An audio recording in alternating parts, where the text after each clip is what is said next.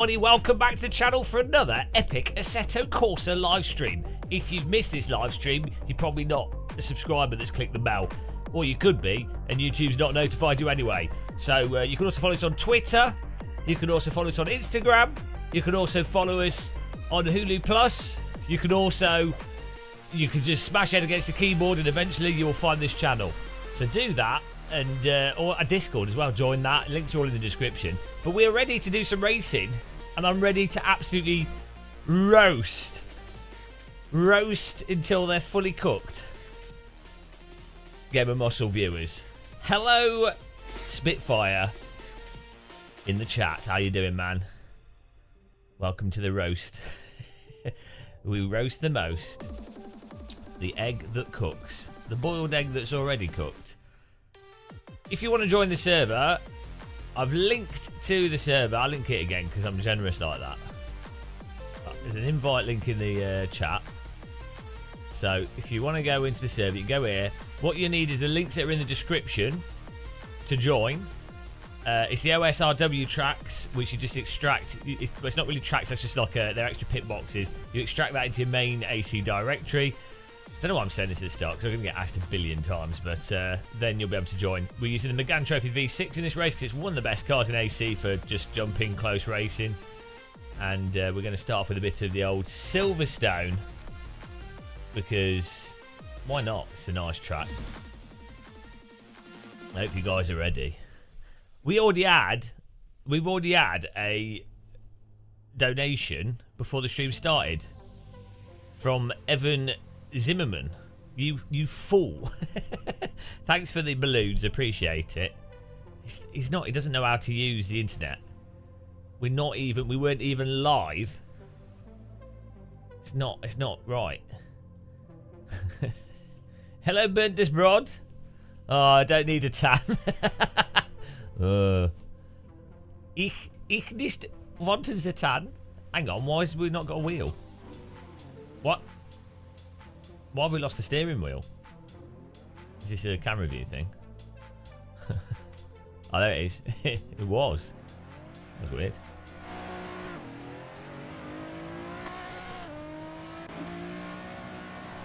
Why does this view not have a camera? Not have a wheel? That's a bit random. That's so random. Let's get in there, guys. Woo! 6 people already on the server here. Not sure if I needed 17-minute quali. We got the disc clone. Worked last night. 6 hours it took to clone my C drive. So now it should just be a case of sticking the new NVMe drive into PC, replacing the old one, and then expanding the petition or whatever across, and then I'll have a bigger C drive, and then Microsoft Flight Sim won't. Be awful. And Andre, I'm all right, thanks. How are you doing? Uncle, welcome along. Appreciate you guys all being here. You guys are punctual, on time, doing the crime.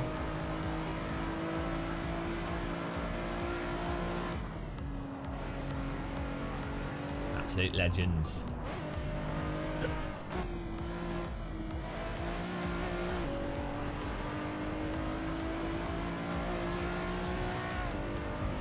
This is the Megane Trophy V6. It's a really, really good car.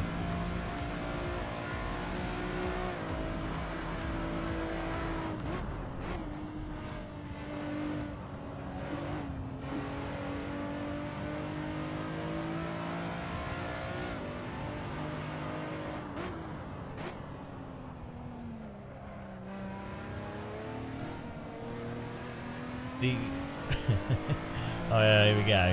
It's the OSRW version. Links in the description. Copy that across to your main AC directory. It gets you extra pit boxes on the AC track, so this allows you to have 32 cars. Are we racing keyloggers?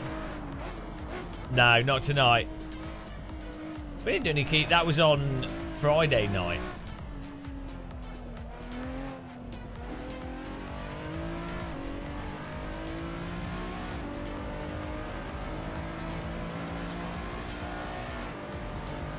awesome. Look at this.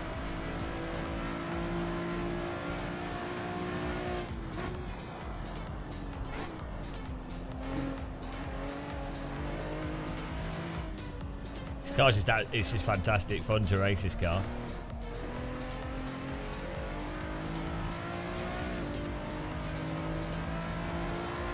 Our experiment today, the experiment of the race review from iRacing, it didn't work. Didn't work. Nobody liked it. Some people liked it. Most people didn't. What sim? This is Assetto Corsa. It's a really good French simulator. Assetto Corsa. Spaghetto. This is Assetto Corsa. How you doing? You find you change your YouTube name, AB to reflect your AC name, store-bought. Well, this gets confusing. I think you've changed your name like 3 times now. What is wrong with you people? Can't you just keep one name? EA Games. It's in the game. Yeah, fair enough. Baguette croissant. Right, who is Bernard Desbrot? Is it Izzy? Is it Chili Dog? Who is it? It's probably his son of God. Or maybe it's Natalie Santos. Brazil! Natalie Santos. The Brazilian bot. That was so random. We always seem to have strange interactions on this channel with Brazilians.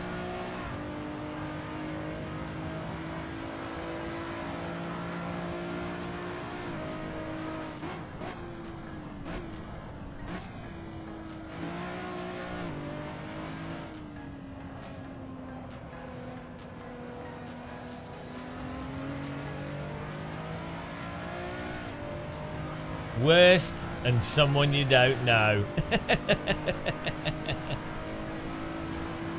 Oh well. I can't wait to go to Germany and get a Bernard Desbrot pillow or toy or something. It's my dream.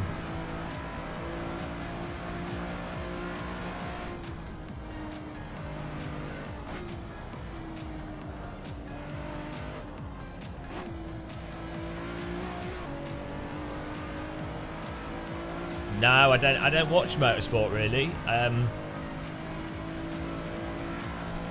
Yeah, I don't really watch motorsport. I would do, like, if I was going to get into motorsport, I would probably get into MotoGP because it genuinely looks really good. Like, I've caught it every now and again. I've actually been to a motorbike race in real life, but yeah, I'm either trying to sleep, walking, or making YouTube content. Oh, sometimes I watch Netflix.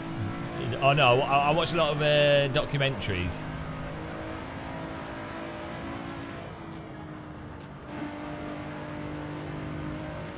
I like watching like computer history documentaries, which is a bit sad, really, isn't it? But I like it. Let's go. If you want to join the server, guys, password T, server's called Gamer Muscle. Sunday's getting better. Hello, Numfree. Geoda, how's it going, man? All these filthy regs in chat. How do you join? You copy the OSRW tracks into your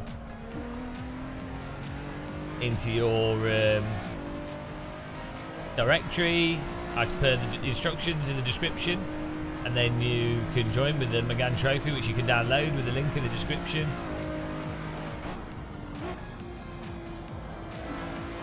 I watch LGR, but I mean I'm more like computer stuff, not like gaming computer stuff. LGR does a lot of like 90s PC stuff, actually. Yeah, I do think his videos are good.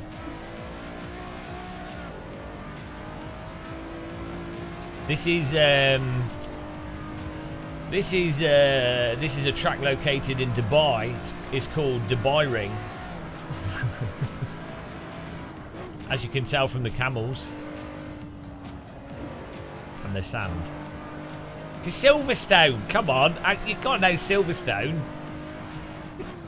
Who doesn't know what Silverstone is? I mean, even if I know what Norse Ring is. So if I know that, you know what? Everyone should know what Silverstone is. Yeah, it's a very unknown track. It's actually not a very good spectator track, unfortunately. Not a bad track to drive. I quite like it. Normally with cars with a bit of downforce.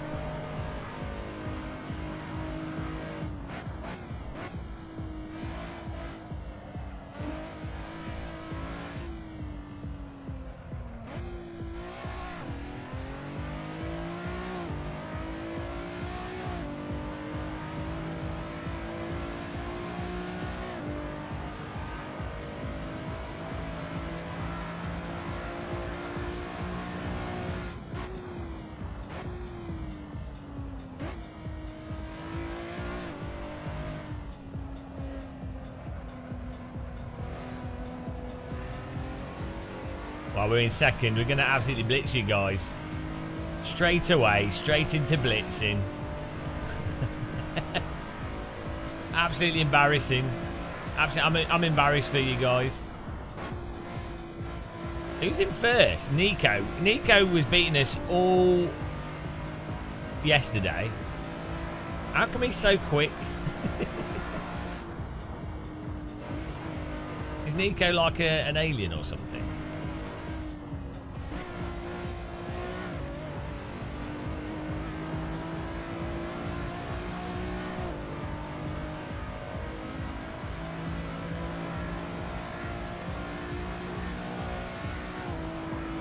The only tracks you have at open road, where's that? Do you live in like a desert or something?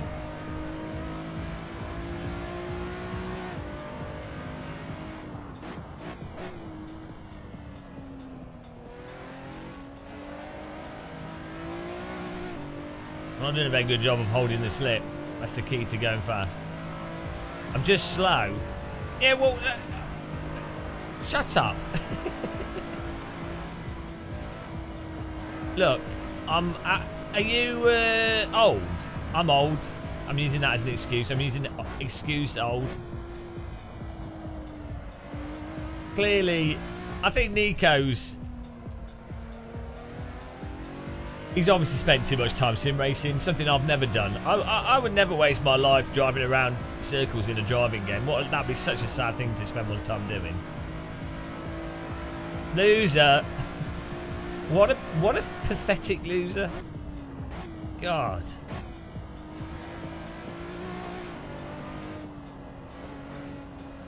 Imagine spending your whole life playing driving simulators. What an idiot. That's a very unattractive thing to do.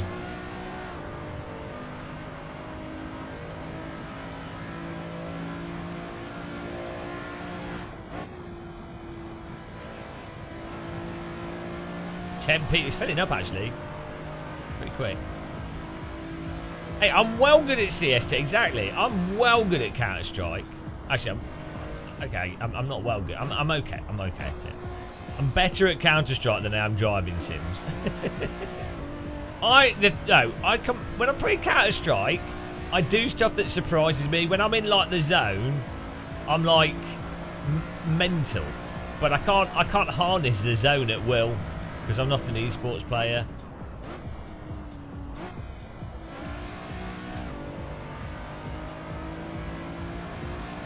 You live on an island with no tracks?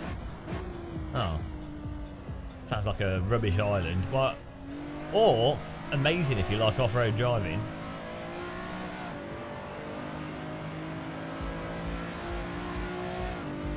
Yesterday's server didn't show up. I don't know, but it was probably because it was full.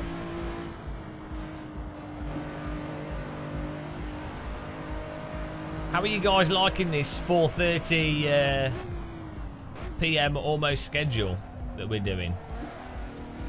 What is that about? We've done 2 AC streams at exactly the same time in a row. Is this what is this madness? And we're also on Twitch, guys. We did like 5 hours of iRacing yesterday. We did the AC stream. I finished that, and then I watched Netflix for an hour, and then I had some dinner, and then we did 5 hours on Twitch, and then I spent 2 hours copying my C drive. Nice. Right, now I'm in 4th. But why am I slow in this car? What am I doing wrong? Not trail braking properly, not carrying the speed through the corners, not getting on the accelerator fast enough. I should list all these things out.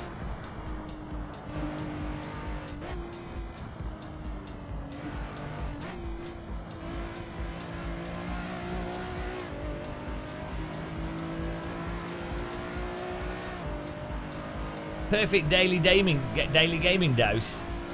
Daily dose of gaming. Daily dose of tea bags. I was supposed to have I bought a new shirt yesterday. It's supposed to arrive in the post today, so I'm pretty excited for.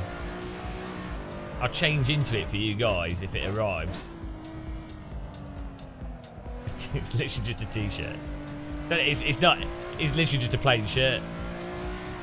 We're well excited.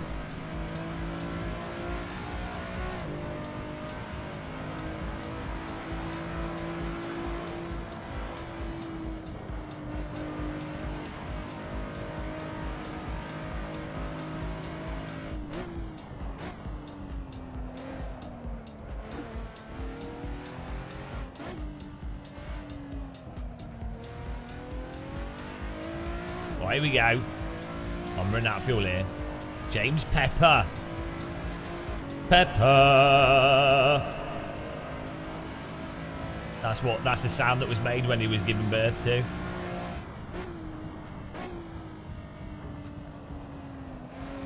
West versus Pepper.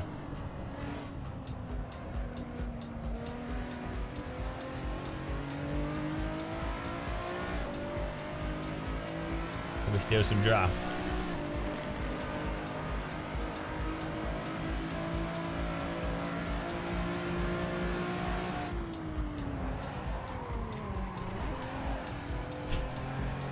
Mr. Pepper, you can't turn in when there's a car to your right. You can't turn in when there's a car there. I gave him some pepper. He gave me some pepper. I gave him a compass. Crunch. I'm driving it's got 4 wheels. I think it's yellow. It's got a steering wheel. It's got a little 1980s portable TV. What else?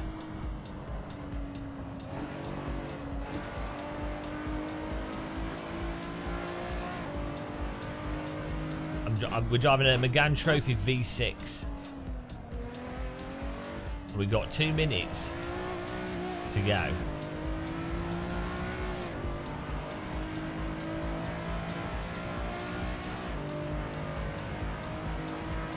Yeah, it's basically a school bus, but smaller.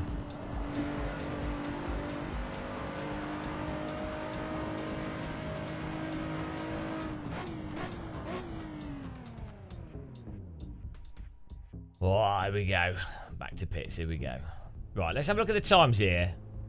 Kit, Nico, you've just been destroyed by Kit. I'm only 5/10 off. I'm alright with that. Yeah, this should be pretty competitive. We've got 4 cars here within half a second. So that's pretty good.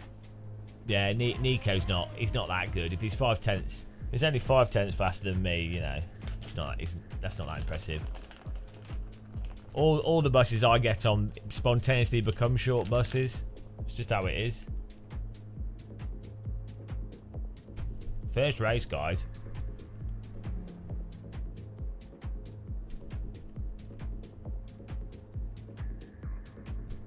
$18 cars now. We filled it up. Zabby's in there at the back. Right.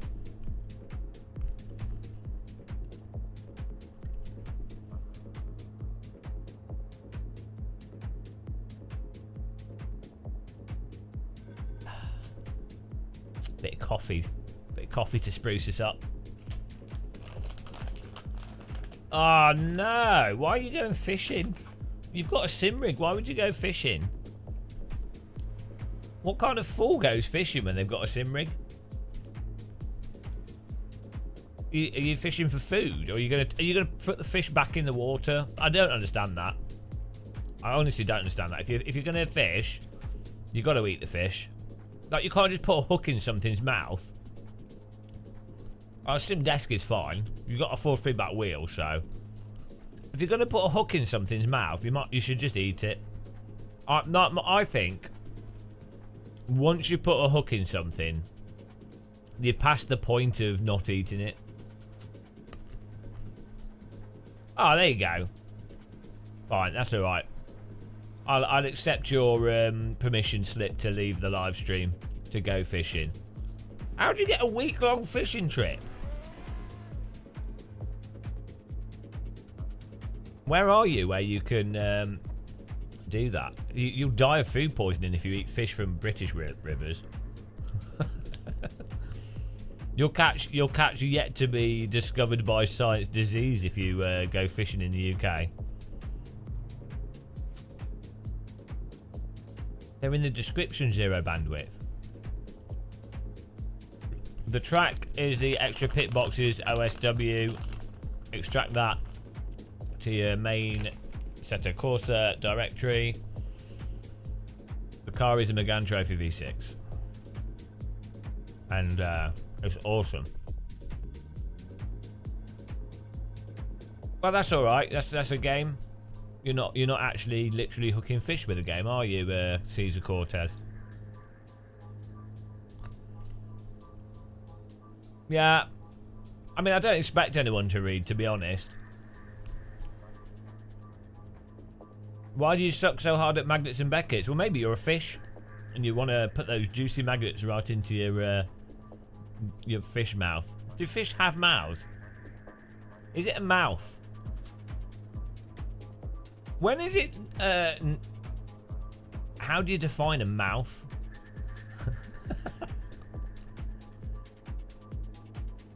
Is mouth just opening of which a creature ingests food?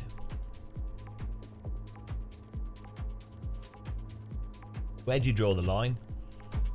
Oh, look at this, guys. We've got Nico, Kit, Starbart, Storedbart, I can't read his name. Top 3. Myself in 4th. Sebastian Rigel 5th. Johnny Cole 6th. Dr. Longmount 7th. A lot of you guys are a bit off the pace. A bit off the pace there. I'm expecting a nice result here. Awesome that we've filled this server up straight away.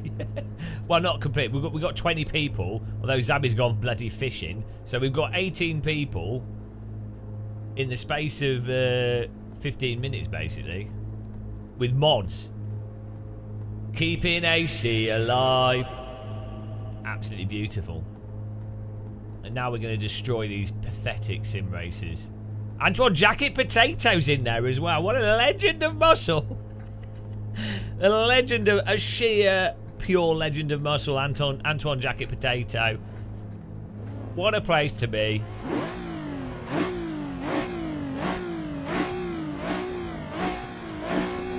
We must be literally the best Assetto Corsa live stream right now. Single-handedly, we're raising AC to new heights, away from cruising. Bernard Desbrotis, not in the server, but he's in the chat room.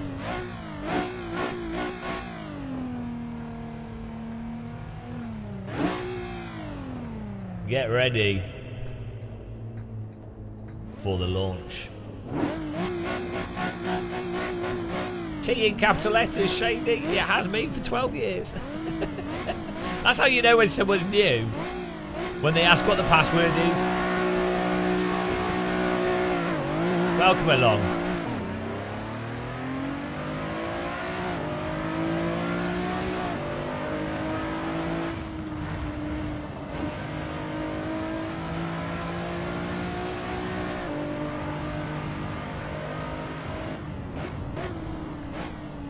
Oh!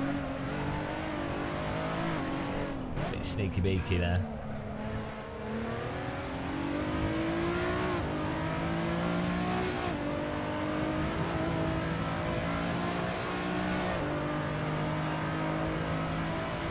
I see a podium in my future.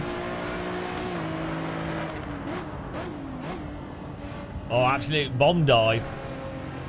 But he's still there.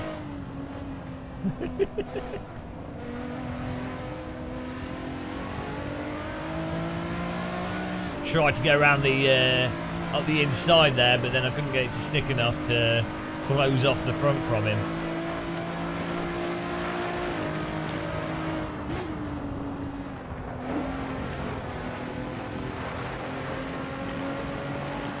I believe that's not the racing line, matey.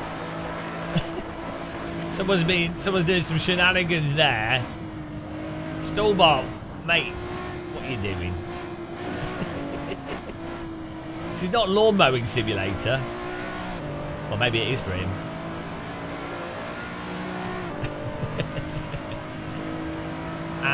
They're waving the black flag. Well, we'll do another race there, Abandon, so don't worry.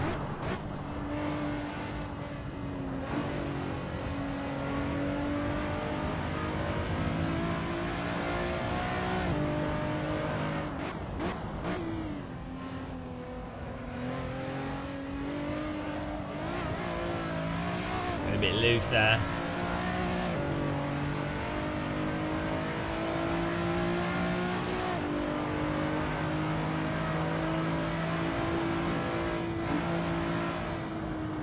Whoa, P1 and 2 got off road.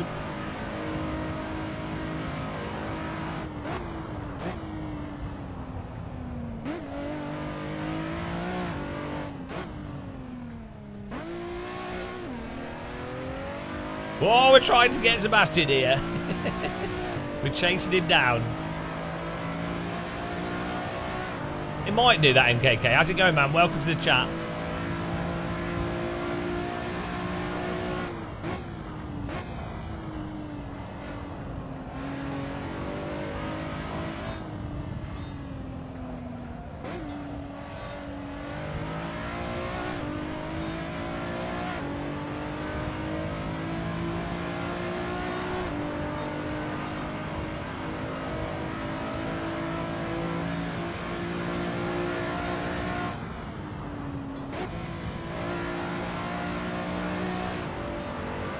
We're all going off road there now.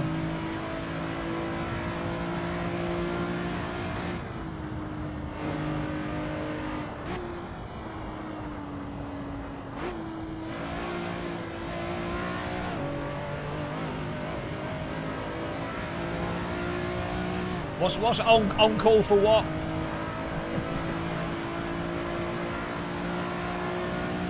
He works for the nuclear cleanup division.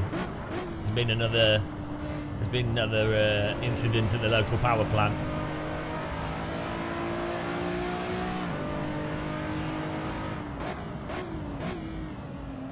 Oh, Sebastian taking all this sausage. Oh, fucking. And I just took more sausage. Jesus Christ. Someone put a landmine on the corner. What was that? Kunos have hidden bombs in the corners there. Computer says no.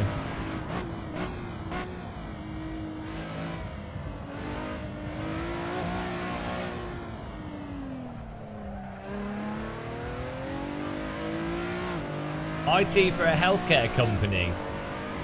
Oh no.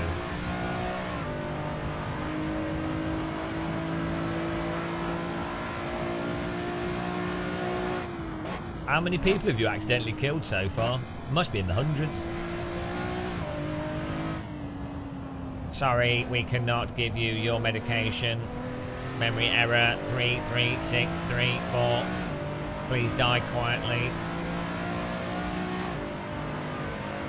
Oh, I mean, we might do Formula or IndyCar, or possibly both, or possibly neither. We'll never know.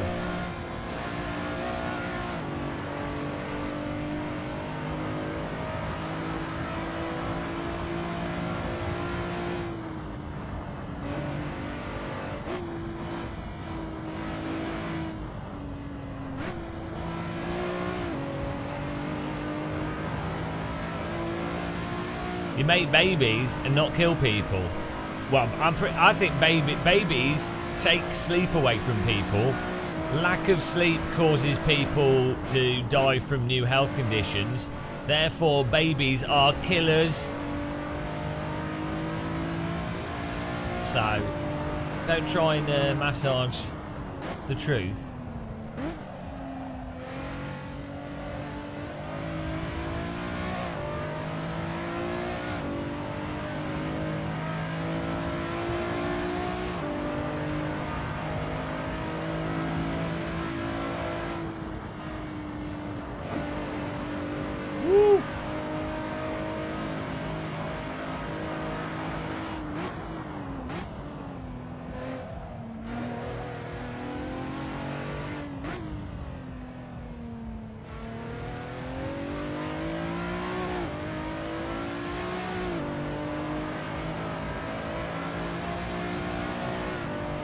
A nice battle up front there. Nice, it'd be nice to be there with that battle. If I hadn't curbed myself.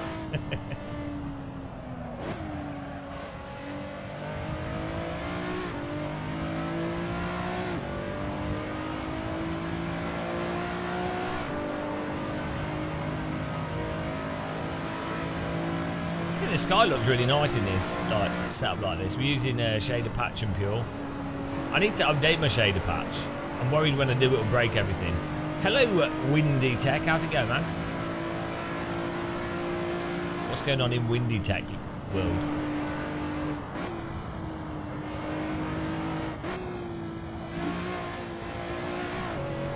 WND Tech. It should be called Windy Tech, and then you should do wind. Green energy. Oh no. Okay, well let's not use the latest shader patch preview then. Why does it break this car?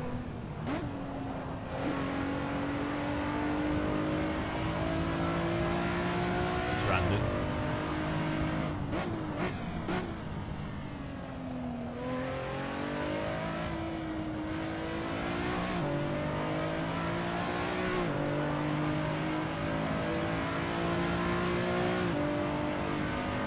Oh. It's very strange.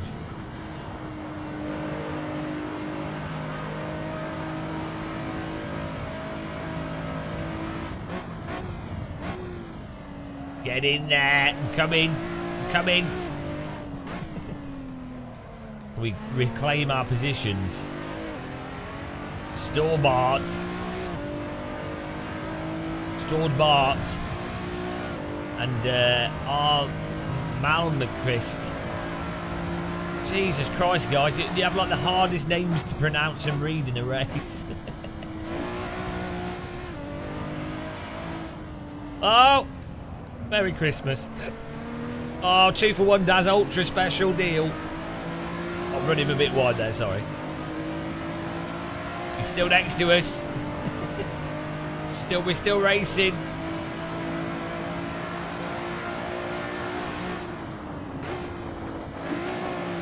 Back out of that, he's well ahead of us. Oh, can we reclaim 4th here on the final corners?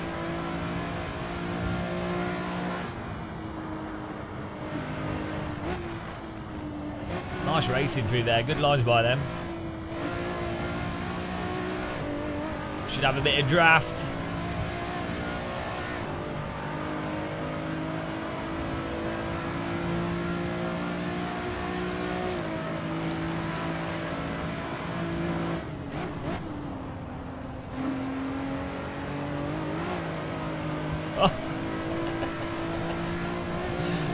A bit wide there. Oh! He's got it deep. We got away with it. Ah, nice driving by Stored Bart. We got beaten by the Bart. Albert Bartlett potatoes. Nice racing, guys.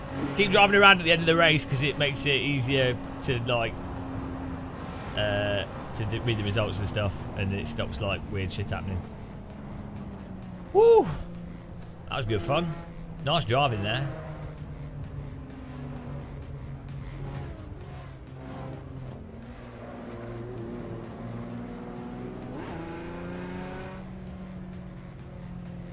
at the results here. Nico in first, Kit in second, Rajal in third, Storbart fourth, myself fifth, Marmaquist in sixth, Antoine Jacket Potato in glorious seventh. He's fallen off the Potato. The Potato used to be one of the top radical drivers, and as a result should be one of the top drivers of this car. I don't know what's happened to him.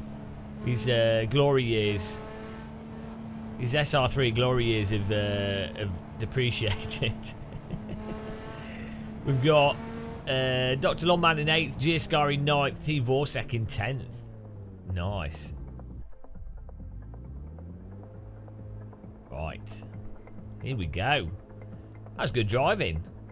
Let's go to... I'm going to get another track going here. I think we'll keep with the same car. I'm going to swap track over. Righty.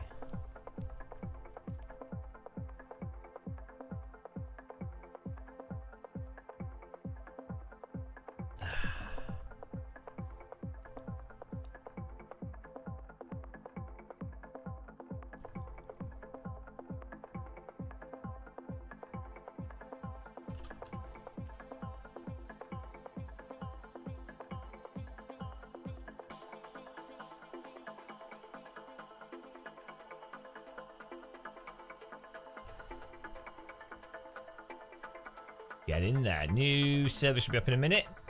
Thanks to everyone that's supported us, all the followers and everything, all the viewers, all the like button clicks. If you click the like button, there's 93 people. If all of you click the like button, we've then just magically that's it. That's it. The world has been made better. Right, what track? I think this car's better at windy tracks. I kind of feel like doing a bit of a Brands Hatch with it though, a Brands Hatch Classic. But then I think Mugello could be good fun.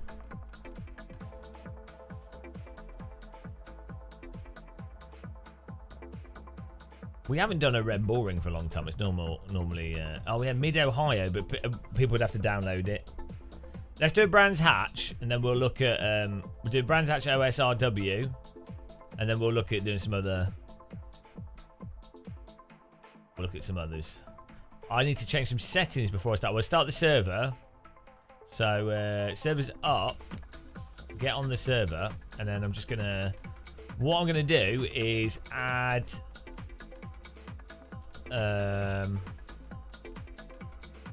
Monaco. Yeah, I'd have Monaco. I need to get a good Monaco track. Assetto Corsa and my graphics. I'm going to add some AA.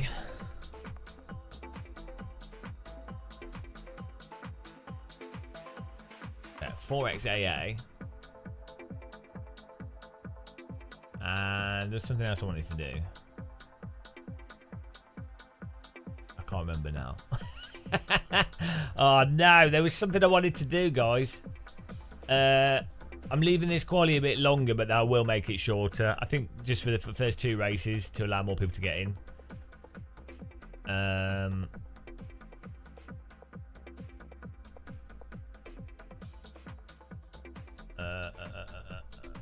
What was I going to do? Oh yeah, I was going to unregister these DLLs.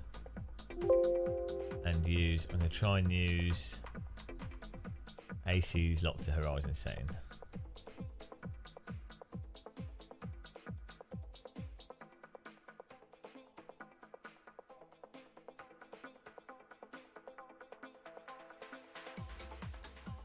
Hang on.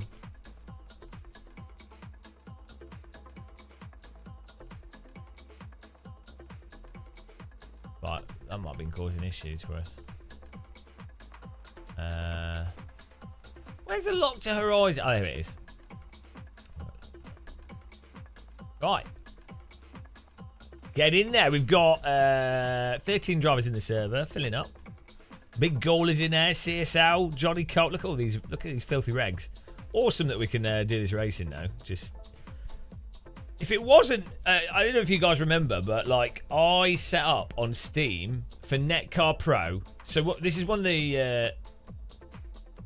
I set up on Steam a Netcar Pro Steam group because we couldn't ever get people into Netcar Pro. I couldn't ever find races with people online because it was dead, complete, like totally dead. And so I set up a Steam group called like Netcar Pro Racing or something. This is in like 2007. And back there, I couldn't get races. And now we can just go, live stream, server full. Awesome. It's all paid off.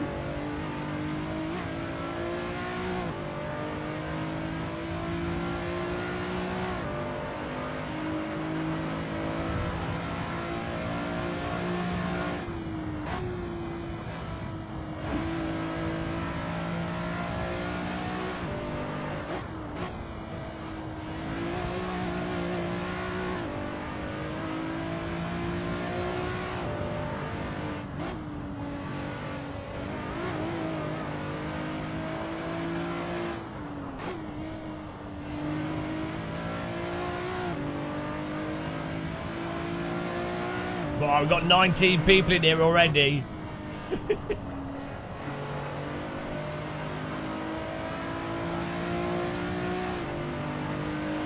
Gonna be a right challenge.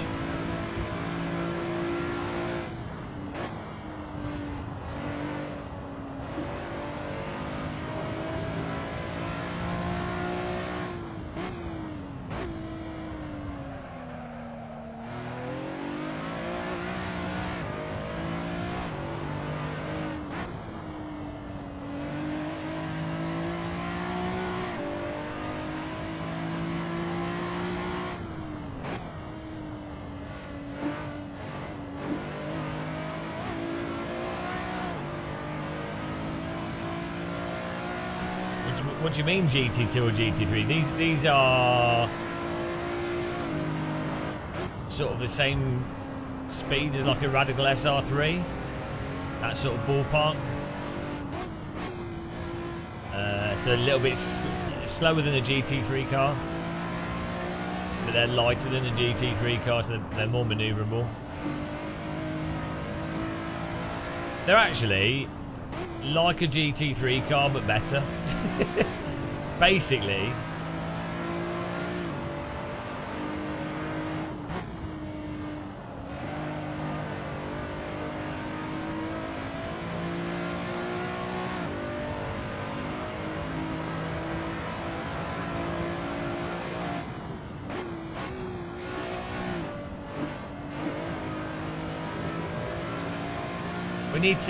We need to think of other live stream titles, guys, for these AC races. Maybe like not a GT3 car.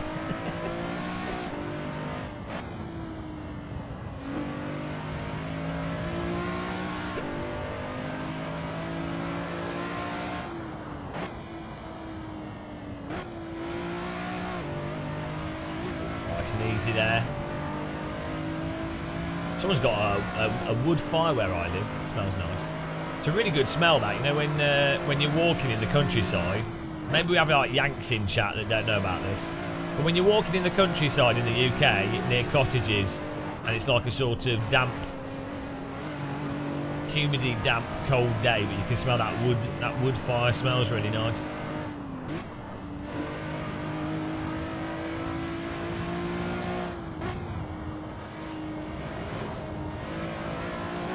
Look at that, that's a really nice exit off that.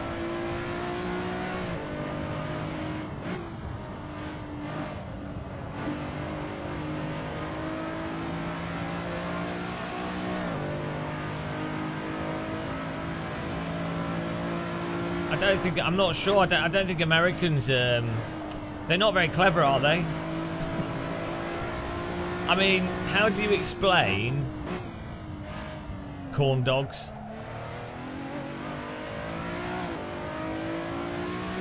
You need to get the OSW tracks from the description and extract it to your main AC directory.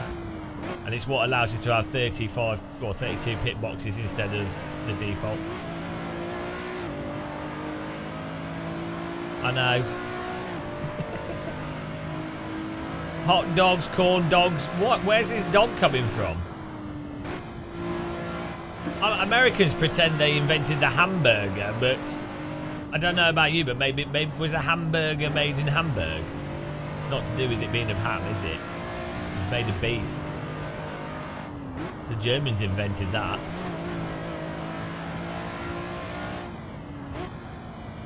I don't know. I don't know if that's true. I may have just made that up. I make up most of what I say, but half the time people don't notice, so it's not a problem. Or if they do notice, they don't say, so it's fine.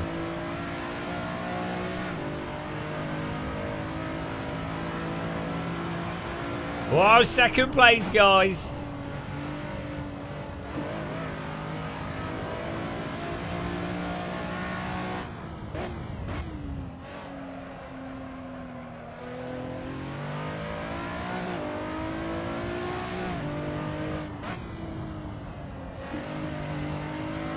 That's what you think. Oh, I saw a comment on Instagram, right? So someone went to like a pig cafe in Japan, where it's like a cafe, but there's lots of pigs walking around. And then someone said, "Ah, you shouldn't support this because obviously they just use baby animals and they grow them just for the cafe, like, you know, like one of those tiger sanctuaries, but with pigs." And then someone replied in the comments. Well, the person that did the original post was like, everyone has their view. It's such a dumb thing to say. Everyone has their view. It's like, yeah, everyone does, and some views are complete shit. But then the way they said the response was like, oh, all opinions are valid. No, they're not. Where has this come from, guys? Where has this come from? All opinions are valid. They're not. They're literally not. Otherwise, we'd be walking around with Adolf Hitler. I can't say his name properly because of how YouTube works. All opinions are valid. Oh yeah, okay. Right, yeah. So so people that can't get along with people with different skin colour, their opinions valid. Oh, okay. Like.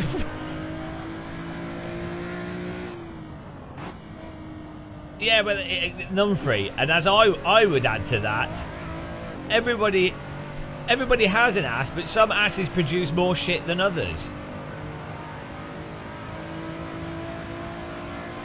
America's made it a sandwich. Get out. Britain's invented sandwich, hence the Earl of Sandwich. A Runderstuck. A meat patty on bread was called a Roundstuck. Those Germans.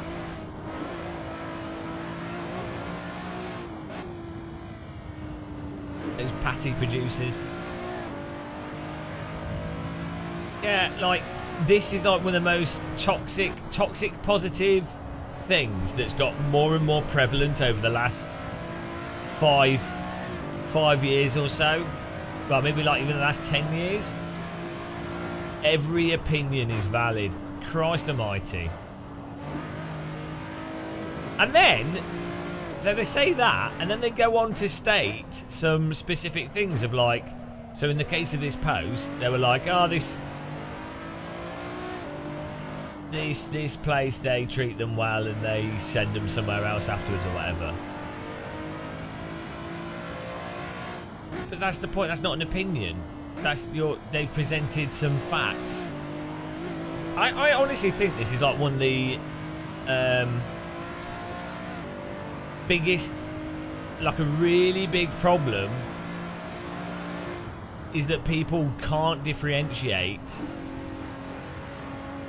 subjectivity from like objectivity or like statements. They can't tell. They think everything is subjective. obviously perception of everything is subjective, and no one has perfect information, and people will have a subjective interpretation of information that's presented, and you can still have a completely equally valid view of a specific thing. So you can have something that has an ambiguous ethical outcome. Like you can't mathematically derive a perfect route from it or whatever, and so you could go, well, from there's two perspectives, or there's two, let's just say two, there's not actually two perspectives, but let's just say there were two perspectives on something. They could, as far as anyone could like reasonably say, they could both be equally valid, or they're both, from their positions, they're both equally valid. So that can happen as well. You just finished wheelbarrowing dirt. Well, that's good practice for this.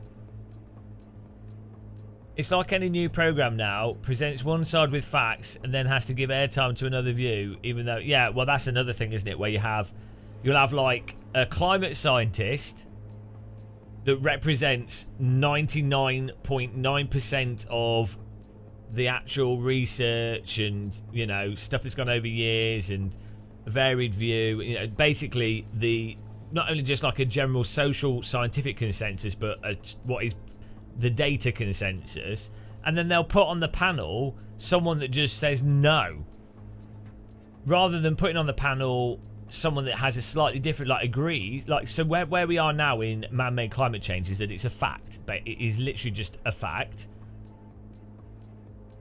and you could have someone that maybe slightly agrees to what the best solution could be in the future, or what's the most pragmatic solution, or what aspect of humanity is causing more or less problems to it. But we're not at a point where you go, oh, here's someone that is explaining the basic science, and then you have someone that just denies the science. That's the problem. So the issue is, if you're not debating on the actual facts and you just have someone that ignores the facts, you can never progress in something. But if you have the view of everything is subjective, you can never progress. You can't ever have any conversation of any value, because you just go, oh, everything's subjective.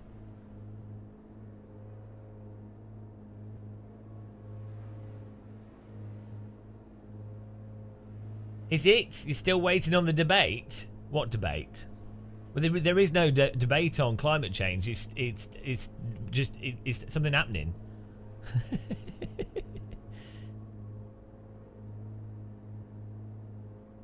You can create. So this is what happens when you have like you can create a false sense of a false sense of it being a 50-50 thing by having.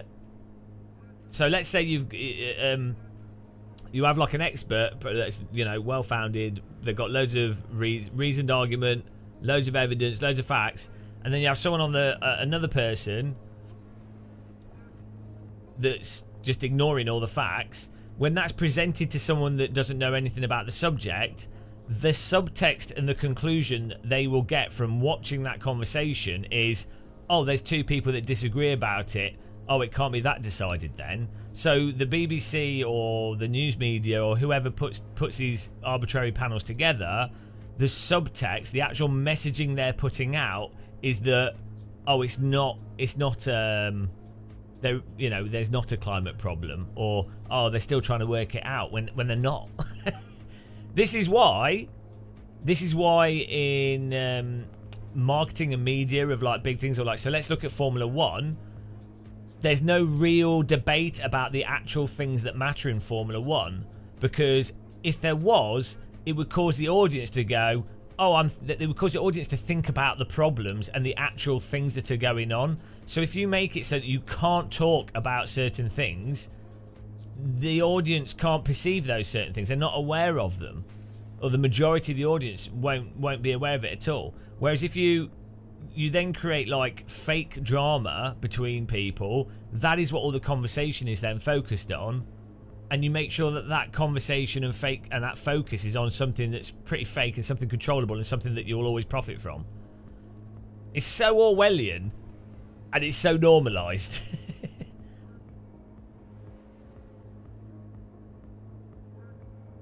Kowalski, arguments where the goal is eventually aligned, debate. Yeah, but yeah. Debates are even terrible as well. It's the format for debates is awful at the moment. You need, if you have two people debating, you need a moderator that really understands the subject, and then also you need to limit each person that's doing the debate to one single point, and then you need those two. So you need a moderator that goes. So let's say you have a really religious person and an atheist. They can literally only have one single point. So the atheist or the religious person goes, I think God exists because of X, right? And that's where the debate has to stop there. The moderator then needs to write down religious person is putting forward argument God exists because of X. Atheist, how would you respond to that, and why is X incorrect? And then the person arguing against that then has to stick to that specific point. They can bring in other points, but all to like dismantle that one point. And then the moderator needs to write down or like list, or it can be done digitally, whatever, all the counterpoints to that point. And then the moderator can use logic and reason and not be a dunce and go, okay, well it's very clear that we've got all these arguments against that point. It seems that point's really not very clear. And then you go back to the religious person and you would say, is there any way that you can dispute those counterpoints that he made up to that specific one point? That's the only way you could do debate that's useful, because then you're actually focusing on a very specific singular thing. You're listing all the pros and cons of arguments. That is what you have to do, but then no one ever does that. Well, no, but you could use Istvan Jusko. You're missing the point. The atheist would then explain. You're totally missing what I'm saying. Jesus Christ. I'm just talking about a debate format. I'm just saying how you need to format debates if you want a productive conversation. Like the other thing that happens all the time is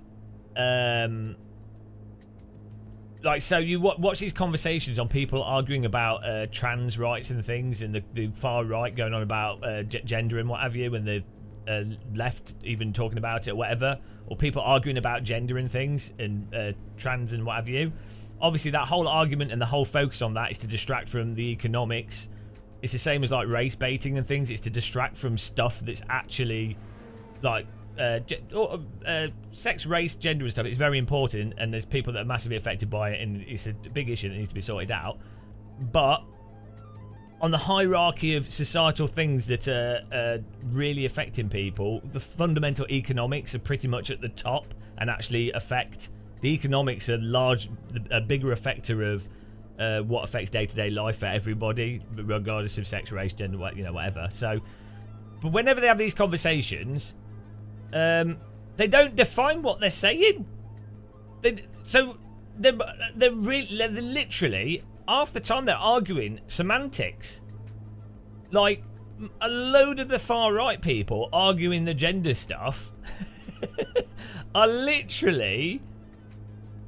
They just needed to go. They just need to go. Oh, so how are you defining these things? The specific, what's the actual framework that you're using to define these words and everything? But they know they know that what they're doing is disingenuous. So, oh dear, it's so dumb. I think it's on purpose though, because if you create this kind of argumentative thing with not actually looking at tools to have interesting arguments. That you can just keep arguing, and then that actually gets people who are interested in that, so gets more money.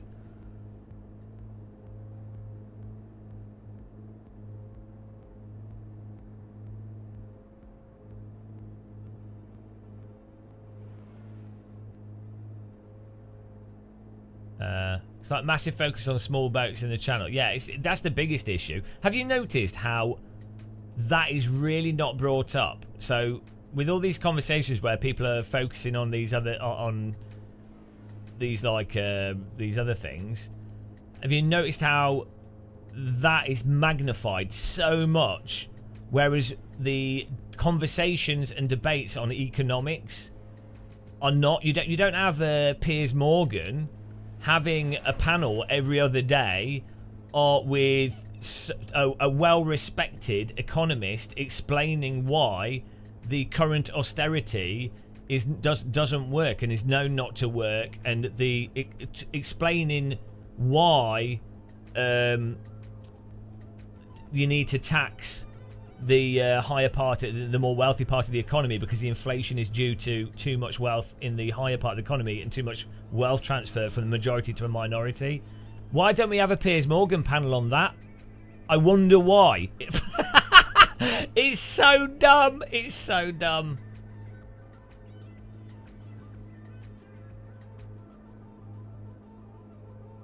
Well, the far right thing that's weird is they have this really big fear of communism and socialism, which is which is not necessarily a bad position to have, especially like classical, what they perceive as classical communism. So like, they have a really big fear of Soviet communism, China communism, which is fine. Like, I think most socialists would agree that's terrible.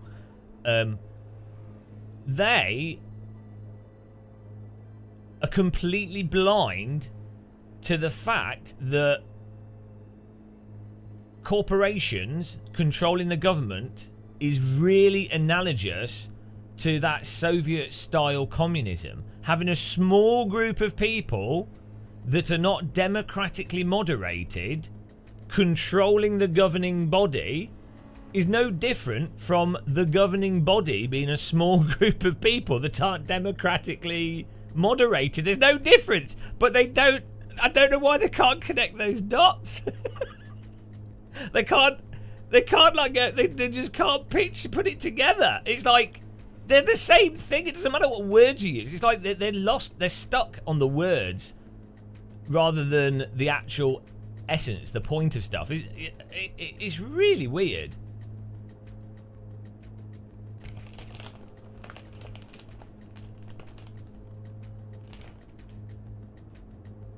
You may think that, but the more thoughtful of us who you would consider on the right know that too well. Well, yeah, no, but I'm as I've often said, the words left and right I think are pretty useless, but in the context of this conversation, you know what I'm talking about specifically. I'm sure there's loads of people that are generally conservative in many ways.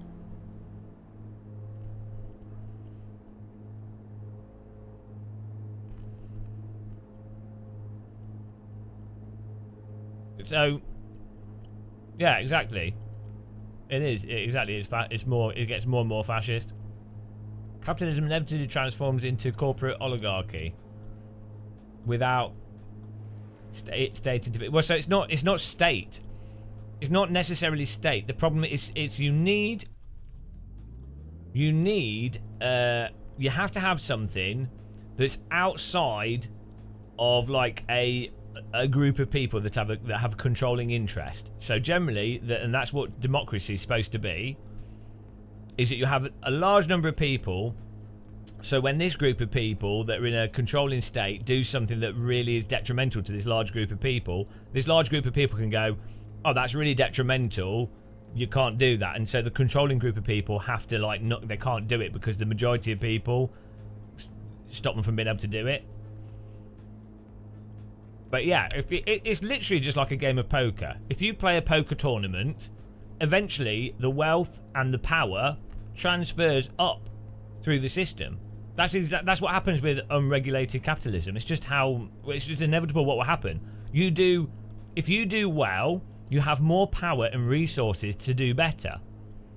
It's exactly the same as a poker tournament. If you do well at the beginning of a poker tournament, even if it was unskilled and you were just lucky, you have more resources, and then you're much more likely, and it's much easier to do better, and therefore you're in a position to then bully people and control things to make it better for yourself. That's just what happens in capitalism as well.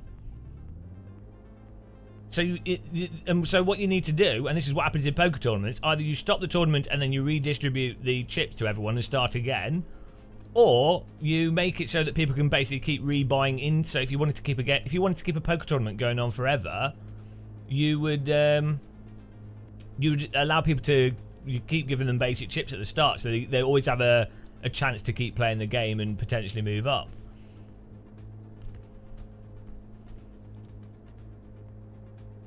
But then the narrative is that you can't give people new poker chips because they don't deserve it, because they didn't work for those poker chips. Because guess what? The people at the top kind of like being at the top. You know, they don't want to like give up what they've got. And ironically, we're at a point now where they don't even need to give up that much. Like almost nothing, basically. Alright, here we go. Silverstone, starting in 7th.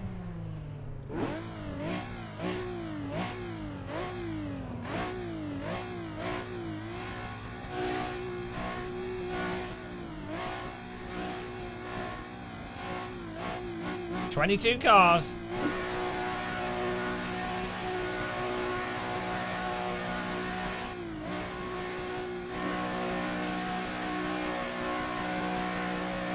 Go!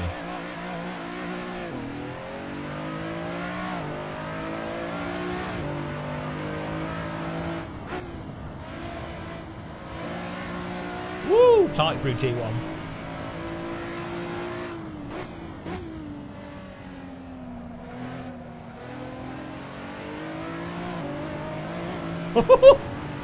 Bit of a cheeky squeezy there.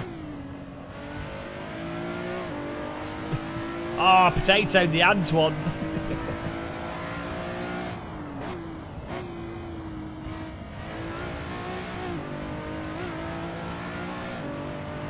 No, there are different skins. It's just most of them are yellow. I think there's like 3 colours of car for this.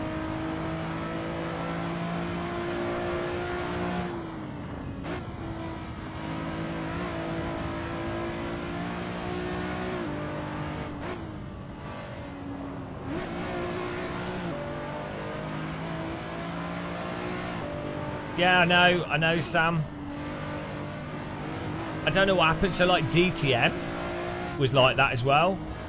They were absolutely mental. Drive the DTM cars in Race Room, the 2012 ones. They're so good. They're like Formula 1 cars in a full car body. But the problem is, your average spectator doesn't understand it. They're like, is that a Porsche? Is that a BMW? And it's like, so for some reason, I do get that like the costs get very expensive, but you could easily silhouette a series. So you could easily have fixed chassis. Well, he's gone. Fixed chassis, but really nice, you know, like mental spec that you lock in for like 3 or 4 years at a time. And then you have different bodywork or something, and then you bop the aero from those different bodyworks. Yeah, well, so ironically, so GT3, part of the attraction to it originally was that it's all standardised. You can get all the components and everything, and the costs were not actually totally insane. But ironically, now that GT3's become the default race series for a lot of things, you have like the new Ferraris and stuff, and they're like £750,000 for a car. It's like, it's just stupid. You can literally, from a racecraft and driving perspective, a Radical SR3 is pretty close to GT3 speed around the track. It's slower on straights, but it's faster on corners. So on windy tracks, a Radical SR3 is only slightly slower than a GT3 car. A Radical SR3 is like, for a brand new one, it's like £75,000. So the cheapest GT3 cars are, I think, £260,000 now. It's just the thing is, it's like buildings, it's like property. The cost, the value and money of it is totally disconnected from the reality. It's all just fictional business.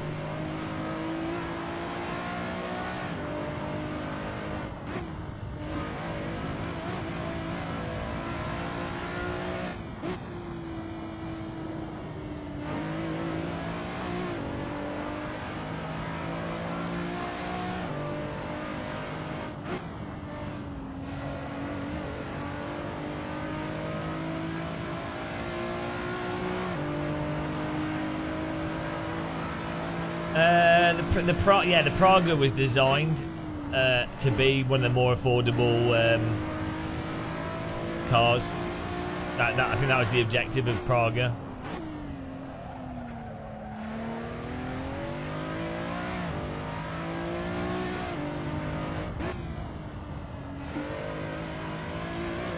But the thing is, with GT3, there's so many people that want to race in it because there's been so much wealth transfer to the rich, and they're like, oh, I've got so much surplus money, and they're like, wow, what can we do with all this money? And then it's like, oh, we can race GT3 cars. So, you know, it's a way for you can buy like notoriety. This is why you get like rich people sports. A lot of it is people that they're wealthy and they want a way to like buy into cultural significance for themselves. Rather than them like, I don't know, learning to play an instrument or something. It's very much Hunger Games. Excuse me, Martin, I knew that Praga existed because when they released the Praga for Assetto Corsa, I did a live stream saying that this car is complete shit to drive, at which point Praga popped in the chat and were like, hello, we're glad you enjoy the car. Which I thought was pretty funny. And to be fair, it is terrible in AC.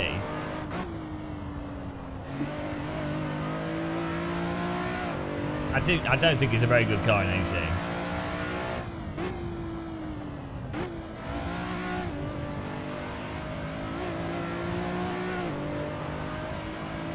Same thing happened with Pocono Raceway, actually. I was putting iRacing around Pocono, and I was like, oh, this is the worst track. This is the worst oval.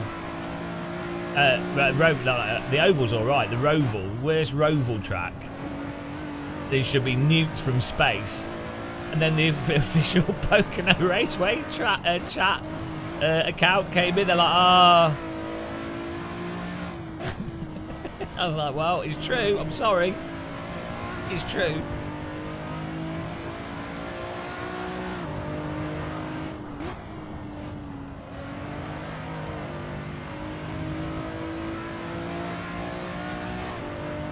Yeah, the AC one's really, really on-off.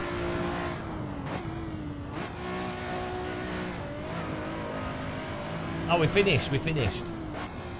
I was in the talking zone there. That was nice driving, guys. I think we need to do another re-race now. I'll restart the session so people can join in. We'll make quali a bit shorter. Nico with the win again. This guy's too quick. This guy's too bloody quick.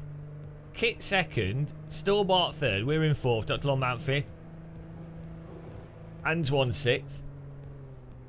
Bloody, we need to like work out a way of. Should we put some ballast on Nico? I'm gonna put some ballast on Nico and Kit. Yes, let's do it. Next race. How much ballast do we put on them? This is how we're gonna make the racing closer, guys. Game of muscle, active bop.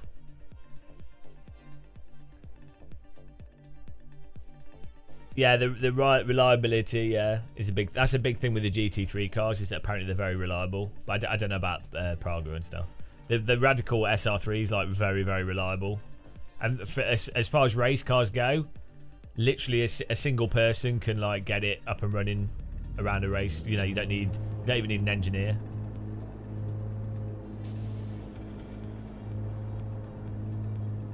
Right, you guys should be able to join, actually. You should just... I'll tell you what, I'm going to remake the server with a different time of day, so it looks nicer.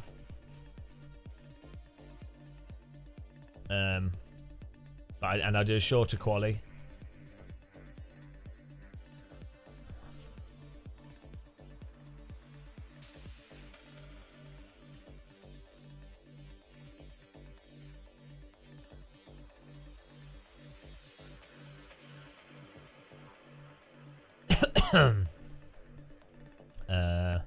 Let's go in.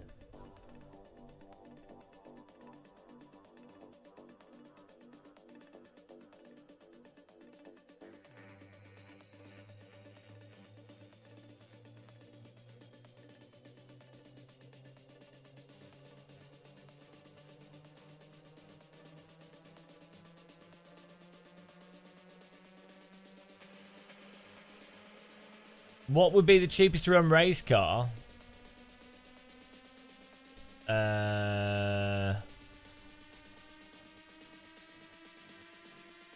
I don't know.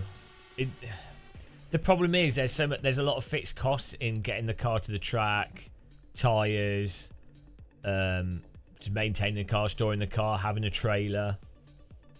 You know, so there's an inherent fixed cost.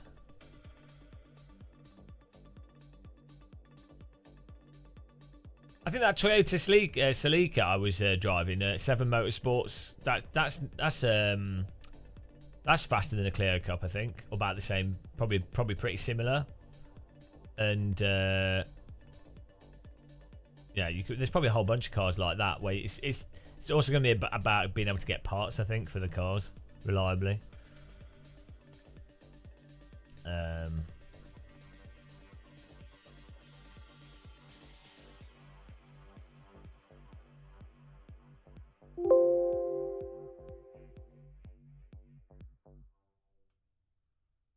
Right, server is back up.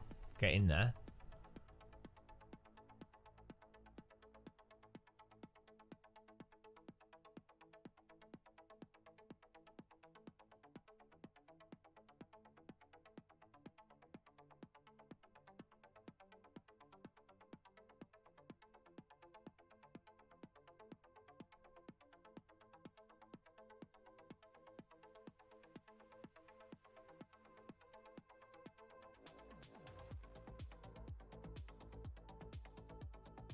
Okay.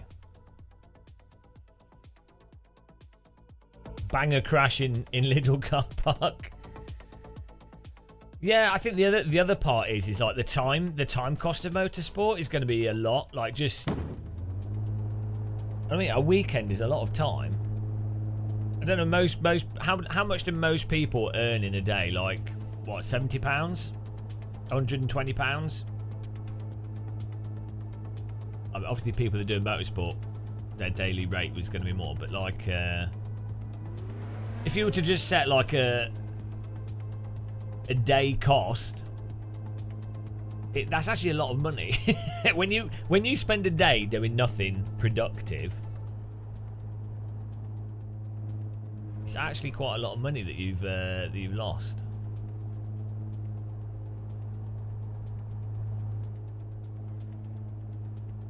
Right, here we go.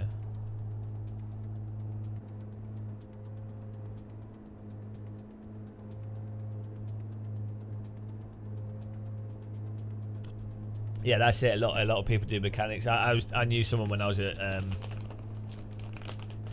college that school. Well, before. Well, no, it was when I was at college. They did like destruction derby type racing, and they just made the car themselves. But they enjoyed that.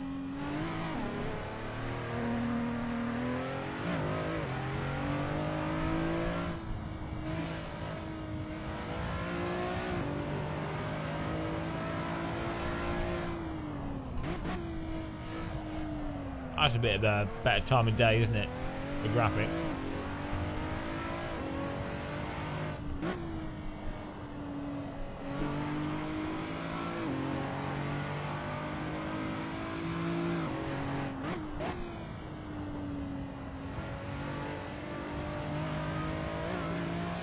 How these other guys are so bloody quick.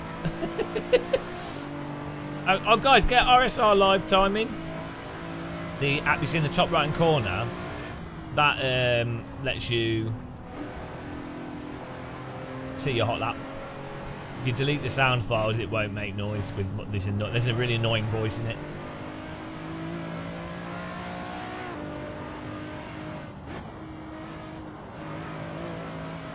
Fairfox, I don't think that that's even a viable thing anymore. Like, I think Hamilton and some of the drivers that were at that point, where so Hamilton's dad owned 3 businesses, and obviously dedicated all his time into his son. So his dad was still not exactly middle class. And even then, they barely managed to like get noticed, and you know. So I think you'd have to be. I don't think you could make it in go-karting even then, like even in vaguely in that scenario anymore.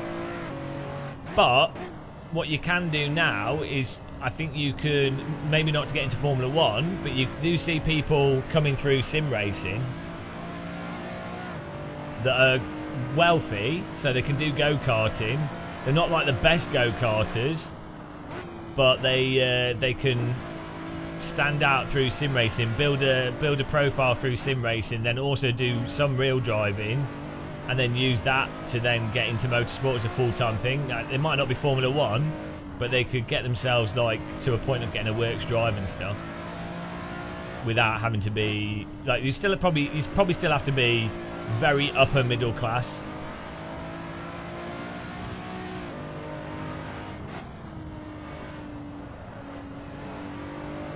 Yeah, but the problem with the esports thing, if you want to do real driving, you still need to be rich.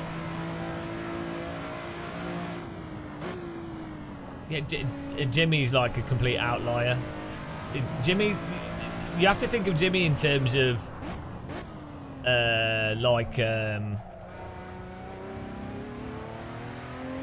like separate to sim racing, like a sort of D-list celebrity or something that's then got into motorsport. I wouldn't say fluke, but it's not a path that, like, you're not going to be able to like skillfully happen to capture the zeitgeist, happen to have a personable character, personality, happen to be compellingly depressed and live in a shed, happen to do stuff at the right time with a game launch, and then tie that in with a popular niche of a game, and then also be the right age that all goes into it, and be able to put it, you know what I mean? It's like you couldn't.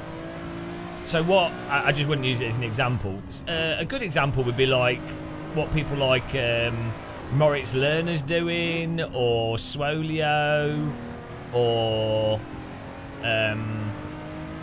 like, so James Baldwin's a good example of how bloody hard it is if you're not rich. Because James Baldwin is an absolute legend.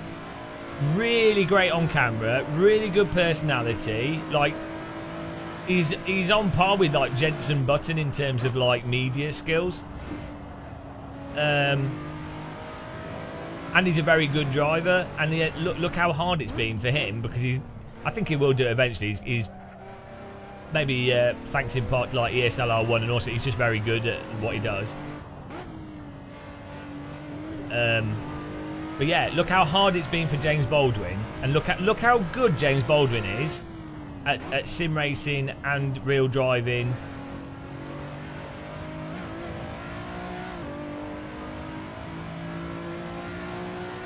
Yeah, James Baldwin's a really good example of how hard it is if you just don't have like wealth behind you. Because even Jan Mardenborough has had points where it's been like, all race drivers struggle, don't get me wrong, but Jan Mardenborough's amazing personality on camera, really, you know, really good, really nice guy, really talented. But he's actually it's been hard for him. He deserves it as much as anyone else, but like motorsport is really not about talent.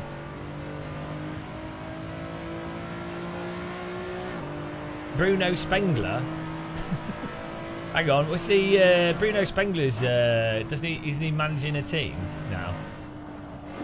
Or am I getting him mixed up with another one? Yeah, I really hope James. But I think James Baldwin deserves. Really deserves as much as, I mean, obviously you can say anyone deserves stuff, but out of like sort of sim racery people that I think are deserving of like a real race career, I'd say Baldwin's probably up there. Yeah, I want a Baldwin. You say he's got plenty of time to make it, but not really if you want to have a life as well.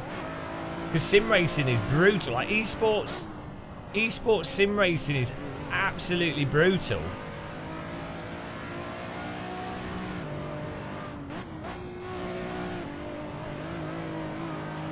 Like esports in general, just it's not good. It's a really bad thing. Esports is awful. You get like what, 200 people that make amazing money.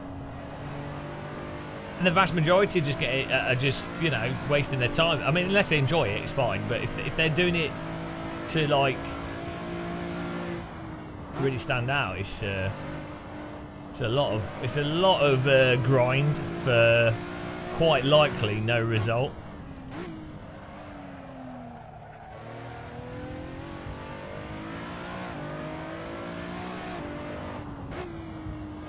Sim racing isn't dead. Predicted 2 years ago.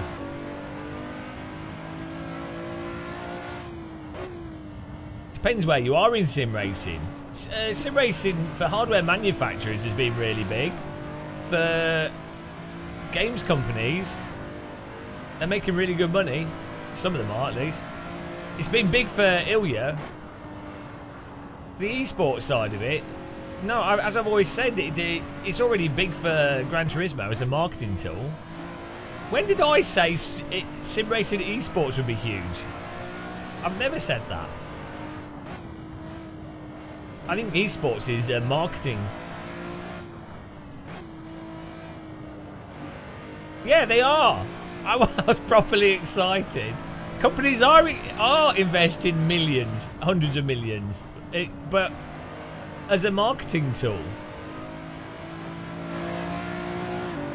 I think, like I said very clearly, the money to be made from Sims is from the game developers selling microtransactions,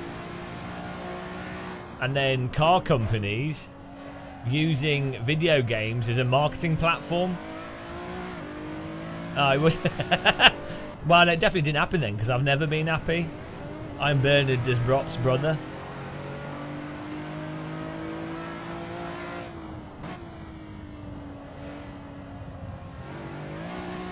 I do wonder with esports, not sim racing esports. I was watching IEM. Was it IEM Cologne or something? I don't know. One of the CS:GO tournaments, right? I don't, maybe it's just me, but I don't fully understand watching esports. Right, I can understand watching like a YouTuber or someone that's a personality that you like or you find entertaining. I get that. I don't really understand watching esports.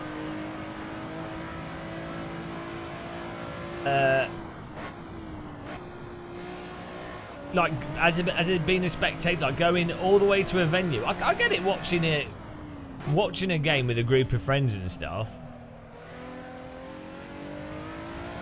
I don't know. I struggle supporting teams because it's also arbitrary. You like watching the egg. People obviously do like sports. You know, people will watch stuff, but it's. I guess it makes more sense than watching motorsport often.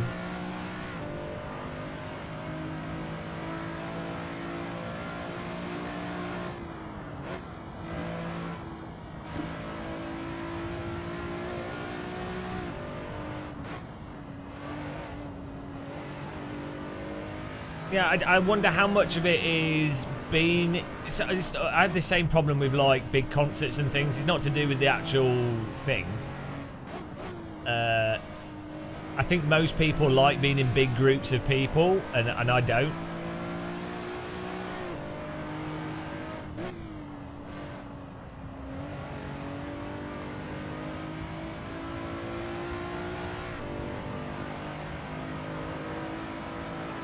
Thanks. Yeah. Yeah, well, I'll give you the details. Or your uncle.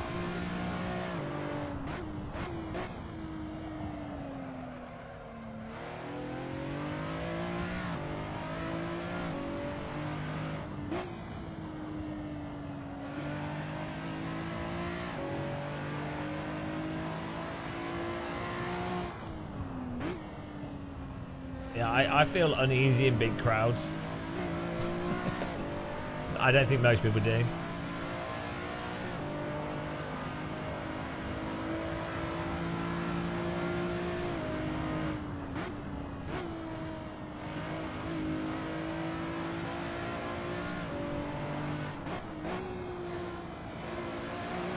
I think maybe what happens with sports, what a lot of it is, you get wrapped up in a specific team that you follow a team. It's entirely arbitrary. You arbitrarily follow. I should have moved out of the way more. You follow a team. You then invest time watching the team, and so then you have a sunk cost fallacy of being invested in that thing, even though it's nothing to do with you. And then they do all right, and they progress through some kind of structure, and you're like, oh, well, I've invested my time into them. They've done well. I'm enjoying seeing their progress because it's validating your time investment that you put into them. And so that's why you get compelled to wanting to see them win. And then if you're in a large environment of people that are also cheering on that team, that validates your sunk cost fallacy time investment and makes you feel better, and also makes you feel like you're in a group, you're in a group of people cheering something on. So I think maybe that's like part of the deep rooted psychological component.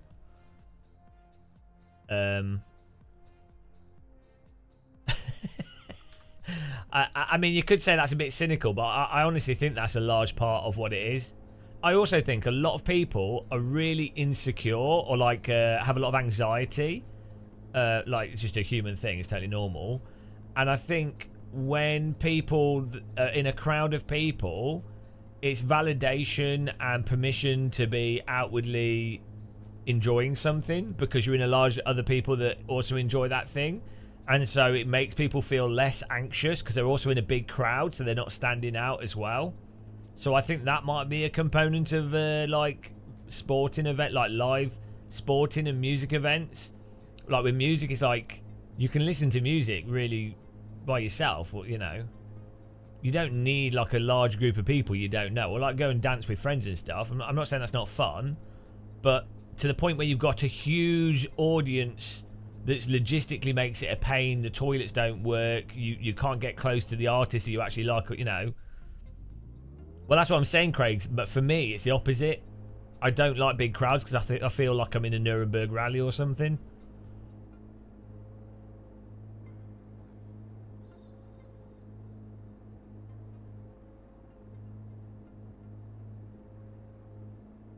So there's obviously not going to be one reason, but I don't think those two reasons I said, I don't think they're particularly talked about by people as reasons why people like sports, because you could go, well, that's people probably say that's cynical and pessimistic, which it probably is, but I think it's probably true.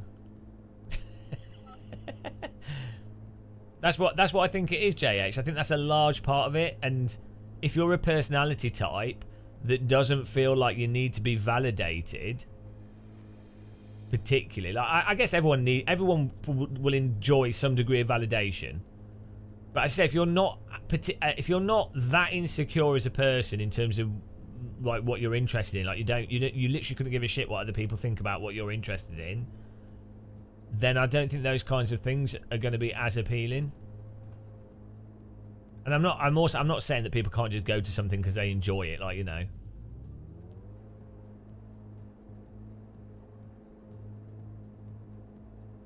Yeah, there's nothing wrong with that either, Matt. I'm not saying there's one specific reason. Whenever you talk about stuff like this, people go, wow, you're just being cynical and you're just, you know, obviously people are just doing it because they enjoy it. And it's like, yeah, well, great, you've added nothing to what we're saying.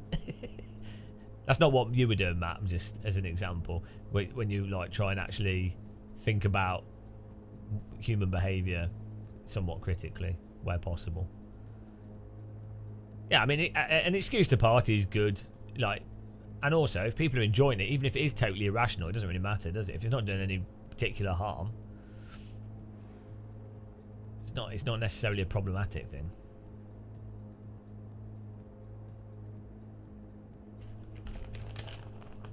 You're gonna hug me at Simracing Expo. I get lots of hugs. That sounded like a don't, and I had to put that out there. That sounded like I had to put that out there. The way I said that. Oh, did they let you in with trainers on? Did they make you show your passport?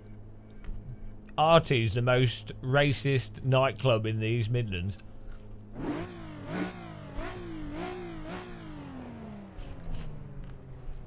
Here we go.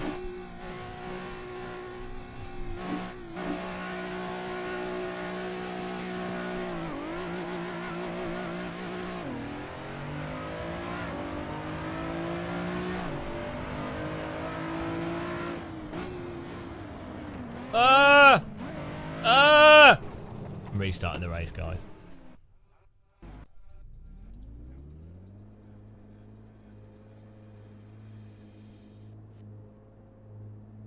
This keyboard.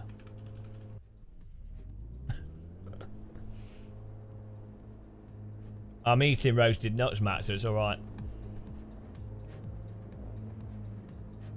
Oh, thanks for clicking the like button, guys. Right, let's try that again.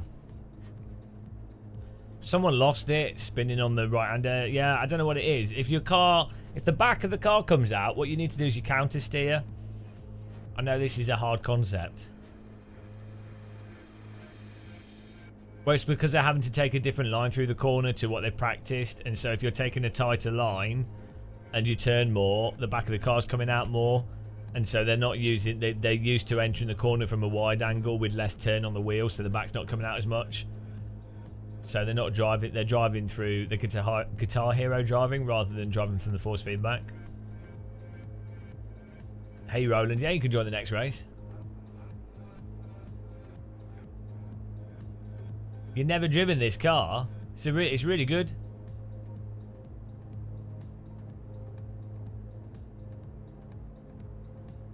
No, it doesn't, because it filters out the bumps, so the track is stable.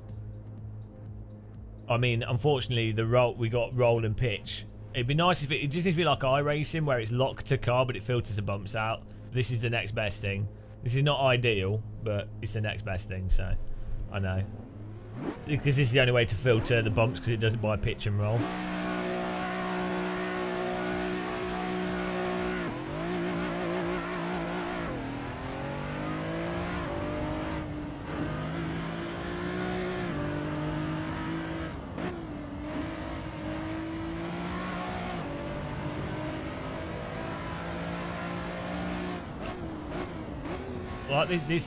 Like this car's really easy to drive. It's a little bit, it's quite pokey, but it's very, oh my goodness.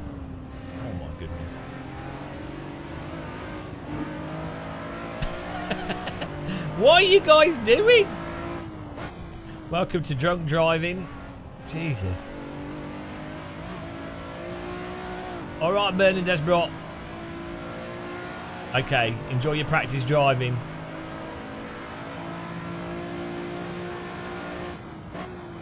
You know, they might not have a good force feedback wheel, you never know.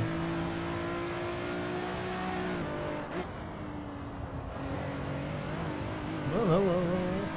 Yeah, bouncing along.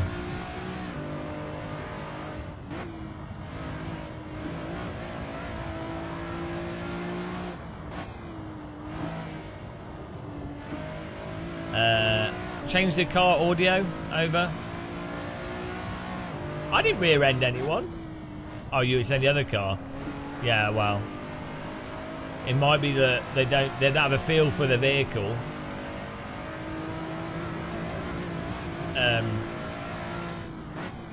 Yeah, if you don't have a feel for the vehicle, then you don't brake where you can brake, or you don't accelerate where you can accelerate, or you don't know out where you can counter steer. You just have less feel for the car. Maybe like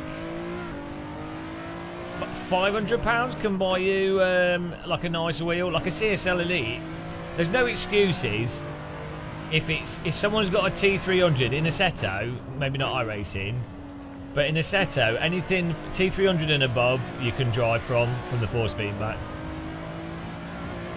Yeah, well, as you know, those briefings are always really good, aren't they? They really, they totally make everyone drive perfectly every time. Most of the people doing our races are actually driving really well, but there's like 5 or 6 people that are driving really well, or they're faster. And then there's most people are driving clean. It's just, you know, it's just making small mistakes and sliding and stuff.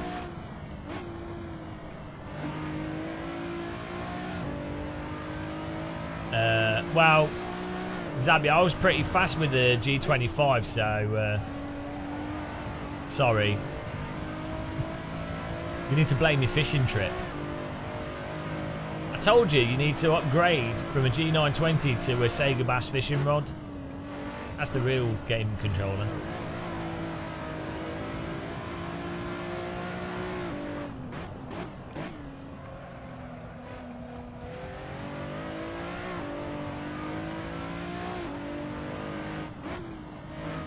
I don't know, Matt Evans, but you drive GT3? You enjoy GT3 cars. This is way better. Oh, where's he going? Antron! Oh, God, he full baguetted himself into the wall. He's getting faster, though. That was an interesting move. But any of you that drive GT3 cars normally, this is literally like if you had a GT3 car, but it was actually good.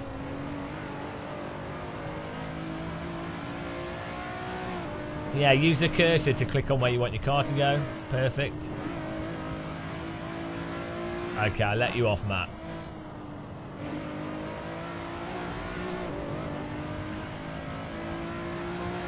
Yeah, just replace the sound. So in Content Manager... Do I need to make a quick video of this? In Content Manager, you can click on the car and then you can choose swap sound.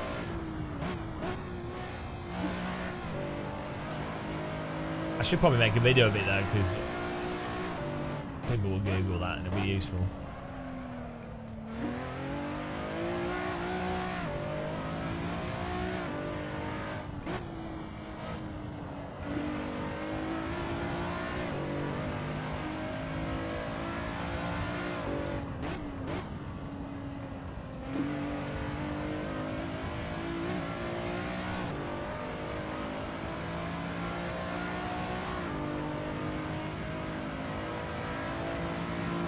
Whoa!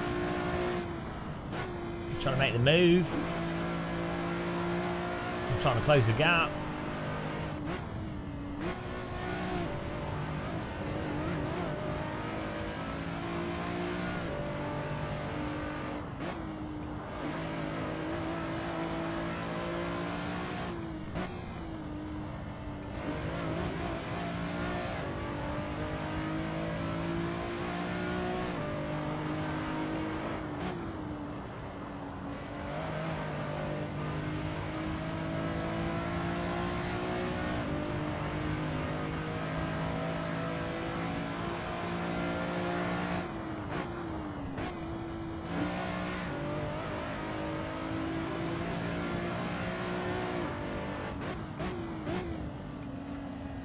Or final lap, can we get on the podium?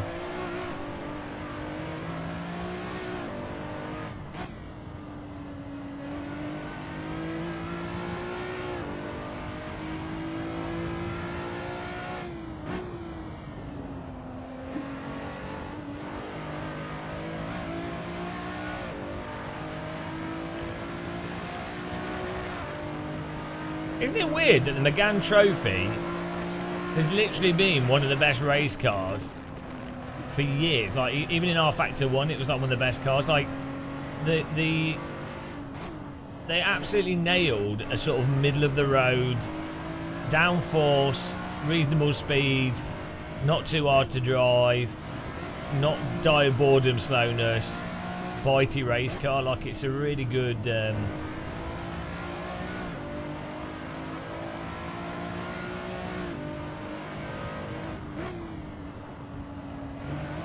It's like a Radical SR3 basically, but in this case, it's this a bit more pokey. How much did these cost? I can't believe they got rid of them. They do like a shitty road version now. No, not as good as a TCR exactly. Like, it's so dumb, isn't it? It's so stupid because this. How much better than TCR is this sort of spec car? The sound, the handling. Yeah, to be fair, TCR's going to be like half the price, isn't it?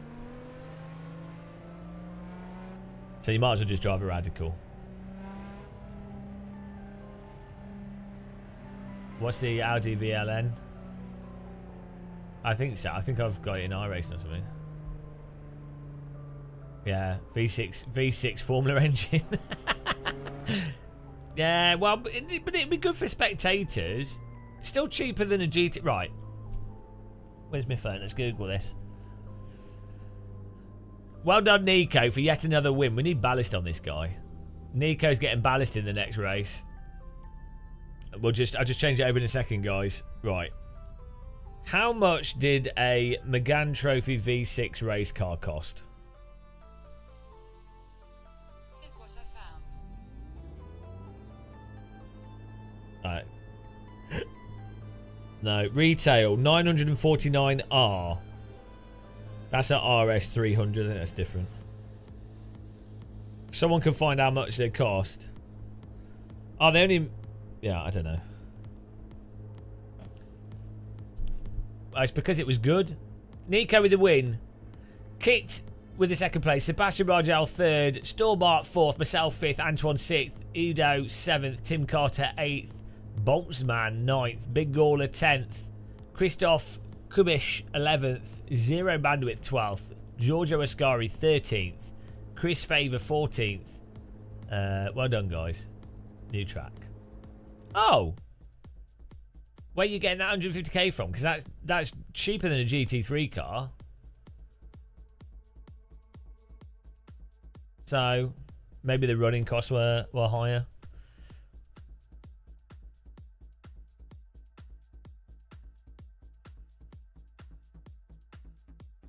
What did I do to get the car to work? I downloaded it.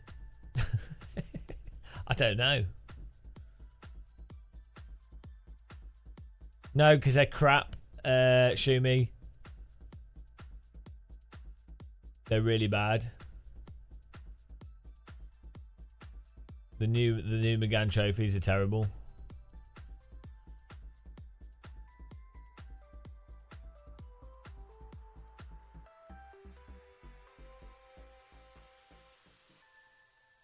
Right. Are you ready?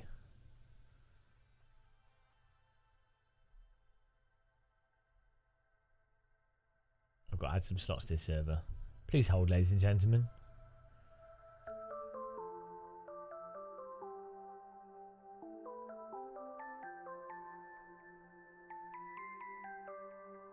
You guys always require all the slots. It's terrible. I have to fill the slots up. Wow, we'll have to drive it in AC before we buy one in real life. Why not just have a Radical though?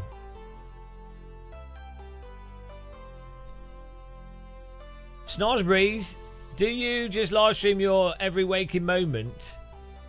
Pretty much, yeah.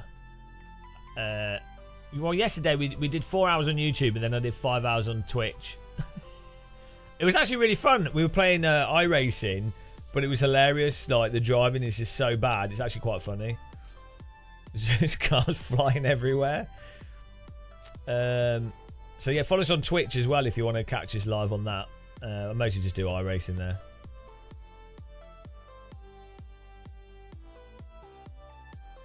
Right.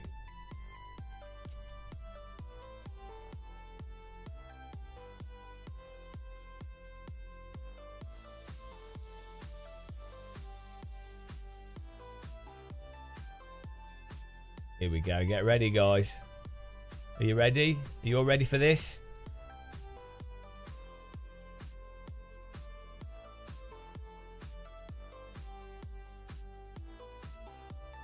You all ready for this?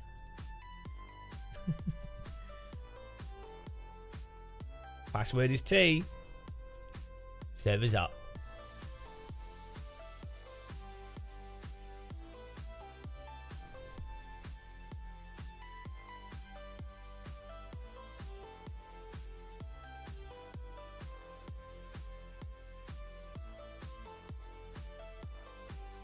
Tim Carter, hello Gamer Muscle. I've just started using the paid version of CSP. My force feedback peaks are a lot stronger.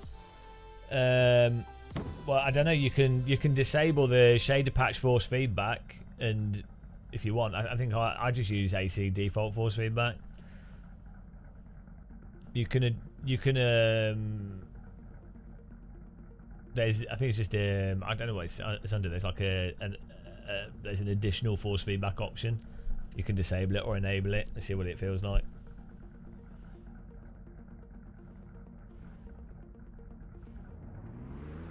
You need to... Your old Simracing equipment's holding you back. You need a couple of... no, you can't buy speed. Well, you can, but you'll get arrested for it. Oh, dear. Yeah, I know you're making a joke. That's why I made a joke as well.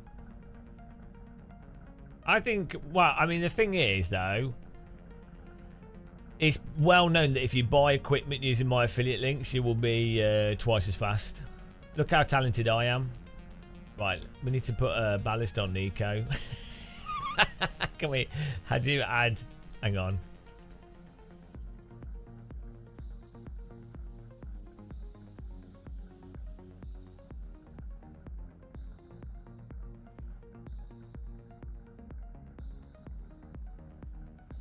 I don't know what the command is.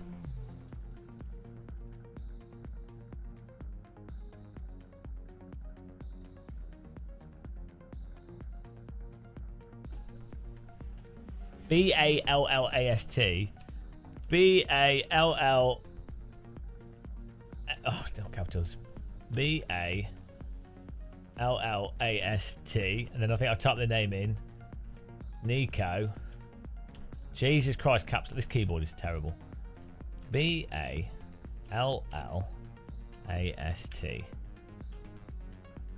N-I-K-O. 400. Oh no! Driver name and then click.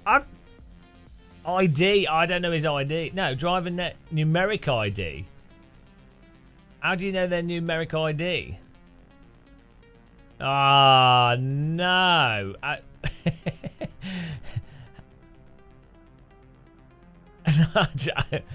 You know, that's just where the position is, though. That's...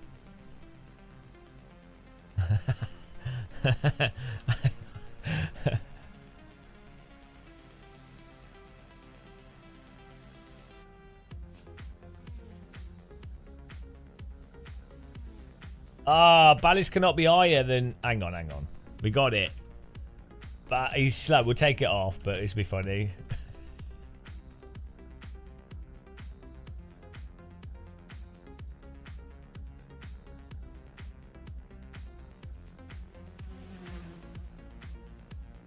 What?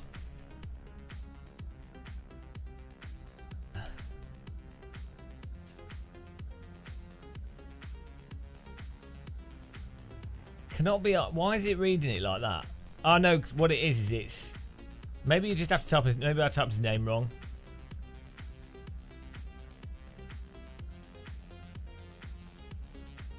No, this is... I don't know what the driver ID is. Yeah, maybe this... maybe it's a server setting.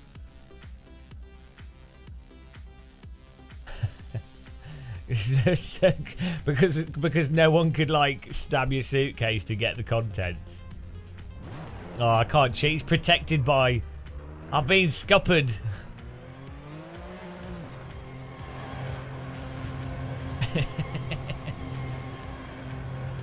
No, I think you have to set it a max ballast number for the server host. I've not done it. Oh well.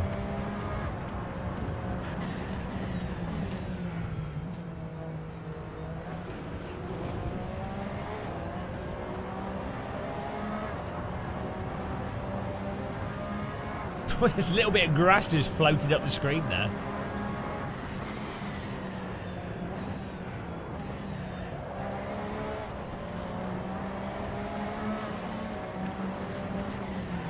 Oh, sorry, I shouldn't overtake you. He's on an outlap. Sorry. I mean, I'm on an outlap. He's on a hot lap. Oh, you can break the physics. I've done it before. If you put max ballast on the car, you can put so much ballast in the car that it can't roll, and it can the car just gets stuck on the ground. And you can add it whilst people are racing and like insta ballast the car. It's really funny. If you've got like a DD wheel and it's on high power, it just goes. You can absolutely wreck people's wheels.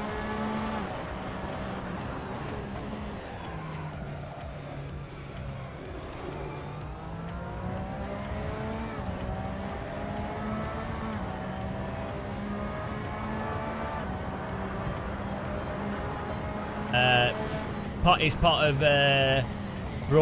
streaming suite. If you Google streaming suite leaderboard.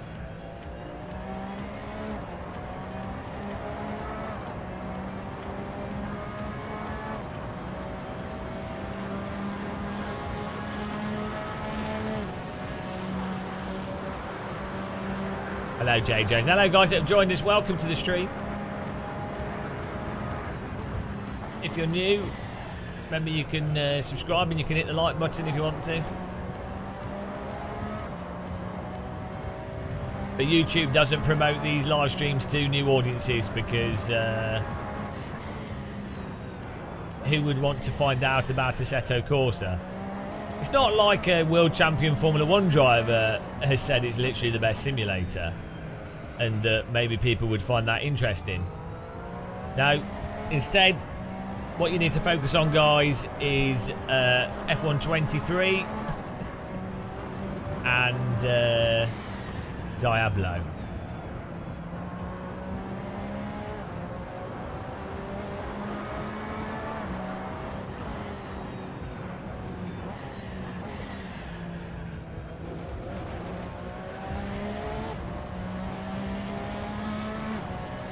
Yeah, I don't know if you type it used to be part of Bcast tools. If you go on race department and search for broadcast tools or Bcast tools, then it'll give you. Then there's a post that says Bcast tools is no longer called that, and it's now part of streaming suite, spelt like as in like sweet dude, I think, rather than sweet as in a suite of things.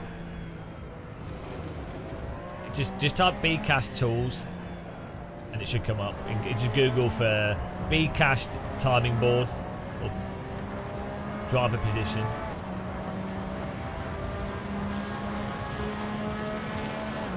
Share the stream to your followers.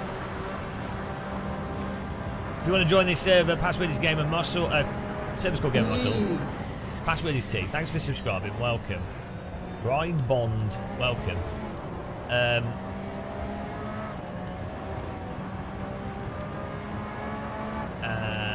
Yeah, you've got the links in the description if you want to download the track so you can do the larger tracks. It's OSR extra pit boxes. You just download it from the link underneath and then you extract it into your AC directory. That gives you more pit boxes so we can have bigger races. Well, I went through this yesterday. Hello, Tone Crespo.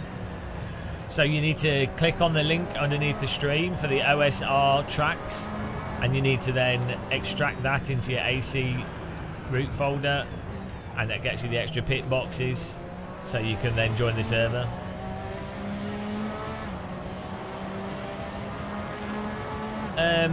So as I was saying yesterday, with RPGs or Right, if you have one character that you control, you should not... no worries, you're welcome, Tone. You should not have to click to move your character. If you're controlling a single character, you should move your character with like WASD or an analog stick, and then you could use your mouse for like aiming spells or casting or selecting stuff, right?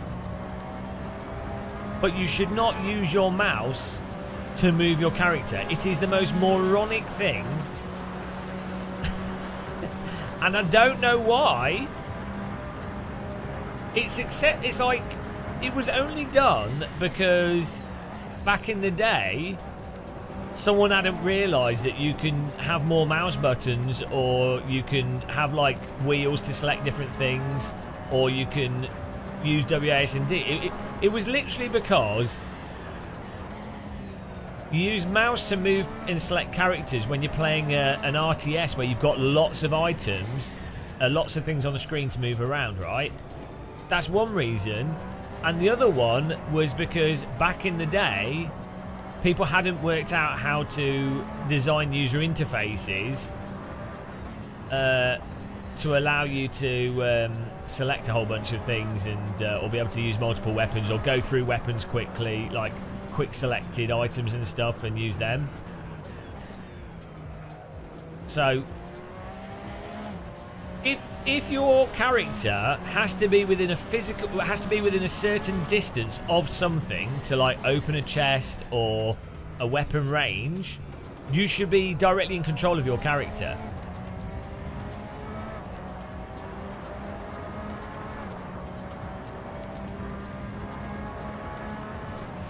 But, you know, it's such a needlessly clicking to move a character, a single character, having to constantly click and then re-click and then rely on the game's pathfinding, which is almost always terrible. Or if you're in a combat situation and you're having to click to move your character to move it back because something's flanking, it's like, why? It's such bad design.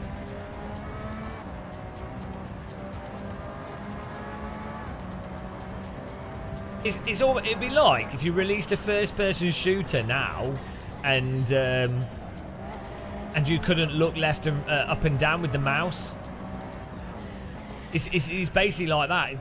The reason why in the old Doom games that you couldn't look up and down, part of it is because of engine limitations and stuff, but also part of it is that they designed it to be played with a keyboard and not a mouse. So it was like, you know, left, right, forwards, backwards, spacebar to open doors, eat, or like then an interact button, control to fire, and what have you.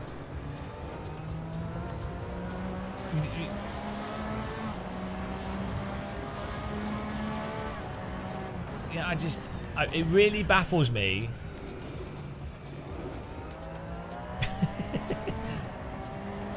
You clicked your way through life.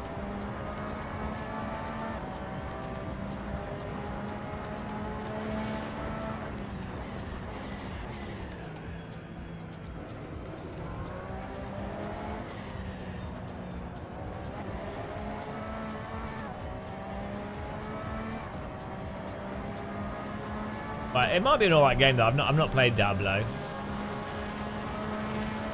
I think those types of games will be really good when you've got AI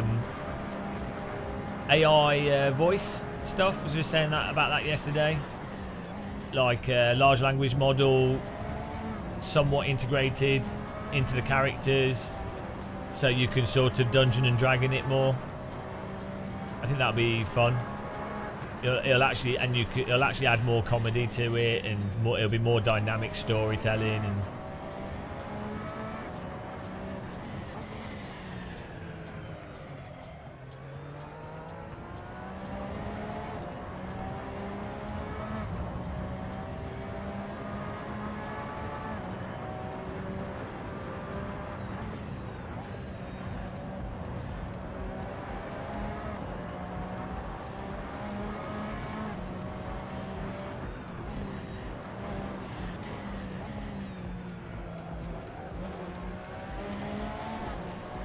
Are these lines? Nico's in first place. He said, oh, I'm not good at this car.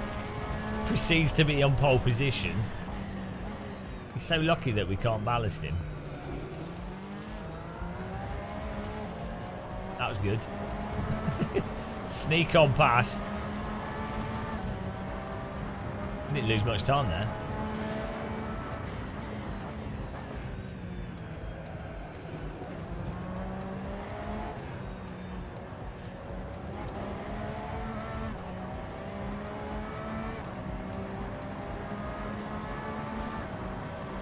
Joining.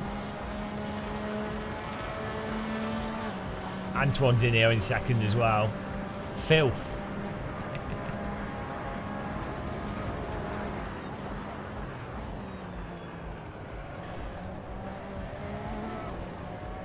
I'm going for new lines. Play Star Wars MMO single player. What? What? Computer says no. Rebuilt to shine. Am I excited for Le Mans Ultimate? Well, it's just rebranded R Factor 2, isn't it? So yeah, I mean, I quite like R Factor 2's handling, generally speaking, and I think having a nice package. It'll be pretty funny if it releases and it's got all the same problems R Factor 2 has. Tone Crespo, did you follow the instructions for installing the OSW stuff? Did you extract it to the right folder? Did you point your sim rig towards the House of Parliament?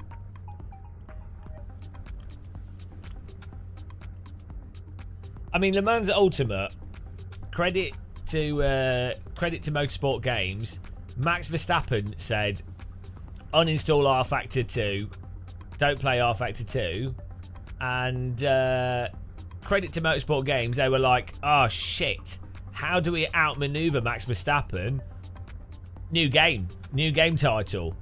Same game, new title with less content. And Max has been absolutely outplayed there. Sim racing chess, that. Genius.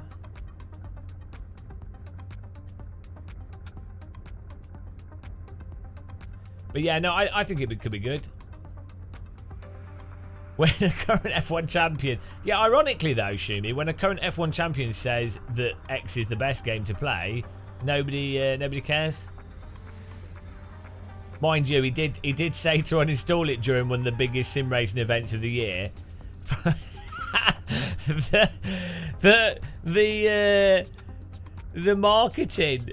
right, like the worst possible marketing you could ever have as a company of a game is you've got the best drivers in the world playing your game somehow in a big event with loads of people watching it, and then the biggest driver in the world goes during that event is like, I'm quitting and I'm not playing it, uninstall it.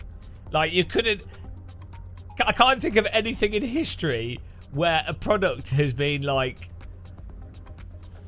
pissed on so badly. And R Factor 2, like, it's actually not that bad. It's just a pain in the arse to use. Like, it's way better than like, it's way more nicer to drive. Like, fundamentally driving it is way better than ACC and AMS2. It's just a pain in the arse to use, and the server stuff is really weird. T in capital letters is the password. Look at this, Antoine up. Oh, we're well off the pace. Jesus Christ! Why are they so quick? I've been playing too much iRacing. Yeah, R Factor 2 has a way better tire model than iRacing. Like a million times better. iRacing's tire model does not allow you to drive at the limit. As soon as you get to the limit in iRacing, the tyres overheat and you can't drive. So ironically, iRacing is not really a driving simulator because it doesn't simulate the point of driving that's racing. You just have to you just have to forget everything you know about car handling, everything you know about real race cars, anything you know about like a specific car. From just delete all that from your mind.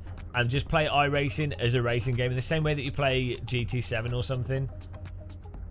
You still use same skill. There's still skill transfer, racecraft and things, but like you just have to Just because it says just because it sounds like a Ferrari or looks like a Ferrari, and you've got slick tyres, just ignore all that. It's not an arcade game. It's just an unrealistic simulator. At the limit specifically, it's good under the limit. Nice suspension. All the sims are good under the limit, though. To be fair, really. Got good matchmaking. You know, it's just how it is. It's fine. I really hope they do the new tyres. Hopefully, come out before they do weather, which would be nice. If iRacing, as soon as they get the new tyre model, and if it's genuinely like they've got people that used to work on R Factor working there now, if they actually get the tyre model to be realistic, it'll be great. It'll be so much more fun to drive.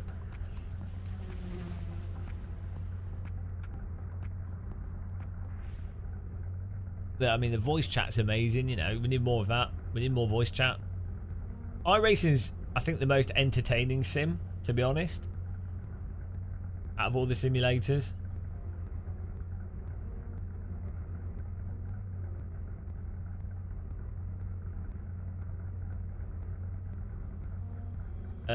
Yeah, that's well, because it's already got the audience. It's already got like a large number of people playing it. It's got a captive audience, so they just need the time model needs to be. It don't even need to be the best, but it needs to be not completely ridiculous, and then the net code needs adjusting as well, because it's you get these ghost contacts and weird stuff. Well, they need to reduce the amount of energy that's imparted from one car to another car from contacts.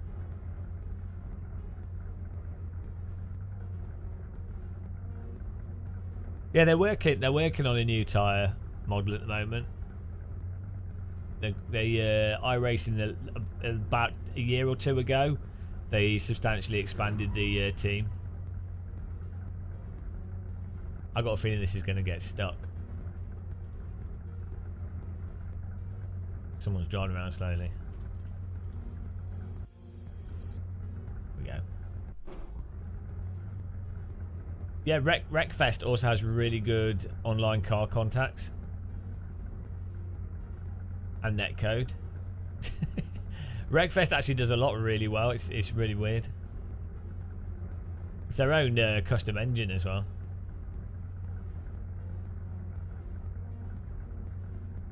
Right, here we go. 22 cars here.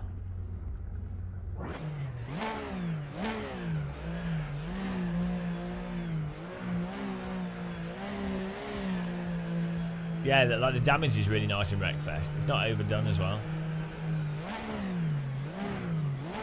Hello. I've always said the same thing. Yeah, I know. It's the mantra of muscle. Here we go.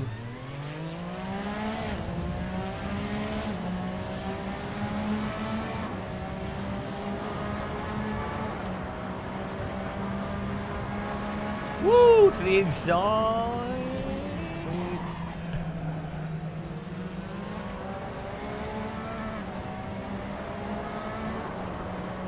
Gimme in front of us there.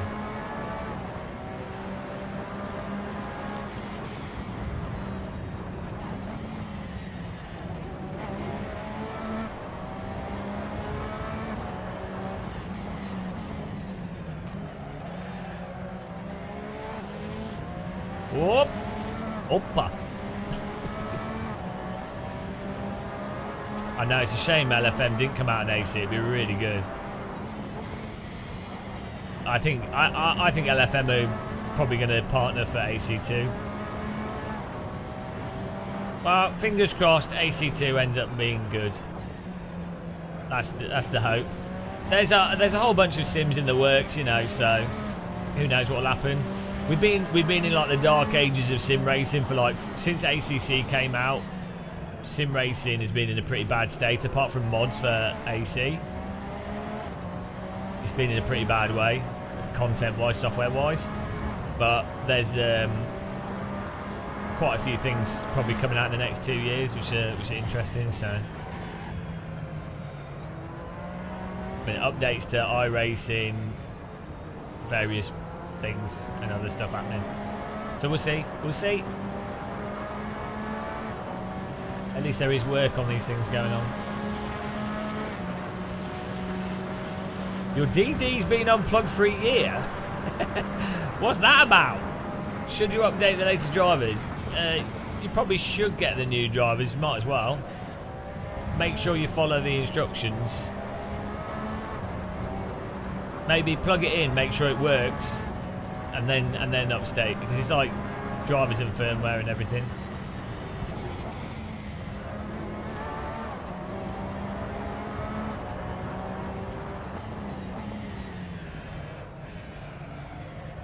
Well, I can't talk about some things, can I? So, my informed opinion over the next 5 years of sim racing. But unfortunately, I can't talk about some things. So, I would say the problem is, as AC1 has demonstrated, it doesn't matter if a game is actually objectively good. So in terms of what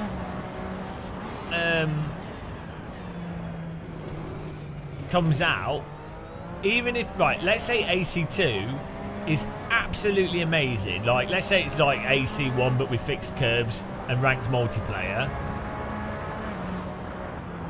it might not, you know, it might not have like GT3 cars in it, and so maybe loads of people can't, or maybe because you have to drive in a more dynamic way, people just end up hating it. I don't know. Like, it's completely, the consumer is so irrational.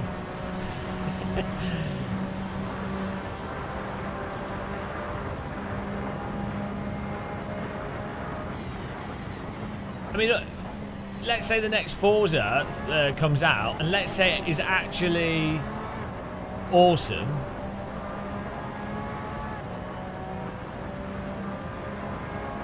Who's to know if people like pick it up or not?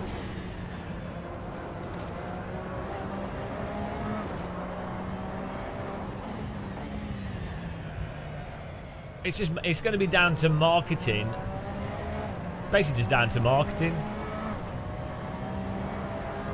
So what we have to hope for is that a good game comes out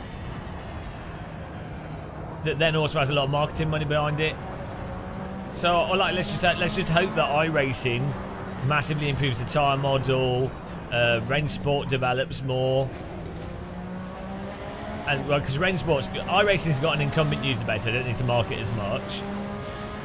Rennsport is spending a fortune on marketing, so that will, you know, if they release Rennsport on console, and it's got the marketing and it's got all those esports events behind it, you know, let's hope that they keep doing stuff to it so it ends up actually being a really good sim to play as well. Then all you need is just a ranked online multiplayer system, that's the thing. And enough players for you to then be able to get competitive racing. So even with iRacing, the problem is, you'll note that one of the reasons why a lot of people... Oh, I did not... Oh, you could have gone for that. I didn't defend the inside enough there. You should have gone for it. Zero bandwidth. You should have stuck your car up the inside. I left it open. Hey, you should go for this. I didn't defend the inside, so he was well right to go up there. Oh. I know it's store-bought, I think. Not zero bandwidth.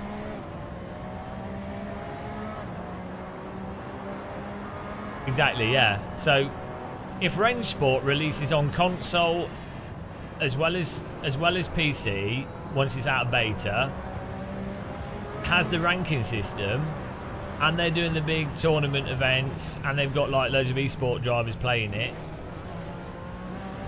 It's just a case of, will it actually drive good? At the moment, Rennsport is okay. It's better than GT7. Personally, I find it more fun to drive than ACC, but it's not as good as AC1, and I don't think it's as good as R Factor 2 to drive. So,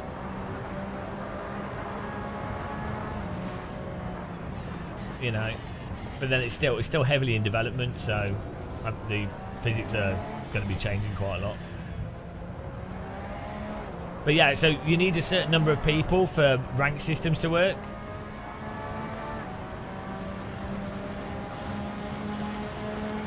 So with me on iRacing, even though I'm sort of somewhat mediocre, if I practice quite a bit when we do Formula Ford, I'm often in the top 3 or 4 drivers in Formula Ford in a given race in the top split. And then the rest of the field is massively behind.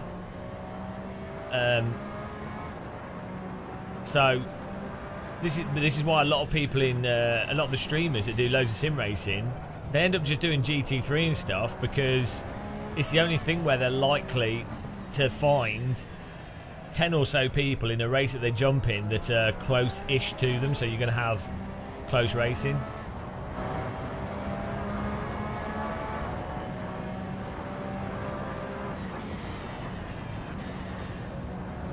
Most people playing AC are just cruising.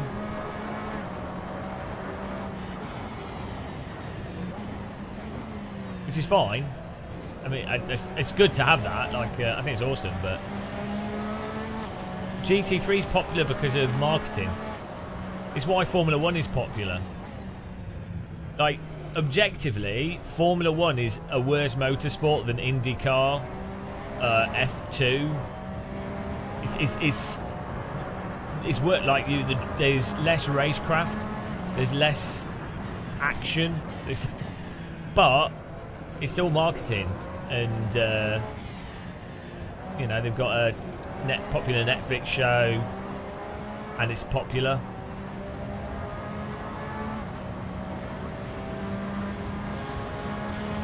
You don't agree with me at all? Well, you made a really compelling argument. You made a... Look, even the Formula 1 drivers complain about Formula 1 way more than... I mean, drivers complain about everything, but... Well, you can like it, but it's objectively not fit for purpose. Well, it's not... It's fit for the purpose of making as much money as possible out of having a circus of an event. Leveraging brands and marketing. That's the purpose of Formula 1. But it's not an event to determine or to have the close racing, which is to determine who has the better racecraft. Like, you literally could not argue that IndyCar is so much more. Yeah, I like driving F1 cars as well. Yeah, it's fine. I like Formula 1 cars. I like the history of it and stuff. I'm just saying as an actual...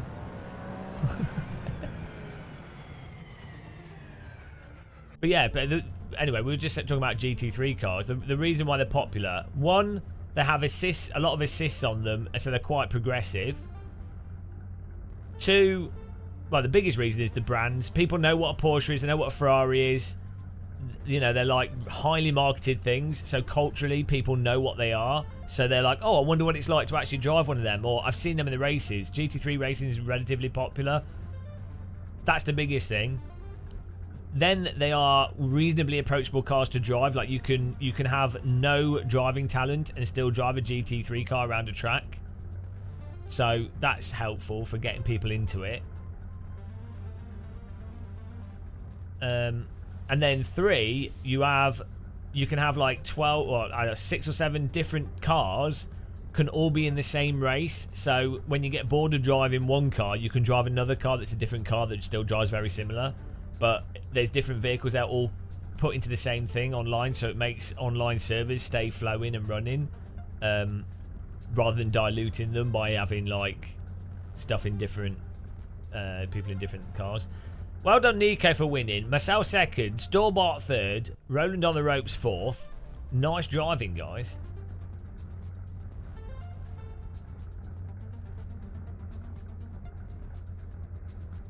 Any weekday community streams? Wow, you know, I might do. Yeah, we might make this more of a regular thing. You know, for the 4:30 Assetto Corsa Bonanza.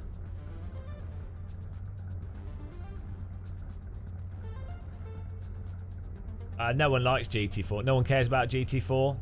Ironically, GT4 is. Oh, we should. Let's do the same car at a different track. Ironically, GT4 is better than GT3 for actual racing. To be honest, I think GT3 is not bad in real life.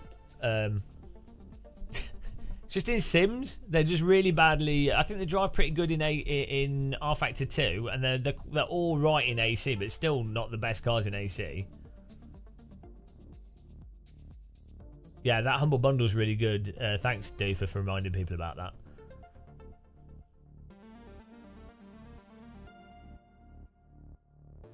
You thought something was wrong with your force feedback, but the car feels good on default in single player. Whatever setup that was on felt terrible. No front end fit. Well, I don't know. I was driving it perfectly fine. I don't know what's going on with your wheel.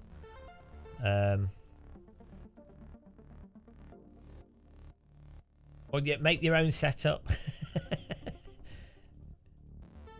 I was driving with. I was barely concentrating there. You're only here for the girls.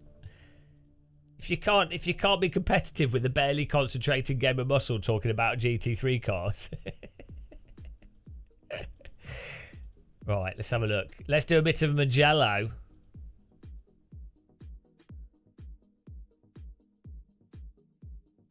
Do you know what it's time for? Mugello-itis. But yeah, thanks guys for supporting us. Thanks for clicking the like button, subscribing. Really appreciate it. Those of you that are channel members, thank you very much. You get a glorious teapot and depression on a daily basis. Great value. Also remember, we're on Twitch as well, guys. We should do iRacing on Twitch. Might do some later. We're just changing server here, so give me a minute. Oh god, you guys complained about the cars. I can't drive that car. It didn't feel good. It's like, well, it feels better than... Even if you messed up everything with a car in AC, guess what? Drives better than a bloody GT3 car in ACC, so... I can't... It doesn't feel good. I'll tell you what. This will shut you idiots up. We'll do a Road Atlanta radical race. Oh no, let's do a Mugello SR3 race.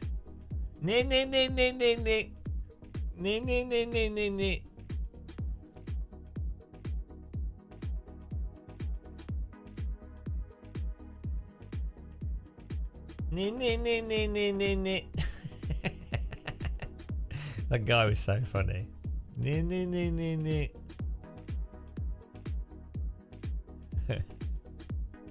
Right.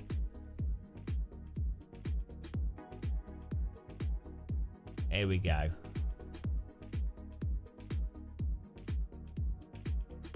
Server's up. Man, I'm well good at this old server lock. I'm like a server beast. Shocking. John Sherwin. Too wide. You don't go too wide through the kink.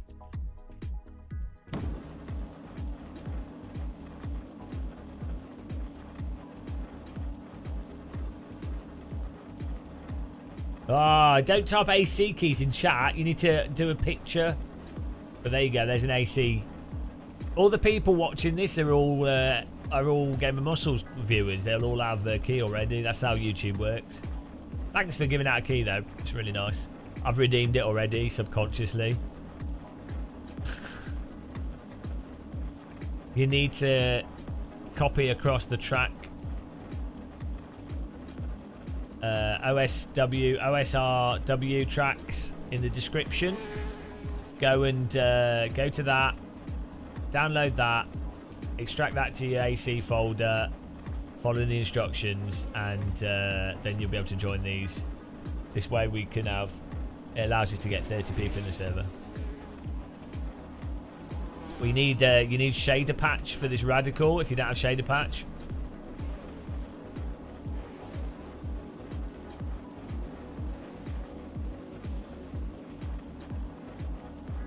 Yeah.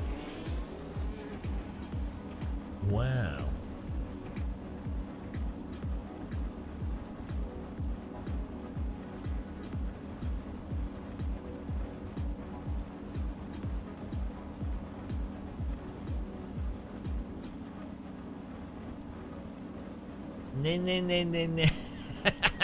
We'll definitely do some iRacing later. Sunday night iRacing.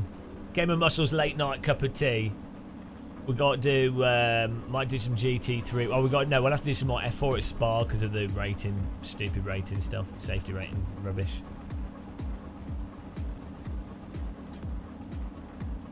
Do you have shader patch, Matt Evans?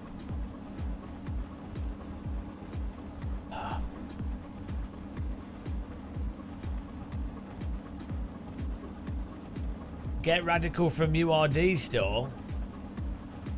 Yeah, you can do that. Wonder why you're getting. Maybe you have the wrong version. Thanks, Crowd's Garage. Did you buy the humble pack and now you got keys? Actually, I could. I need to buy that pack and then I can host servers on another computer. Did you put the OS? Well, if that other track worked. Is anyone else having problem getting into the server? Doesn't look like it. Do you have the latest version of Content Manager? Not that you need it. What else could it be? People from Ashby de la Zouch are cursed when it comes to computers. I reckon if you live in Ashby for more than 5 years, you end up with like a weird electromagnetic field around you. And I was cursed for years, and then I've given it to Matt Evans. I've transferred it to him.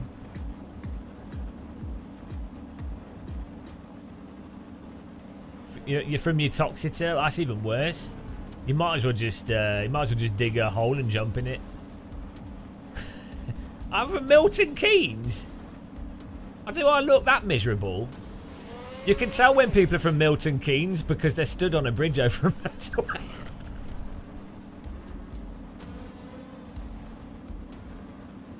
I can't make these jokes on YouTube.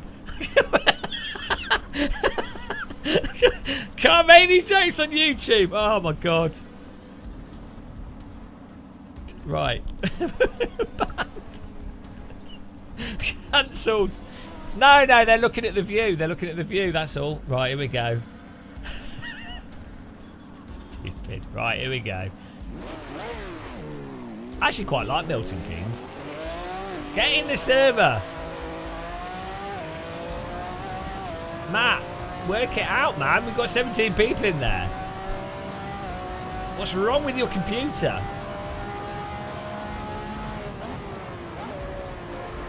No, I actually genuinely do quite like Milton Keynes. The pedestrian stuff is separated from the roads.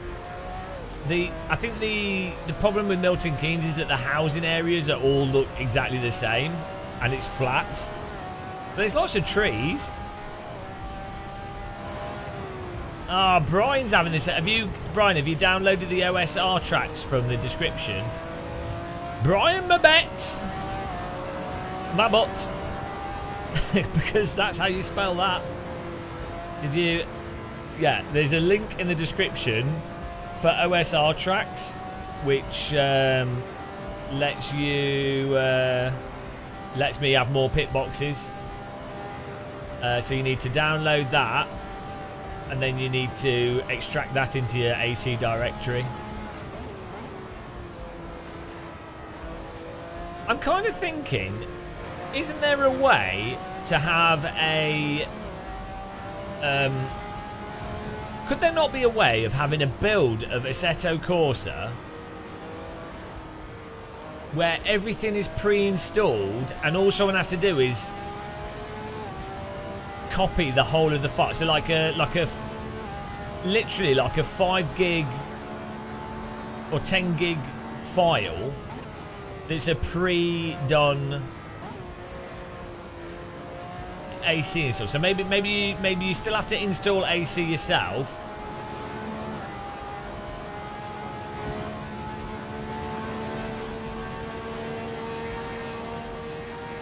In the description, Brian, what it is it's a... You extract it in the main folder. What it does is it adds pit boxes to all the tracks so that I can do servers with 32 slots. It explains it in the description.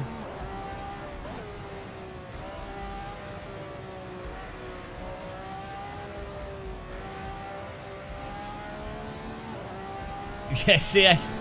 On original Steam, and it would play the sound effects as it downloaded them. Unreal had the same thing as well, but that's what you need in games. It should be, if you join a server, it should automatically give you all the files needed to join it. I think you can actually set that up with Content Manager, but you need to have it all done, and then you have to have your own FTP with all the files on it and everything. But yeah, you should just do it through the game engine. So if you were to join any server, click on it, and then it goes, oh, content, downloading content. Isn't it weird that... Thing is, obviously, Kunos is a small company when they did AC and stuff, but like, and AC is based off Netcar Pro. But it's based off Rye Virtual Academy, which is based off Netcar Pro, which was based off Netcar. So they probably were not expecting to be a huge success when they made Netcar. I guess we can't complain because AC is pretty damn good anyway. But yeah, it's kind of funny that literally 98 is when Half-Life 1 came out. The downloading of content for servers, I think, was part of... I think Doom, not Doom, Quake. I think it was part of Quake 1.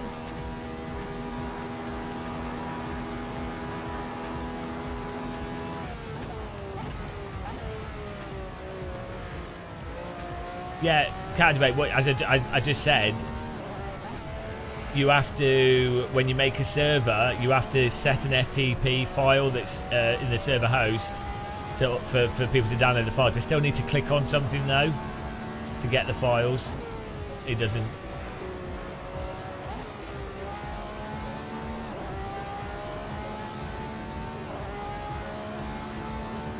There you go. Get in there, Matt Evans. People from Ashby de la Zeus are proper thick. I think if you live in Ashby de la Zeus for any length of time, it rubs off on you and you just become like incompetent and miserable. I wouldn't know what that's like.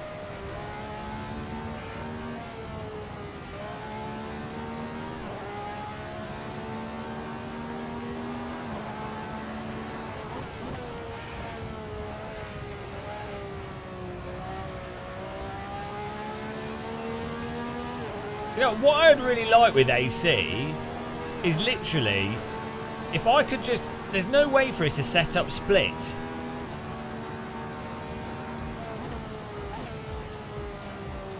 Like, without, like, SRS or something.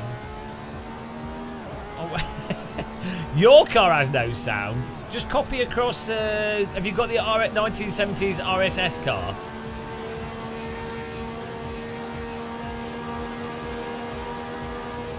If you've got the 1970s RSS car, Formula car, just use that. Use the audio from that. It sounds a lot better than the default sound.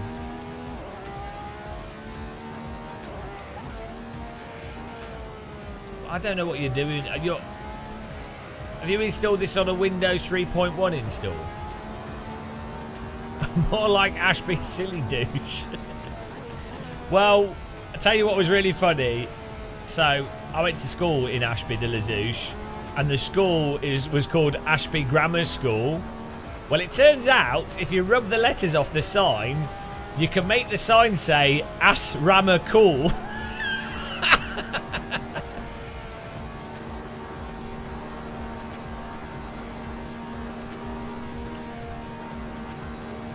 Ah, dear. Good times. It's amazing what you can do with sellotape. Bit of sticky tape.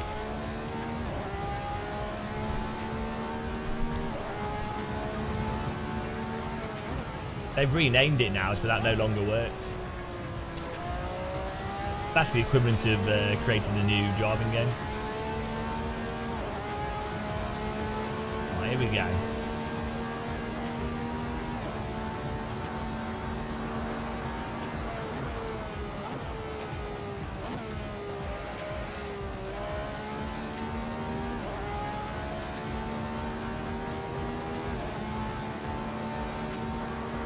Gay man muscle was born. Gay man muscle.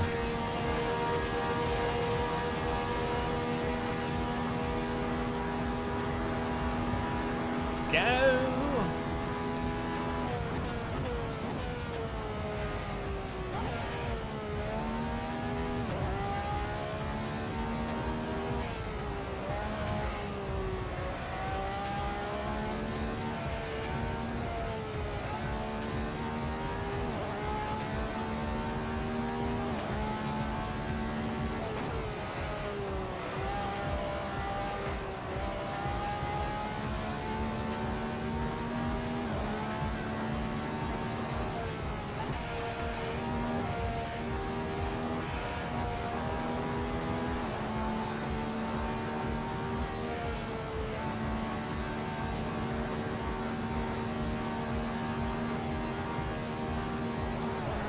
Ah, what?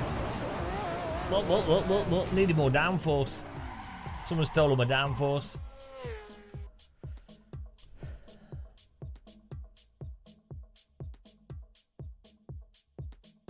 Here we go. Scrambled egg. Gasper's on pole with a filthy 49 flat. For some reason, I'm slow in this Radical. I don't know what's wrong with me. I should be like well good in a Radical. I think it's too easy to drive. I need it to be harder to drive. I need more oversteer. Need more poke.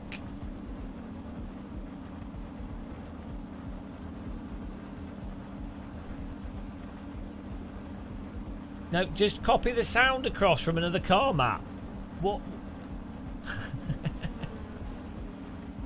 Matt Evans is a man with no sound.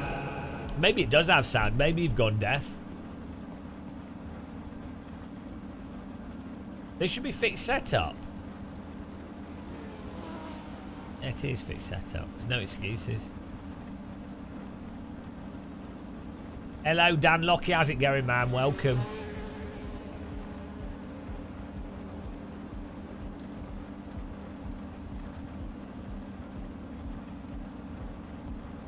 I need to push my pedal into the floor. Pedal to the carpet.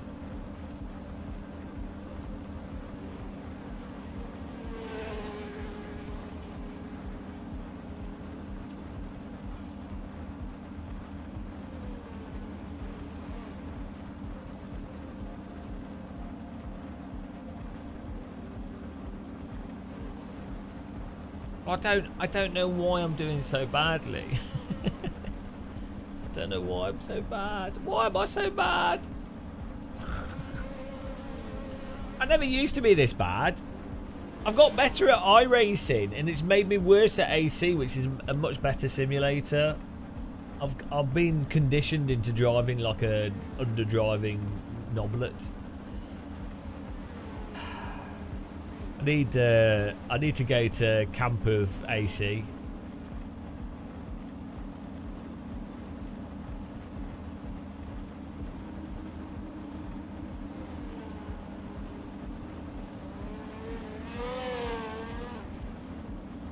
What is that? That'll be a new Radical for him. Yeah, Care Games, I'm terrible at everything. Wow. Are you sure? Don't feel bad. If everyone is awful, that makes everyone average, which then means they're not awful, so it's all good.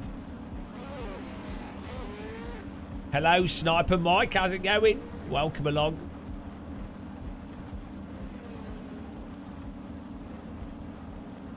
Yeah, that's it. I've spent too much time at like kids' football practice, kicking toddlers in the face, and now we're at the real games.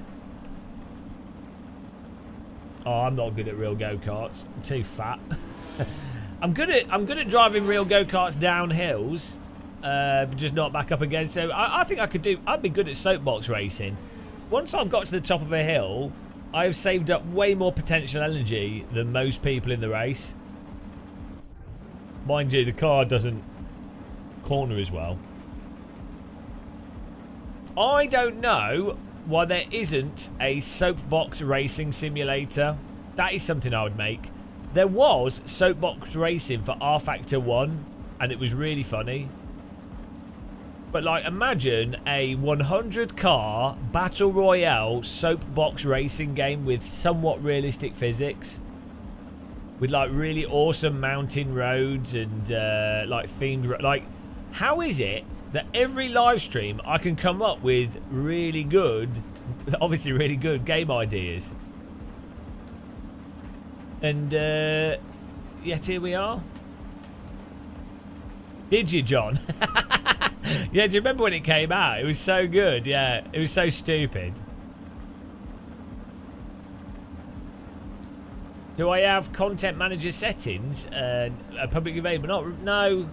Look at that smile. Why do you look like Matt Damon? Matt Damon. Striking fly pilot. Strict fly pilot. He looks like Matt. We've got Matt Damon's brother. Oh, it's broken. It's reset quali. I knew this would happen eventually. It's on this track, isn't it? Right, we'll do a lap, guys. Guys, do 1 or 2 laps and then I'll fast forwards. We'll fast forwards quality. So do 1 lap and then I'll skip session. Good. See, he's modest like Matt Damon as well. The settings I'm using, I don't know. I'm just using shader patch, pure. I don't know about actual settings, anything specific. Just AC graphics are maxed out. I'm not really doing anything crazy with Content Manager. It's pretty generic stuff. For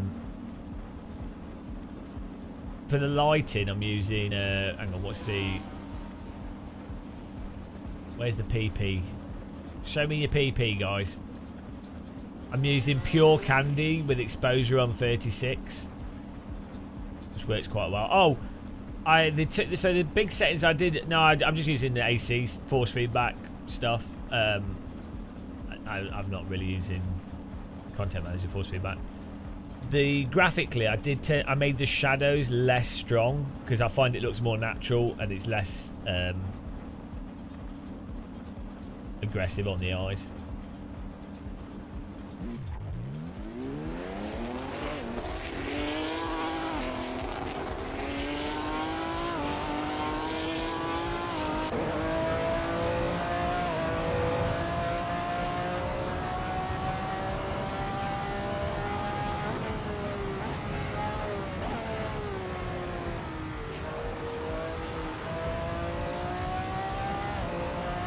You've installed DIY bass shaker kit. Nice.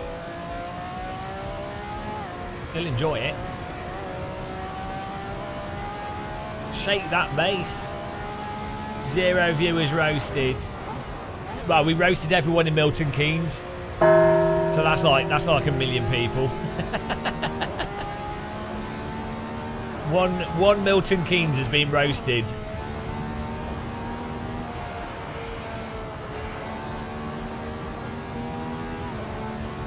I wear my sunglasses at night so I can watch spectral wonders in my eyes. Really good remix of that song came out recently. A hard dance remix.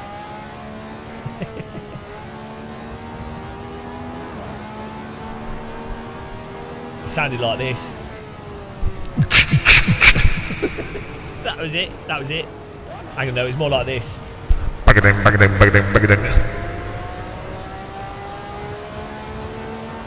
maybe it's more like this. I don't know, I can't remember.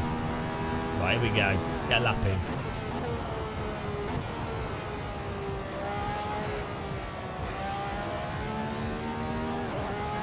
It's just part of the culture.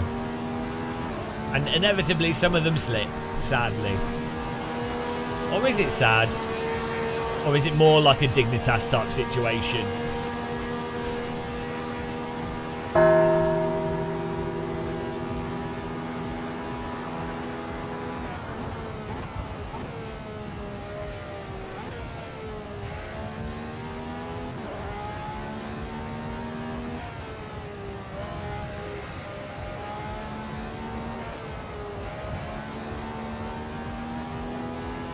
No, I'm not.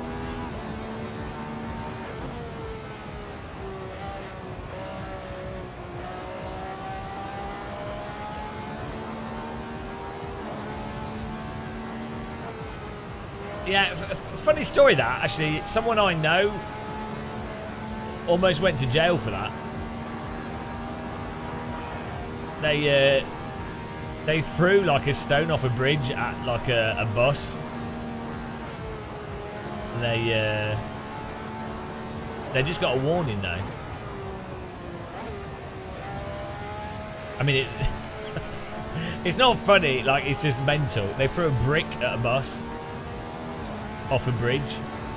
The fact they got a warning is like, as opposed to jail time. I mean, they were under 18, so it was in France.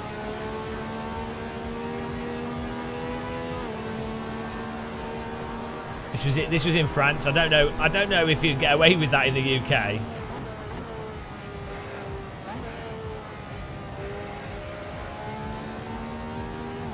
Yeah, kids these days.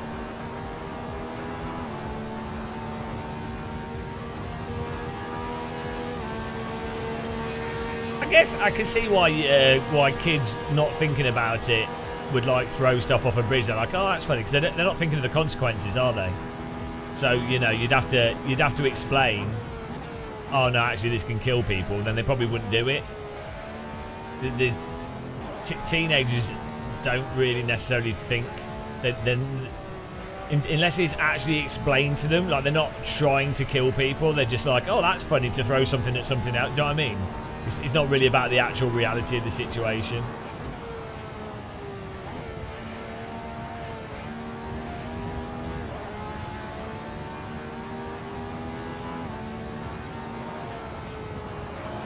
What? Okay, hang on. Let's go to the next session. Hopefully this works. Oh, what's going on here? Right. Next session.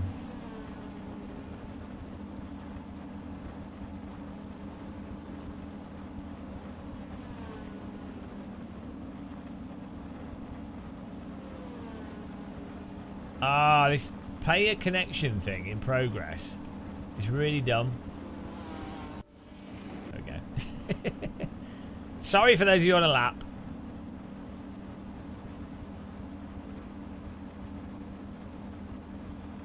Yeah, they didn't realise the ground. There you go. Good job, guys. Crazy balls. That would still probably do a lot of damage. It depends how high the bridge was. I could see it being fun doing it off like, you know, like you know those cities where they have like huge stairs. If you could like roll, there's that like that Sony advert with all the coloured balls rolling.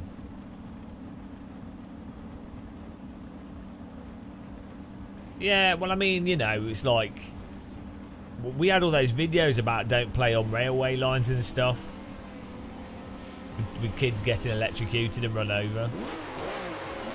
Right, here we go.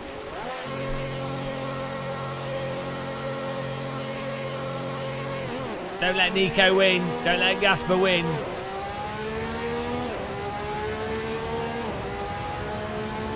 See, it's like the race driver, driver timing board. I don't know, J Jones.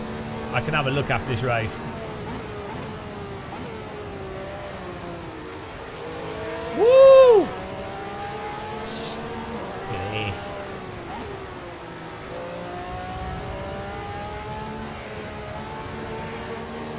Proper radical.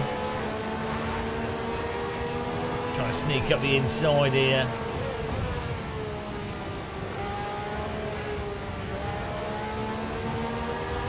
Wow, it was squeezed!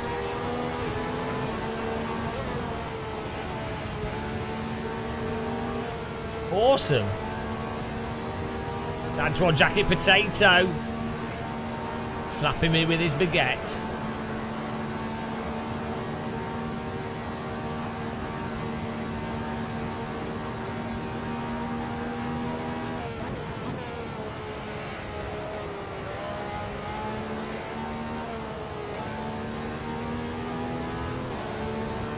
Thomas Schmidt is up there in fourth, Gasper's in first.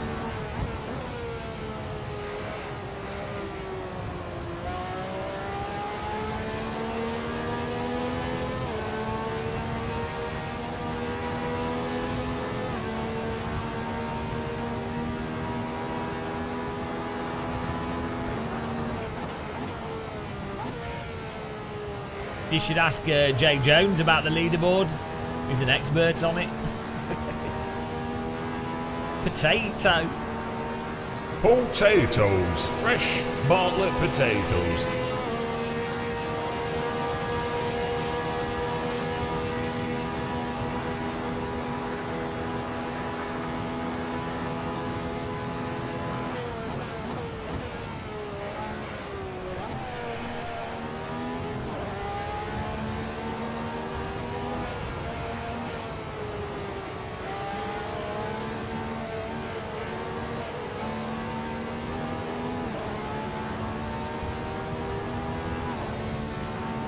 Can we get a podium?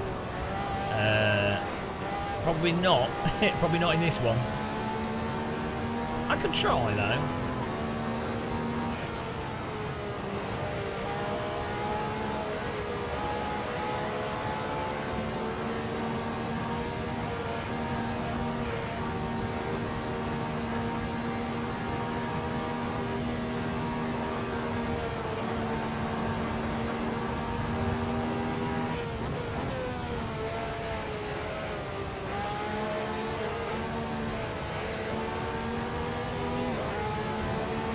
Proper close driving here.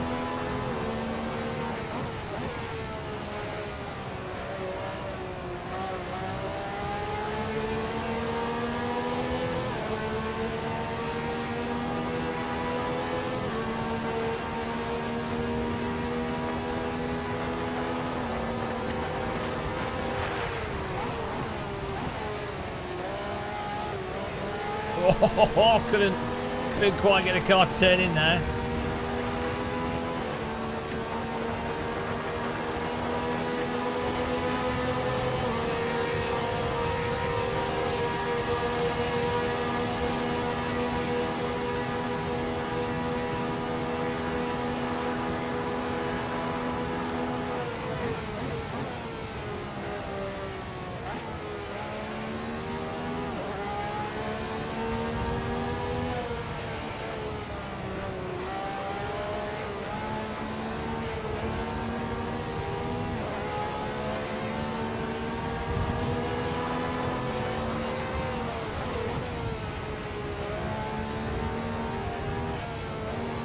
Whoa! Snuck through there.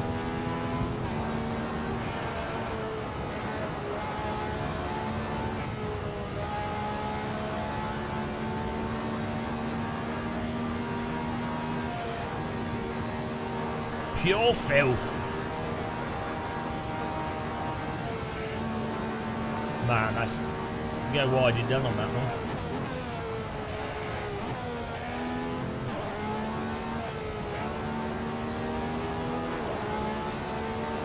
We need to get back in the draft.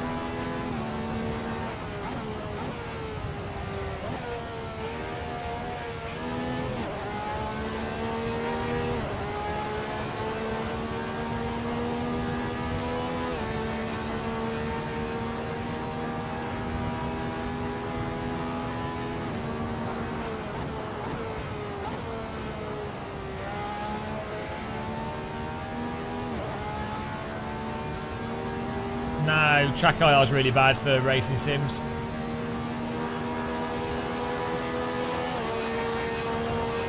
I have tried using it, yeah, it's not very good.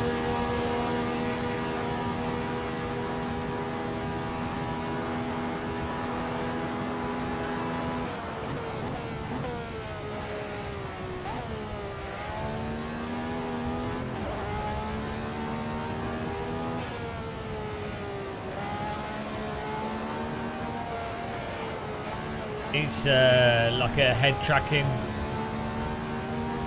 Yeah, it's really, it's not very good. Oh, nice move.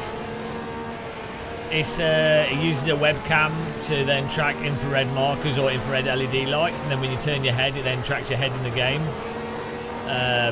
It's just not good. It's like a meme.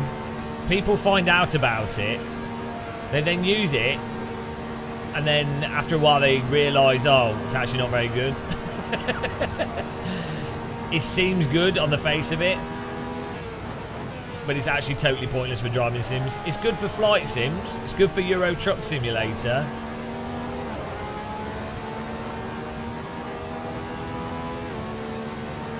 But for racing, it's pointless. For driving sims, racing, like actual racing, is pointless.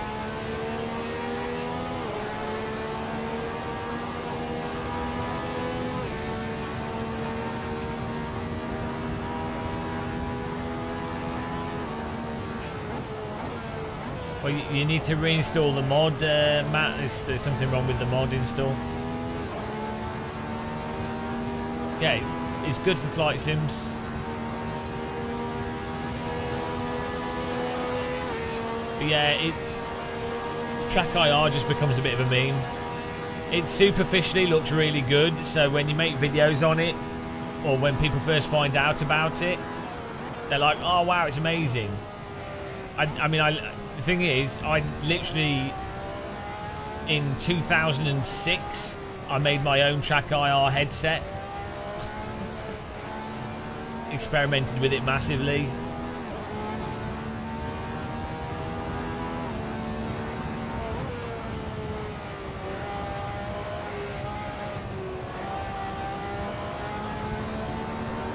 I don't know, like it's...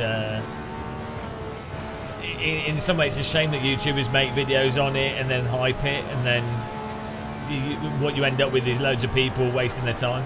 But it's fine.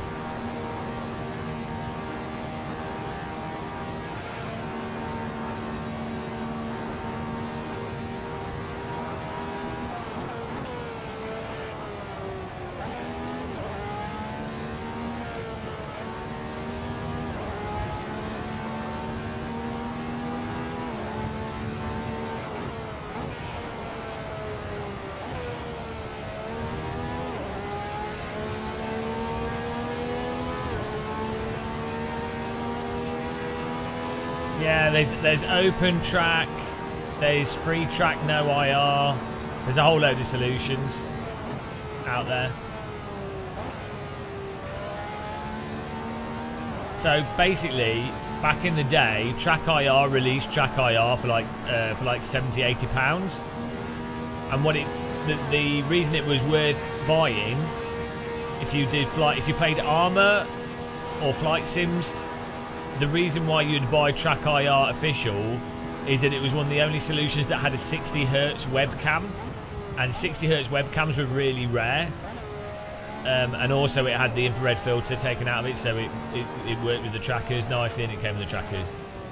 But then what Natural Point, who make Track IR, did is that they made their drivers exclusive, and then they license their drivers specifically to flight sims, Armour and stuff, so you could only use the head tracking stuff if you had Natural Point's Track IR.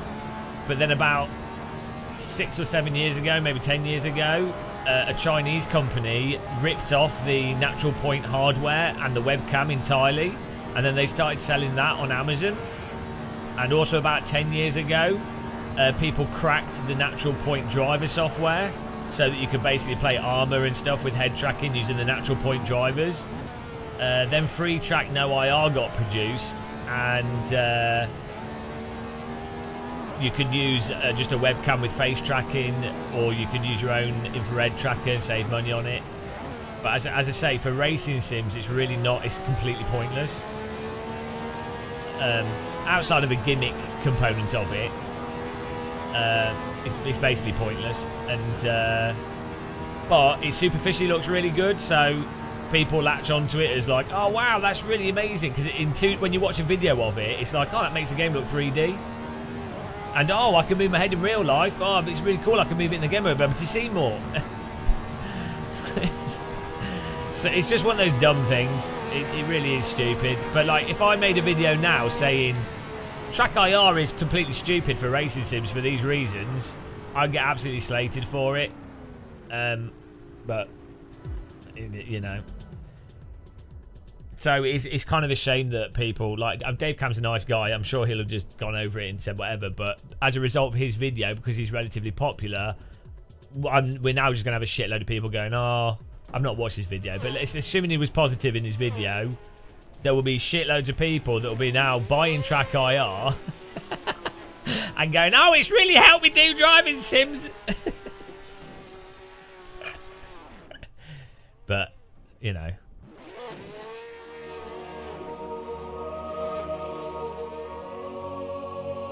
Andrew McCormick, thank you very much.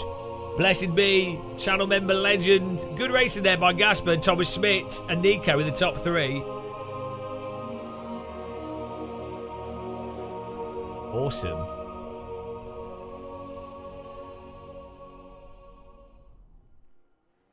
Exactly, Paul. This is... I come across as like grumpy and jaded, but like... it is lit like, because I've been doing this for like 20 years and I had an interest in VR for like since the 90s, and I've tested stuff out myself and have done videos on it. and then every like 7 or 8 years you just have this cycle, and then which is fine, people should make their own videos, and it's really good to make videos and whatever. But it's frustrating when... I haven't seen Dave Cam's video, so I don't know if this is the case with that video. But you see it with other stuff over and over again, where they've just discovered something, or they've been told by some fans of their thing to do it, and then they repeat the same stuff, but they've not done any additional research or actually fully tested it or really thought about it in the overall context of stuff.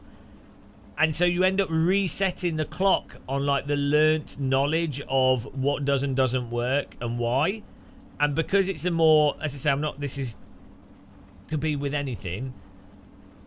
It just puts everything goes back again to where it was 7 years ago in terms of like the general, the wider perception of the thing that exists.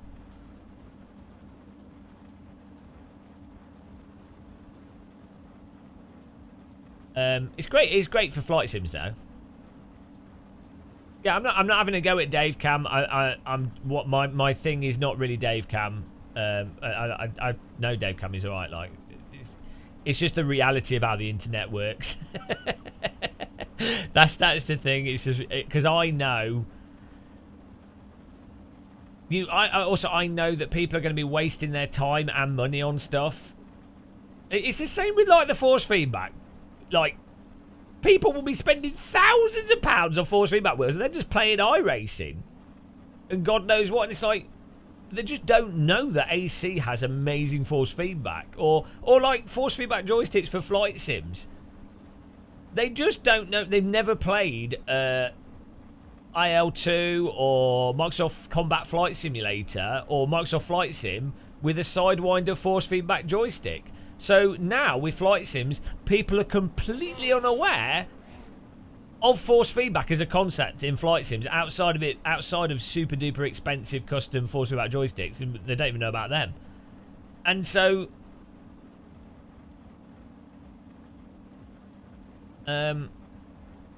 you know, it's frustrating as someone that's... I want people to be able to enjoy stuff as much as possible and not waste money, but I know it's something I can do.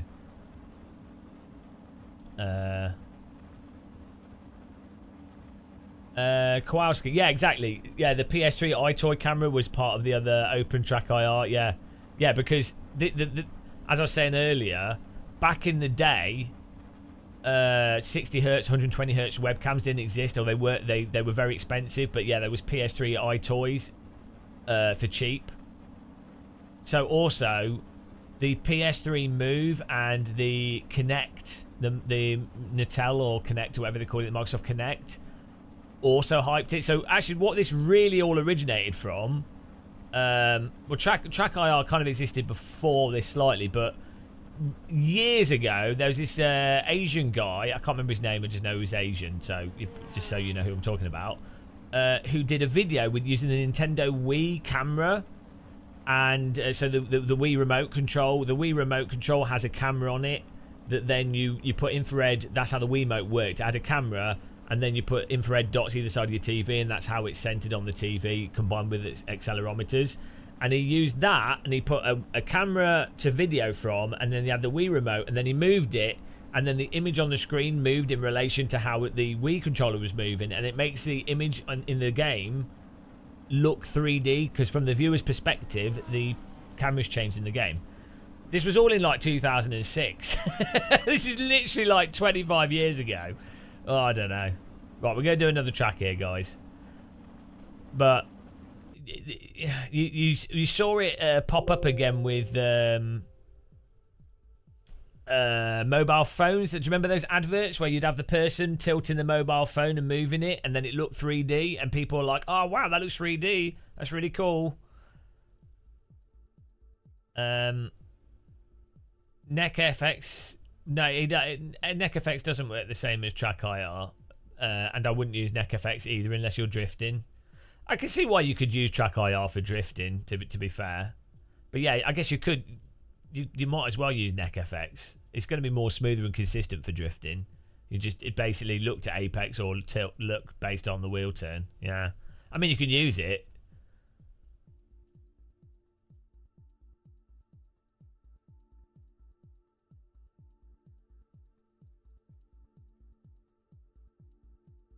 VR is not like Track IR at all. So VR is like 0.2 millisecond delay between when you move your head. Let me just get another server up here.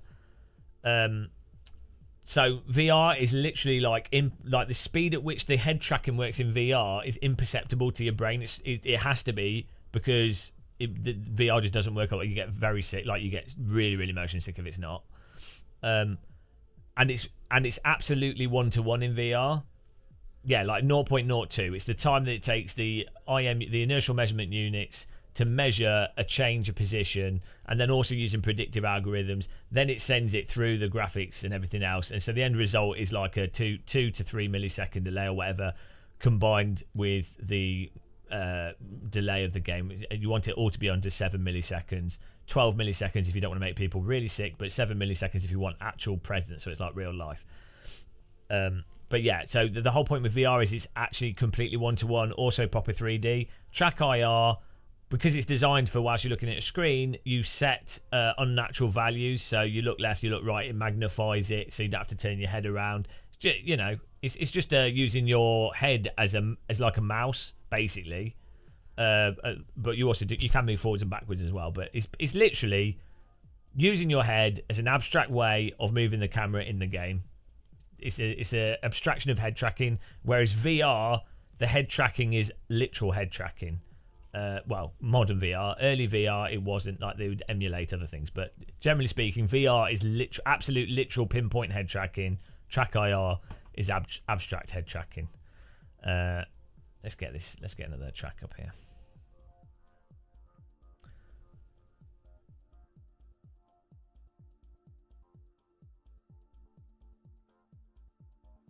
Yeah, I'll change car, Matt, just for you. We'll change the car. I don't know what's going on with your game. Yeah.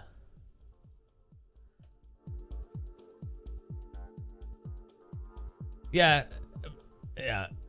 There we go. Let's do this. Let's do this, guys. Right. Hang on.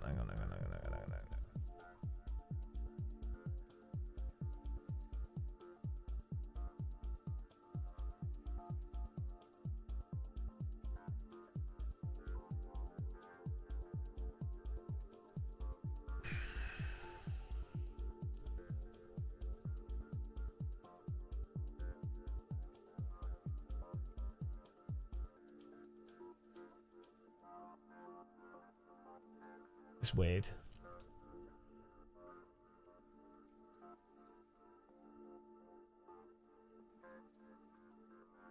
Right, here we go.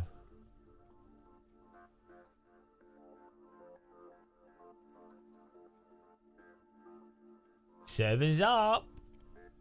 Get in there.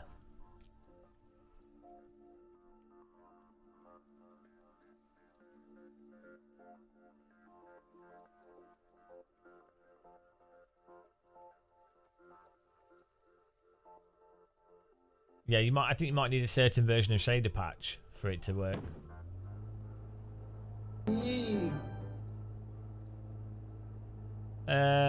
Thanks for subscribing, John DeWale. I'm not on the latest shader patch, but I'm on the second to latest. So maybe it's the latest shader patch has got a problem with it or something.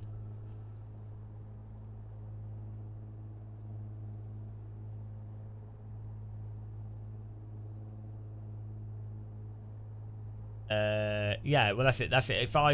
If I was just playing driving sims for myself, I would just use VR. But for streaming, VR is just not good for viewers. Like watching a VR live stream is really motion sickness inducing for a lot of people. Just really uncomfortable to watch because you don't know what they're going to look at, and you don't. So the image is moving around arbitrarily. So you're watching the video, you're focusing on something in the video, and then they move the video, so you have to then move your focus. But by which point they've looked at something else, you have to move your focus again.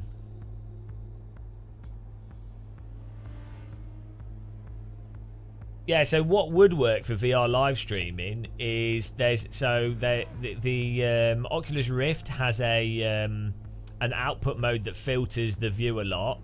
And if you can, there's ways that you can like stream with it to make it better, but it's still not ideal. I mean, it's like if you're watching GoPro footage. Even when I'm filming GoPro in real life, I don't move it. I purposefully hold on a single subject. Do you know what I mean? Or I purposefully, you have it as such a wide field of view that it's not bad when it's moving around.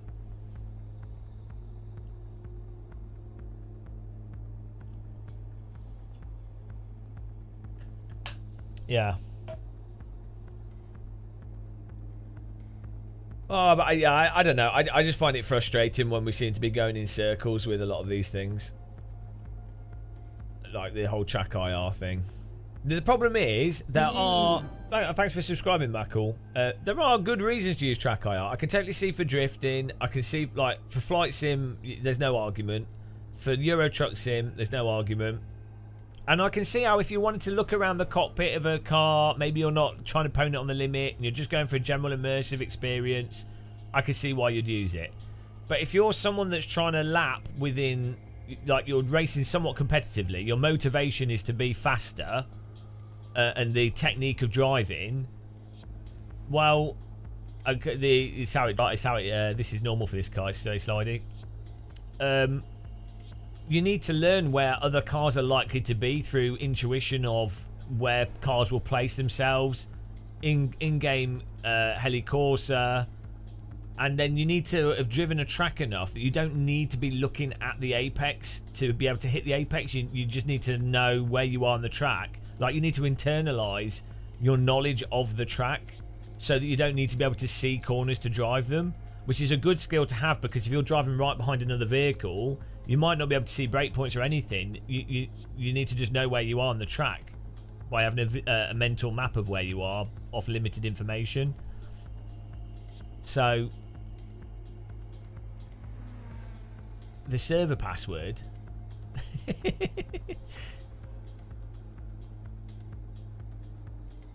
yeah, Euro Truck's awesome in VR, yeah.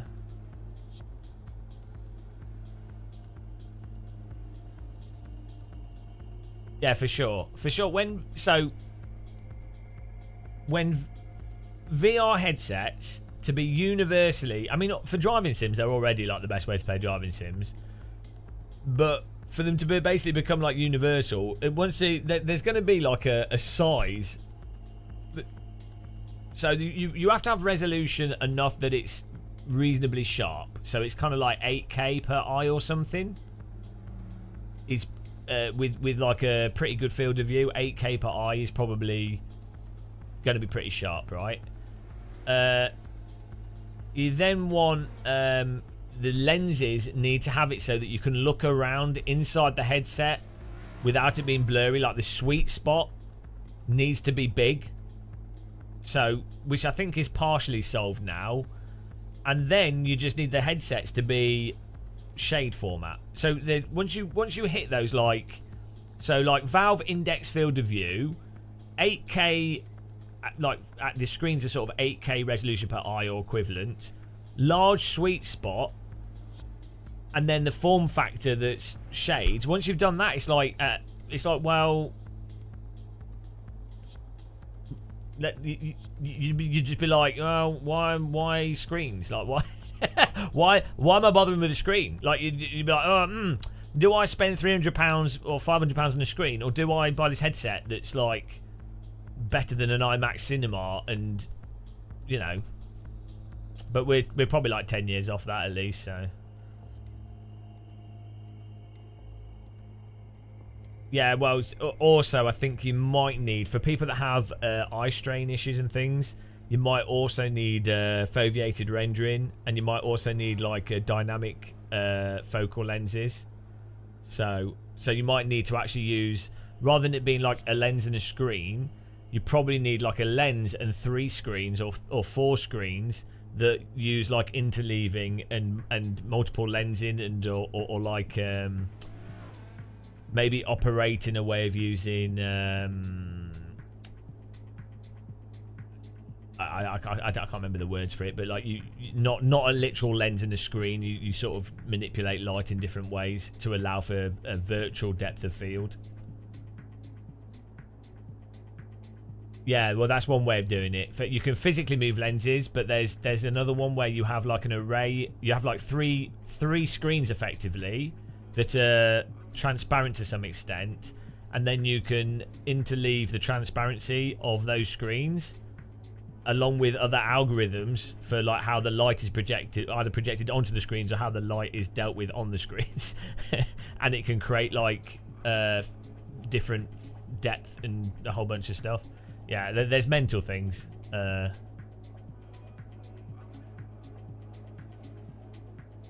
no, it's not so the eye strain is not from the focus, depth of focus. The eye strain is from the convergence point of your eyes, and also the lack of depth of field. So, you know, when you focus on your finger, the background blurs, or when you're focusing on something distant, your eyes converge at different points.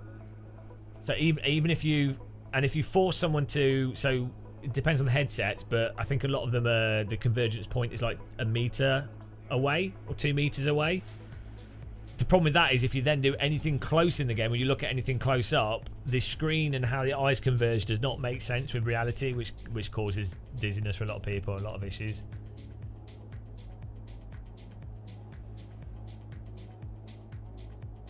So yeah, there's lots of subtle aspects to it all.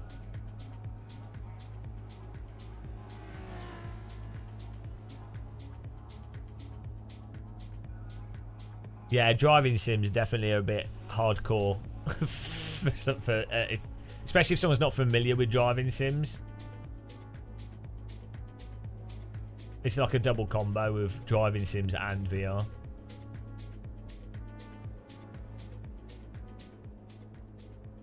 I don't think the PSVR really uses eye tracking though, does it? Not properly.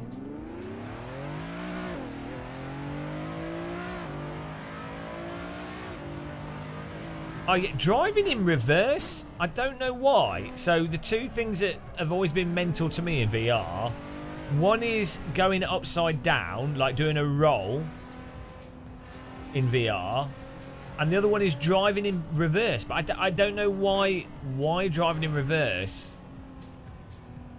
is so much worse than driving forwards. Like, I don't feel that way when I sit forwards or backwards in a taxi or a train.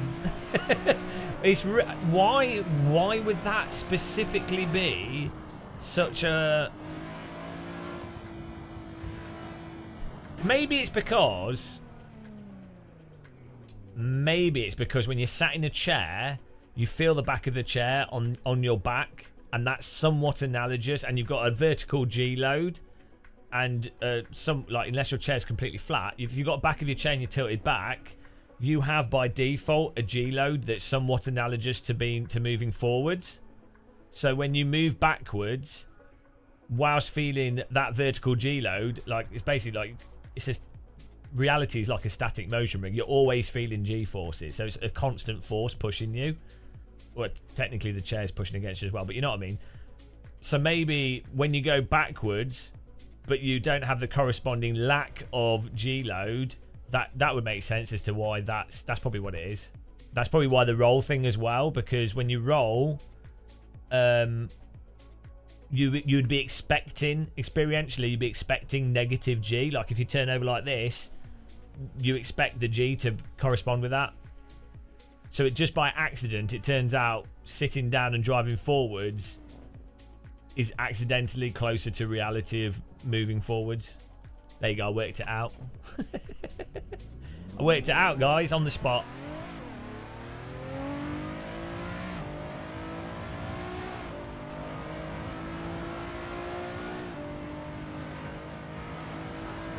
Yeah, the foveated rendering.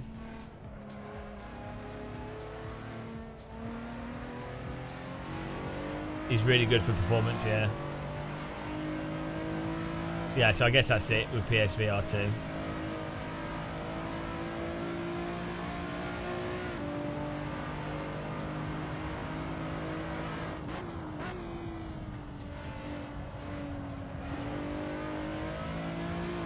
Oh, I didn't done a lap. We've been chatting too much bollocks.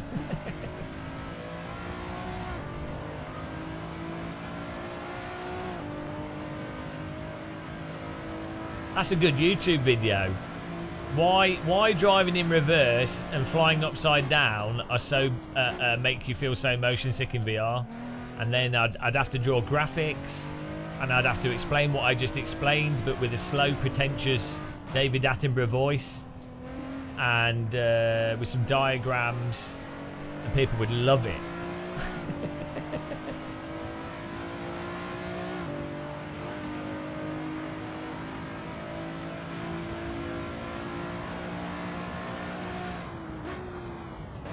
We could do hundreds of videos like that, and then people go, wow, game of muscle.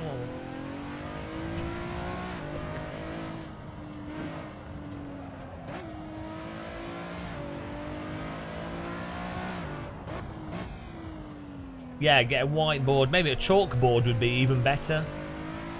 That's even more pretentious. drawing examples on a chalkboard.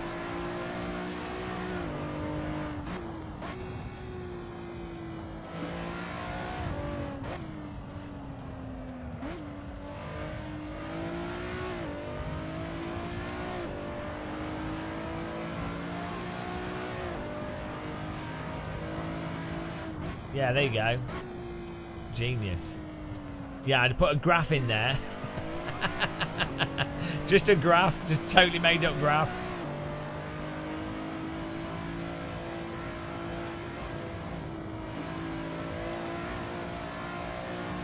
Pie chart as well. People love a pie chart. Pie chart with cream.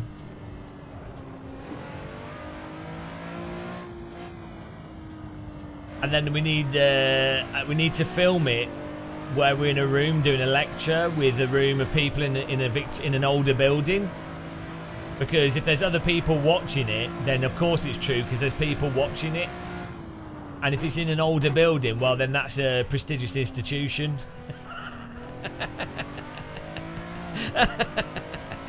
It's so dumb. That's like how these things. That's how it works. Oh, and then I need to sell it in the form of a course.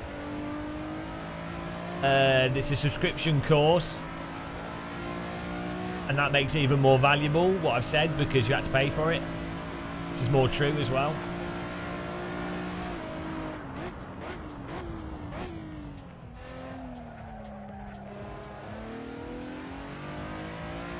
Man, I don't think I'm being cynical. I think this is actually where we're at with stuff. I mean, it is cynical, but is it cynical if it's the actual reality? So, like, that's not cynicism, is it? If it's the truth, that's not cynicism. Being cynical would be if it's not the case, or you're unfairly preemptively saying that, assuming a negative of something. That would be cynicism, right?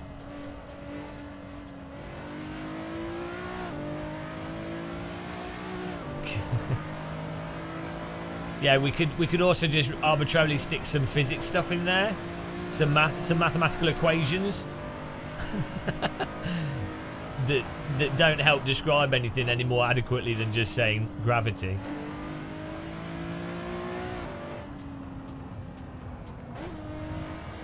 Choose from Neil deGrasse Tyson and Stephen Hawkins and Game of Muscle, eh?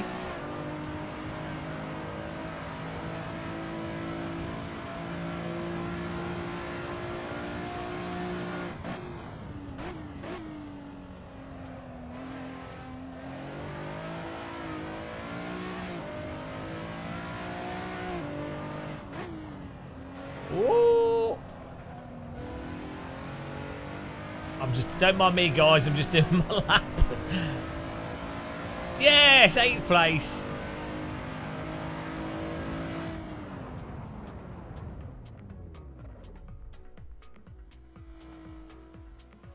If you're being subjective or objective. Right.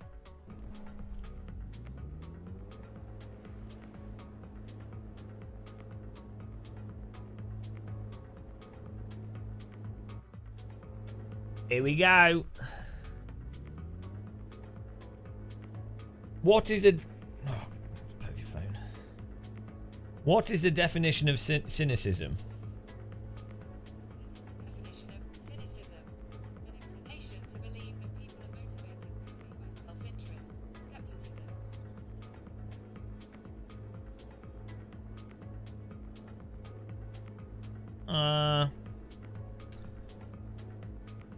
What is the definition of cynical? This is the definition of cynical: believing that people are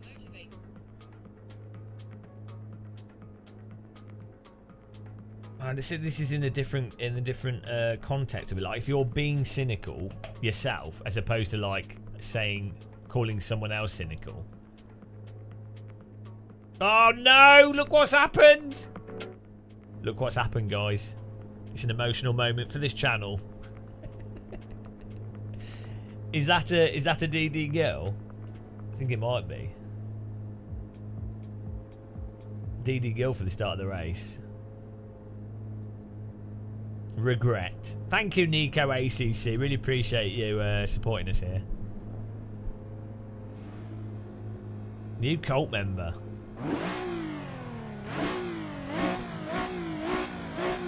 She takes a while. She's got to put her clothes on. She's got to get out of the bedroom of the last member. She gets around the DD girl.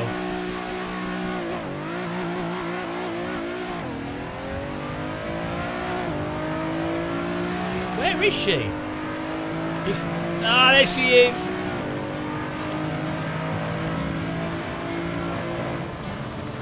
DD girl with a DD wheel. What a babe, what a beauty, what a sexy lady. It's a DD girl with the DD wheel. She's got servo motors for her legs and servo motors for her arms. DD girl, what a beautiful, sexy DD woman. DD girl, DD wheel. She's always driving like a supermodel. Everybody needs a DD girl. Put a DD girl in your Simracing. Everybody wants a DD girl, but don't worry now. Nico ACC has one DD girl with the DD wheel.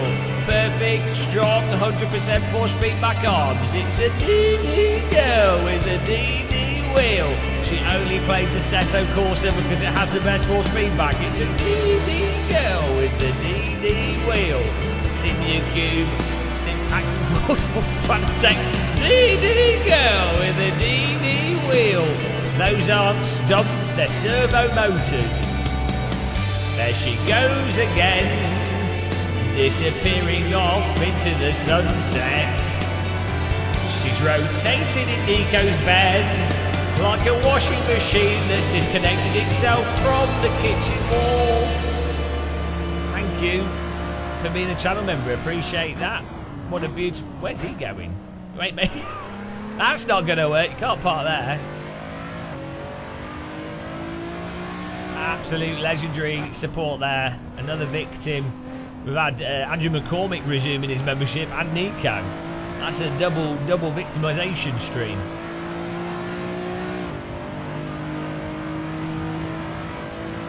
Beautiful.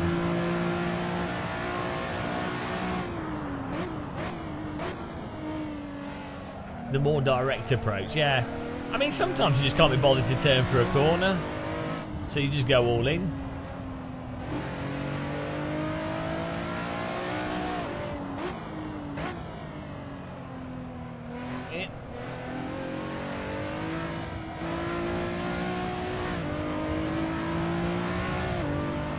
I think we should, after this, I think we should have an F2004 race, and then I'm going to get some food, and then we're going to do some iRacing on Twitch for the late night cup of tea show.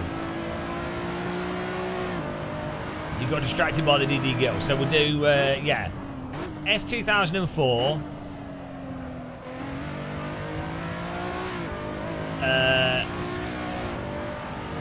Then our break, and then we're twitching it. I'm like a streaming god. Streaming god. I sound like the announcer from Carmageddon 2.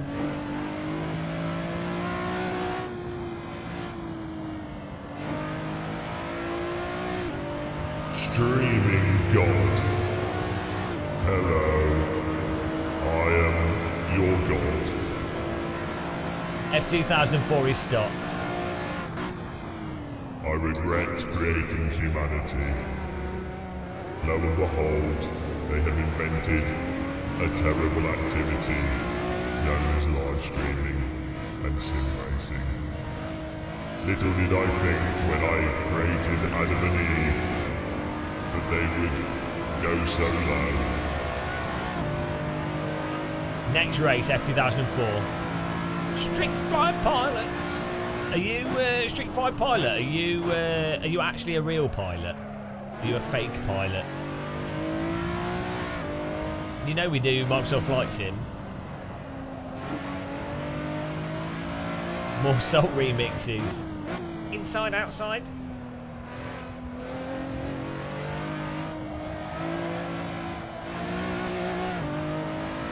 Oh, fake pilot, get out, you're not welcome. Don't like those fake pilots. I only like people that are real pilots that then go home and then play Microsoft Flight Sim as if they're doing their job. Putting in the route into the computer and then flying the exact same route that they did in the day because they are interesting people.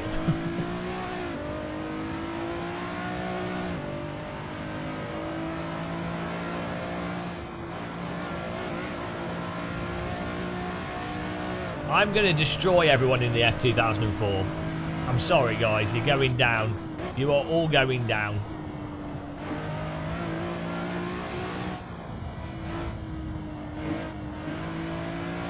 I've got slower AC. I need to do some hot lapping in AC.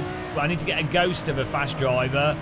I've forgotten how to drive. Do the AC meta.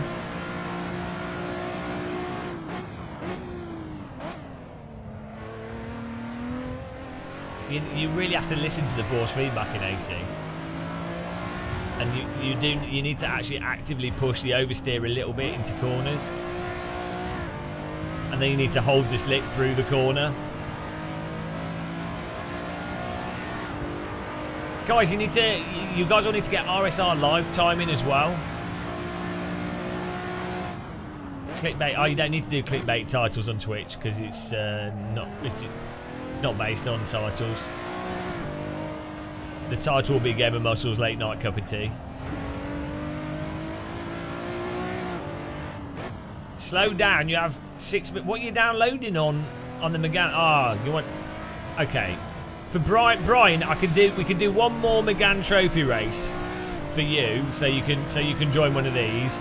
Then we'll do F2004. But I need to eat, and I need to not finish live streaming at 4 in the morning. I didn't get to sleep till 7 AM yesterday because cloning my hard drive took 3 hours. Like took 2 hours to set up. Okay, I'll do it for you, Brian. We'll do it.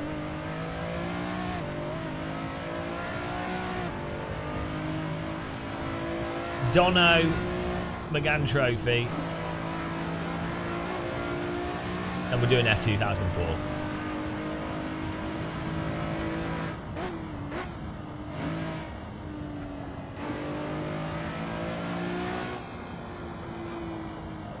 Nine hours later.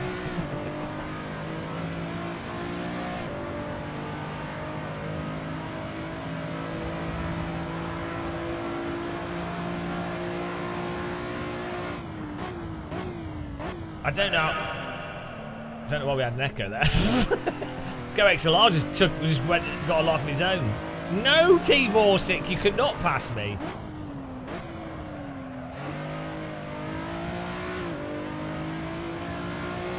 I haven't reinstalled Windows, no. So I bought a 4 terabyte NVMe drive with a NVMe enclosure, and I've used a software to clone my C drive, my current C drive, onto that new NVMe drive, which I will then, which is done. It took 6 hours. So then I can replace my NVMe that's in this PC with the new one. So my C drive then has like 3.8 terabits. Well, it won't. It'll be a direct clone, and then I'll have to extend the partition, and basically means that I'll have Windows, a C drive that's huge. Because you would think, oh, you don't need the C drive to be huge because it's just Windows. But it's like, no, it turns out if you use the Microsoft Store, and also if you're using the NVMe drive, I just want to put like the games, Microsoft Flight Sim. AC is not too bad for loading actually.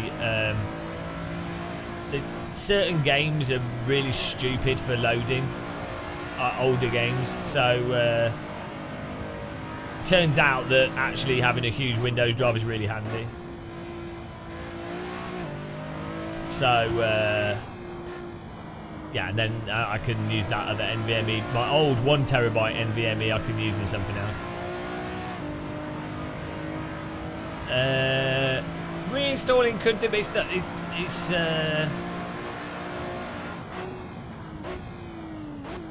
I don't really have that frame issues. It's just space. Because I like to just have all the stuff updated and running, you know. Like, well, I like to just have loads of AC stuff all on one drive, and Microsoft Flight Sim up to date, and there's some other stuff that Windows that just ends up taking up a lot of space. Even I install apps and things to other drives, but I've got another SSD in this computer.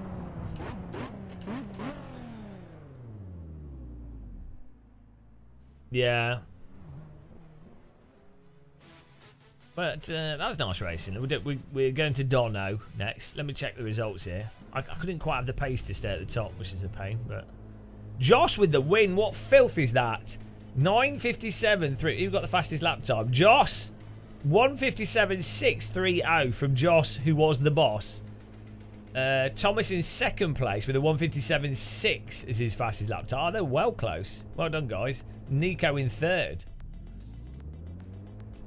Tim Carter fourth, ATS PP Poggers in fifth, Matt Evans sixth, Jared Paul in seventh, the glorious seventh. Myself in eighth, Thomas Vorsek in ninth, Sergio Mortar in 10th. That's the top 10, guys. Well done. Good, good clean racing by everyone as well. It's nice. Right, we're going to get Dono going now. Thanks again to everyone that supported us, and Nico ACC and Andrew should already be on this list. The stuff on this screen there, I might for YouTube only have YouTube channel members listed on here, and then for Twitch just have Twitch subs, and that way I can automate it. I can't automate both together. Well, you can, but it's convoluted.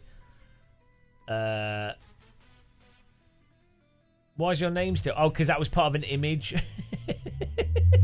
It's always going to be wrong now. Yeah, your name's always going to be wrong. That's your price for supporting us disproportionately. That's how grateful. That's how grateful I am. You get your name misspelt. We could edit the image. Do you know what's funny? I did actually edit the image and I forgot to change the spelling. Because Chili Dog was on there twice, so I removed Chili Dog. Oh dear, I know. I just forgot. It looks the same to me. You know, I was like, oh, it looks the same. Ah, Brian. We're just making the server. No, I didn't forget you. I forgot the correct spelling. That's two different things. To me, if the first and last letter are the same, it's the same thing. Which leads to much confusion when travelling. End up in the wrong country all the time. Donington, here we go. I don't know how many pit boxes we've got in here.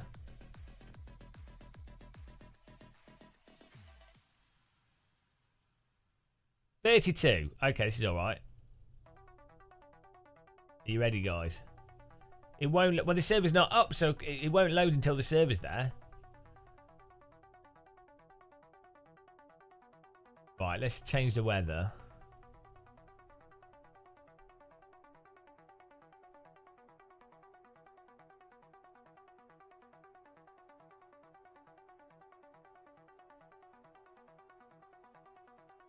Right, here we go. The car won't load in. What do you mean? So have you installed the... Oh, have you got shader patch installed, Brian? Donington, just if you Google Donington 22, you should be able to find it. Have you got shader patch? This car, I think, only works with shader patch, or I don't know.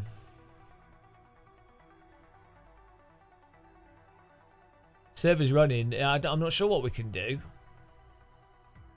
I don't know why yours is not. This is what we need for AC. Is we need post a link for it. What, for Donington? Can someone post a link in chat for the latest Donington 2018? I wonder if with AC we could create a folder that has all the cars and stuff pre-installed, so people can just drag it across. Oh, hang on, my AC is crashing now. Is this working for anyone?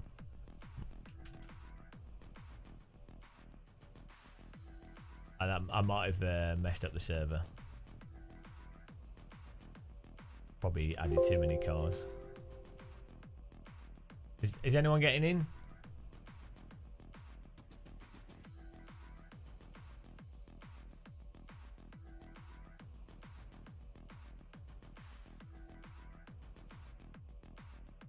That's weird.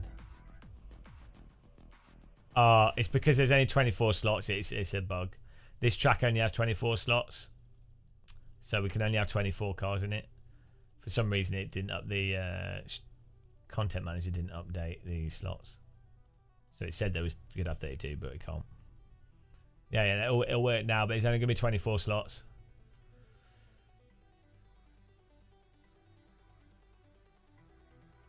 It's working now, yeah. Broken.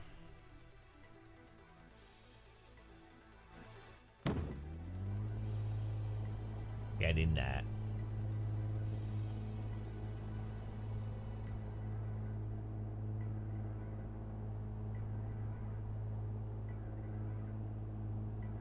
Are these the fuel for fuel, or is this the air jacks? I think that's for fuel, isn't it? Why would you have two? It's actually going to fuel it up twice as fast. Or is one air jack and one fuel? You wouldn't want to get that wrong. They look too big for air jack. They look like fuel imports.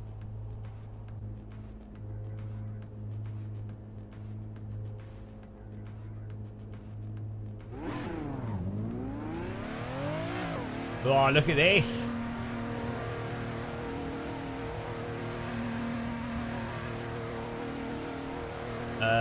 To this car, it's the Megane Trophy V6.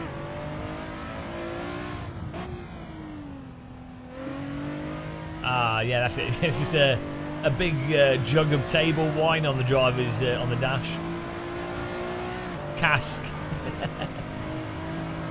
Une casque de vin.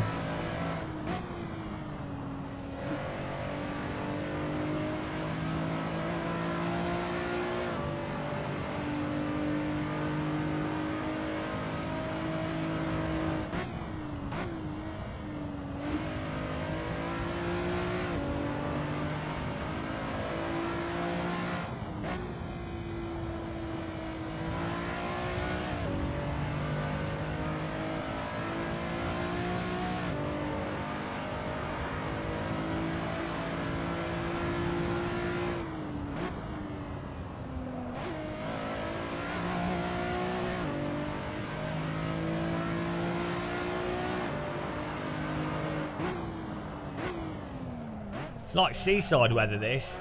Just like cloud and haze.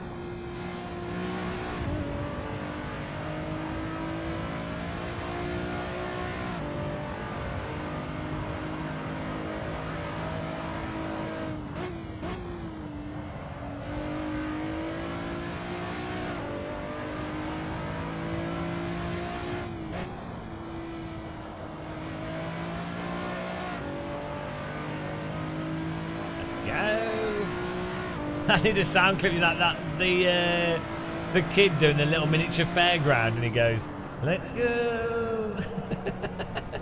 What does he say? Does he say "Let's go"? What does he say? You know the one I'm on about, where he's the kid and he's got a mini little toy fairground, and he's on the microphone. Okay, let's go. Oh, it's so funny. The way he says it. The way he says it is so understated, but also as if it's exciting as well. Oh man, it's so good. It's so good. I need that as a sound effect.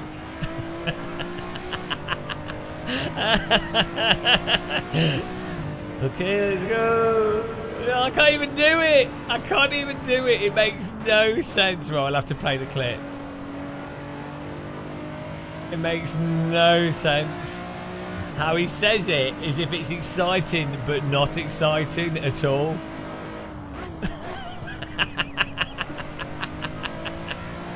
Oh, God, it's so funny. Oh, dear. These are the kind of things that... that's it. That's top-notch comedy for me.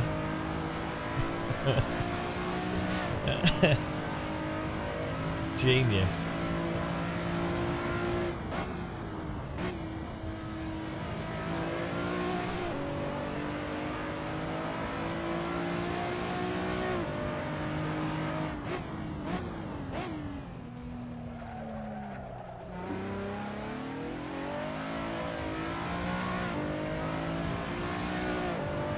This is Brighton Pier Racetrack.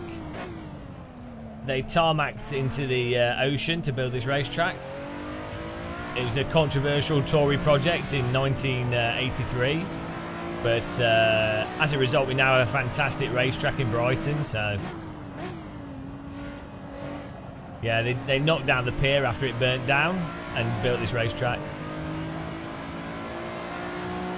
But it's ended up building a lot of economic stimulus into the local area.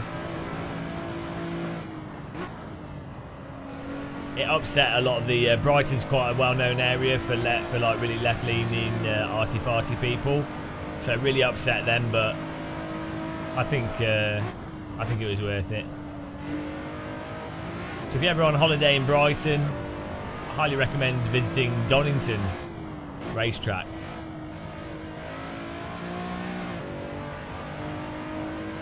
Great track to visit. Hello Flex Luther as well, welcome to the chat.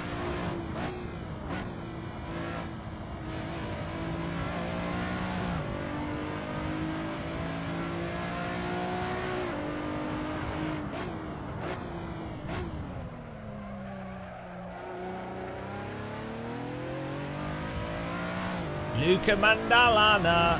Hello. Yeah, you should visit Brighton Pier Raceway. Donington Pier.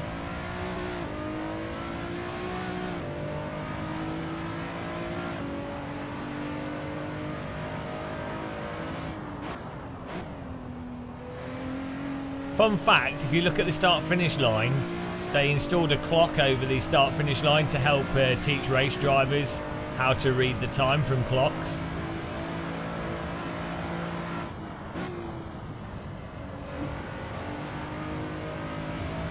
A lot of race drivers struggle with reading clocks.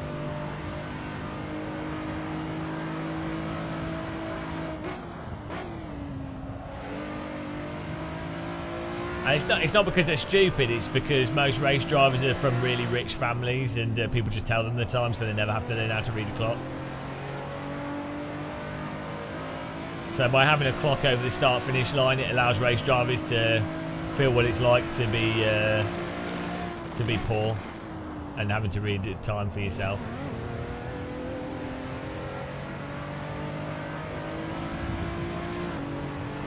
No, this is rear-wheel drive. Unless you're driving reverse.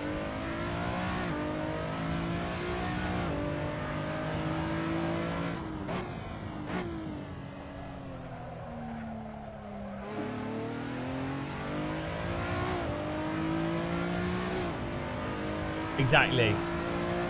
If you're really, really wealthy, time is just a reminder that you're going to die soon. And you don't want to be reminded of that because your life is so good with your private jets and you know, your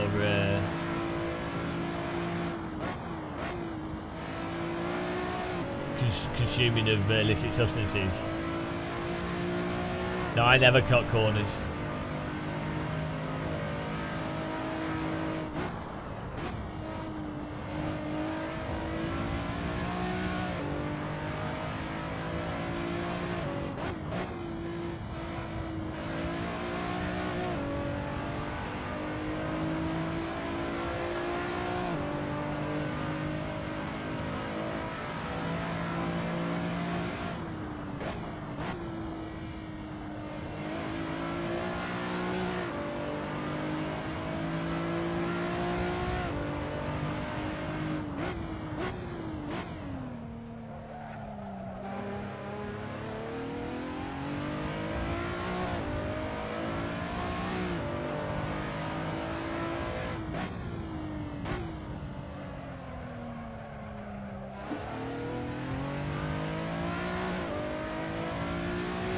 Picking up pace here.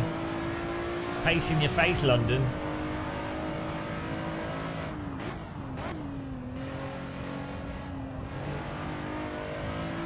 Oh, it's Lawrence! Lawrence de Soswa. Did I say your name right? Guys, you need to go and follow this geezer.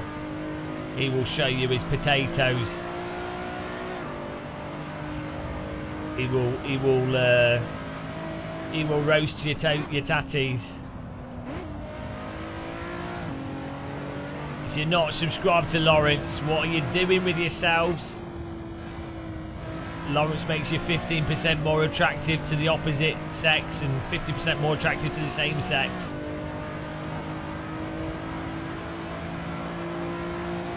And 100% more attractive to intersex people. So get in there, get onto Lawrence's channel.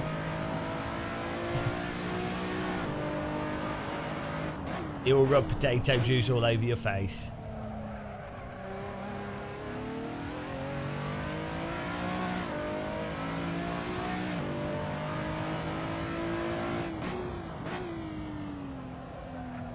Husband material.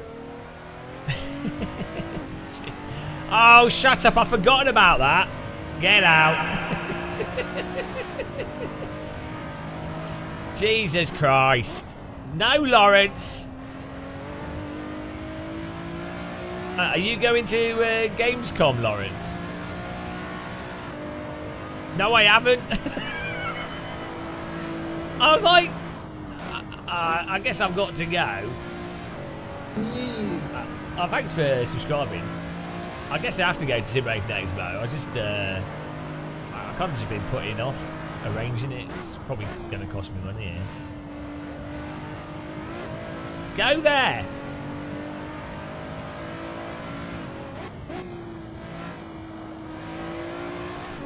It's in Germany. Oh no, there's no benefit for you being in Germany.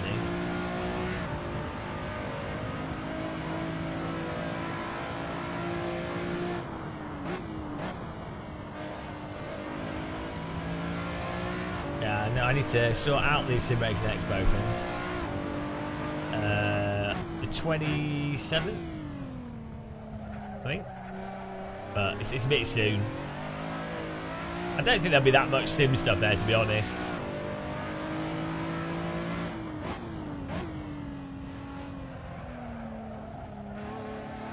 I'm only going. I'll probably just be there for one day anyway, so.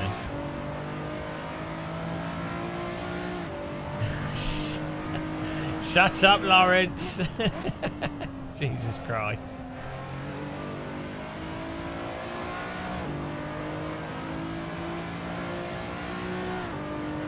This is what I like. This is what I'm saying, Lawrence, in chat. I joke. Whoa! I don't think I'm quicker. Depends what it is. Maybe in a Formula car. Lawrence, you're definitely better than me in slower cars.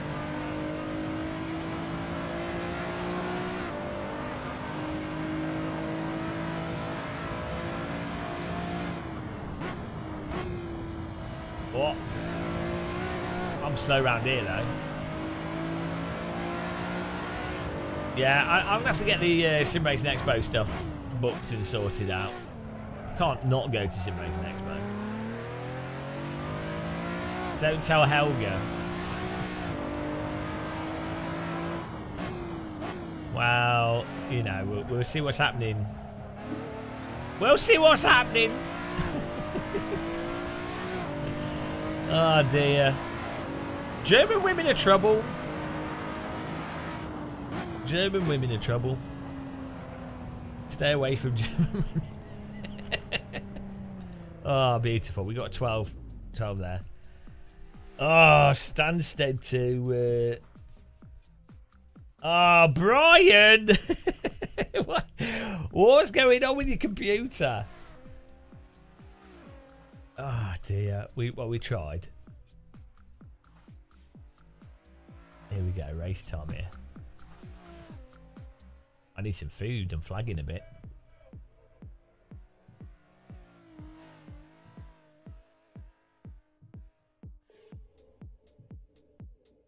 Oh, nice. The expo this year is set to be a huge event for fans meeting content creators. Oh, I'm gonna wear a disguise. So nobody. I will. Yeah. I could just wear a wig and people wouldn't recognise me. Perfect. And as long as I don't talk, that's it. Sorted. No one would know. They'd be like, oh, genius. I could wear like those glasses with the nose. I could just put the glasses on though, to be fair. Well, I could use like, I could be like, hello, this is my normal voice. All humans need to be recycled. Head over to recycling unit number 4. Your meat will be appreciated. And will be used to power the new artificial intelligence that has taken over. You know? Who's that funny looking? I'm not opinionated. Where did you get that idea from? I don't have any opinions.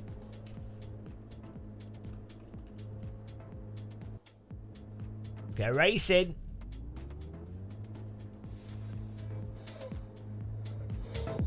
Here we go.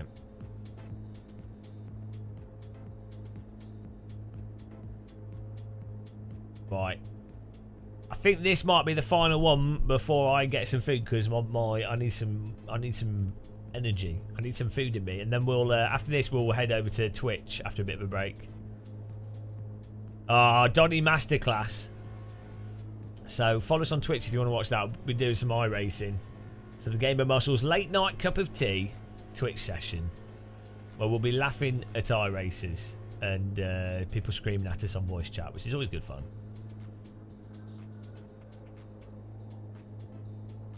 Can't go wrong with upset iRaces.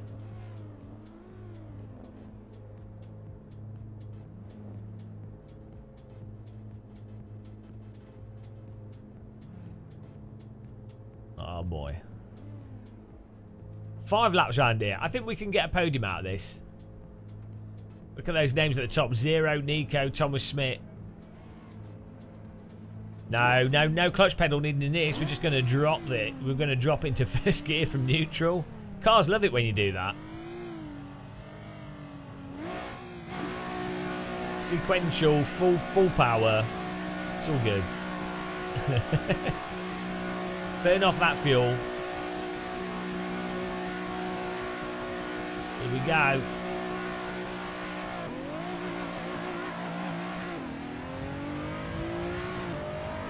Easy, easy.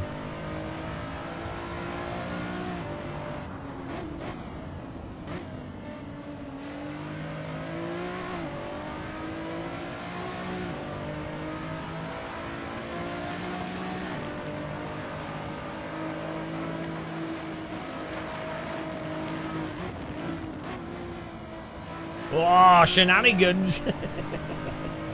Nice clean driving there.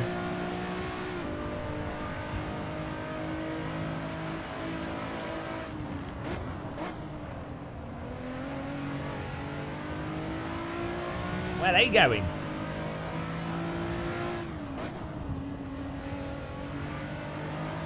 Matt Evans mowing the lawn. It's getting spicy.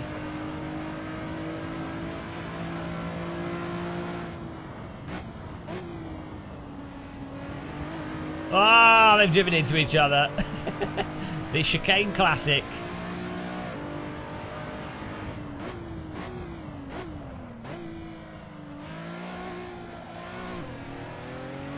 Joss, gimme. Adam Suits, 3 wide. Bit of a bish bash bosh there from them.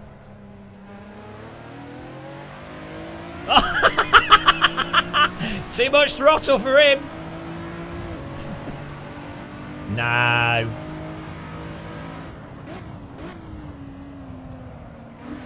Nice clean driving this. Too much pedal. Oh, what is this drive? This is legendary. Absolute Donington mastery. How did he get a DQ? He must have like driven into everyone.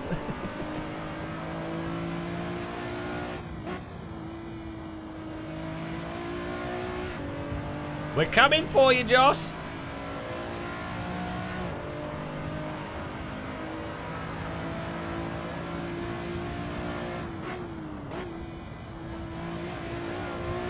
Oh, did you get a penalty and you didn't serve it? Yeah, naughty, naughty. Can't mess with kunos penalties. They're hardcore. Wow. That's not gonna cut it, is it?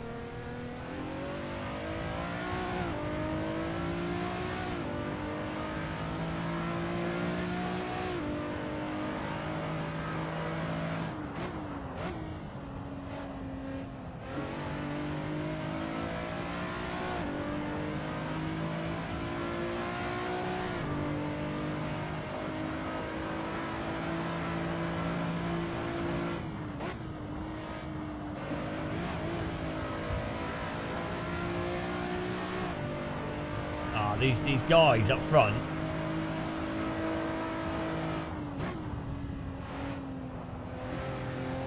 Too much pace.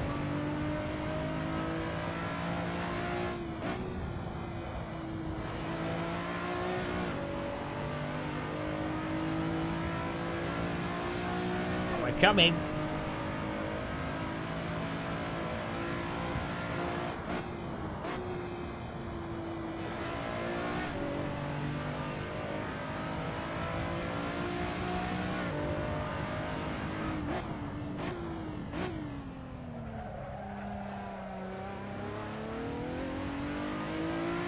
PB inbound here.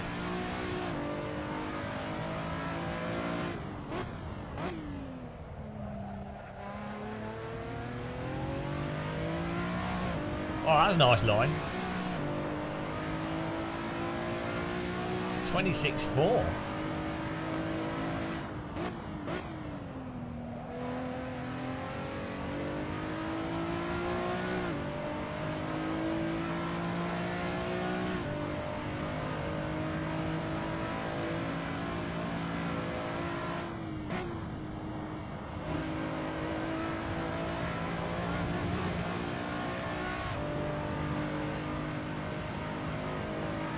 Nico's winning every bloody race today. We need ballast on his car.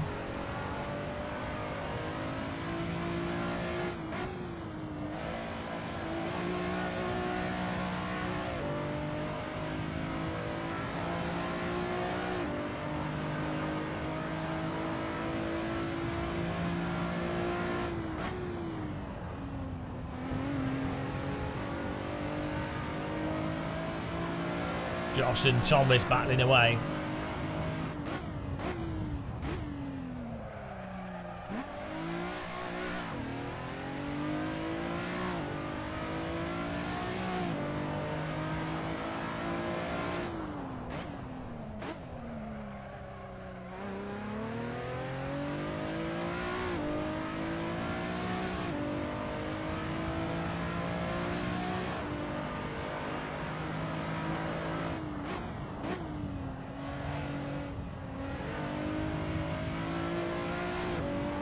What? Try and finish on a PB, yeah.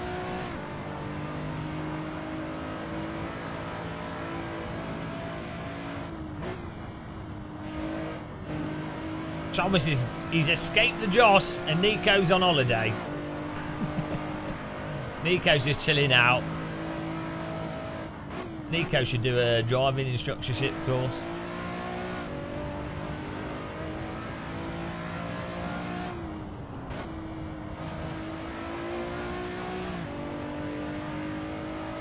I just don't have the pace. I'm like 3/10 off.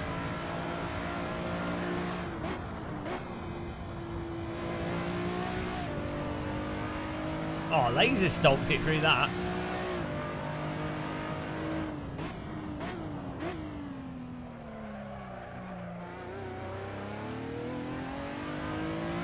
Oh, I'll be happy to get a PB though.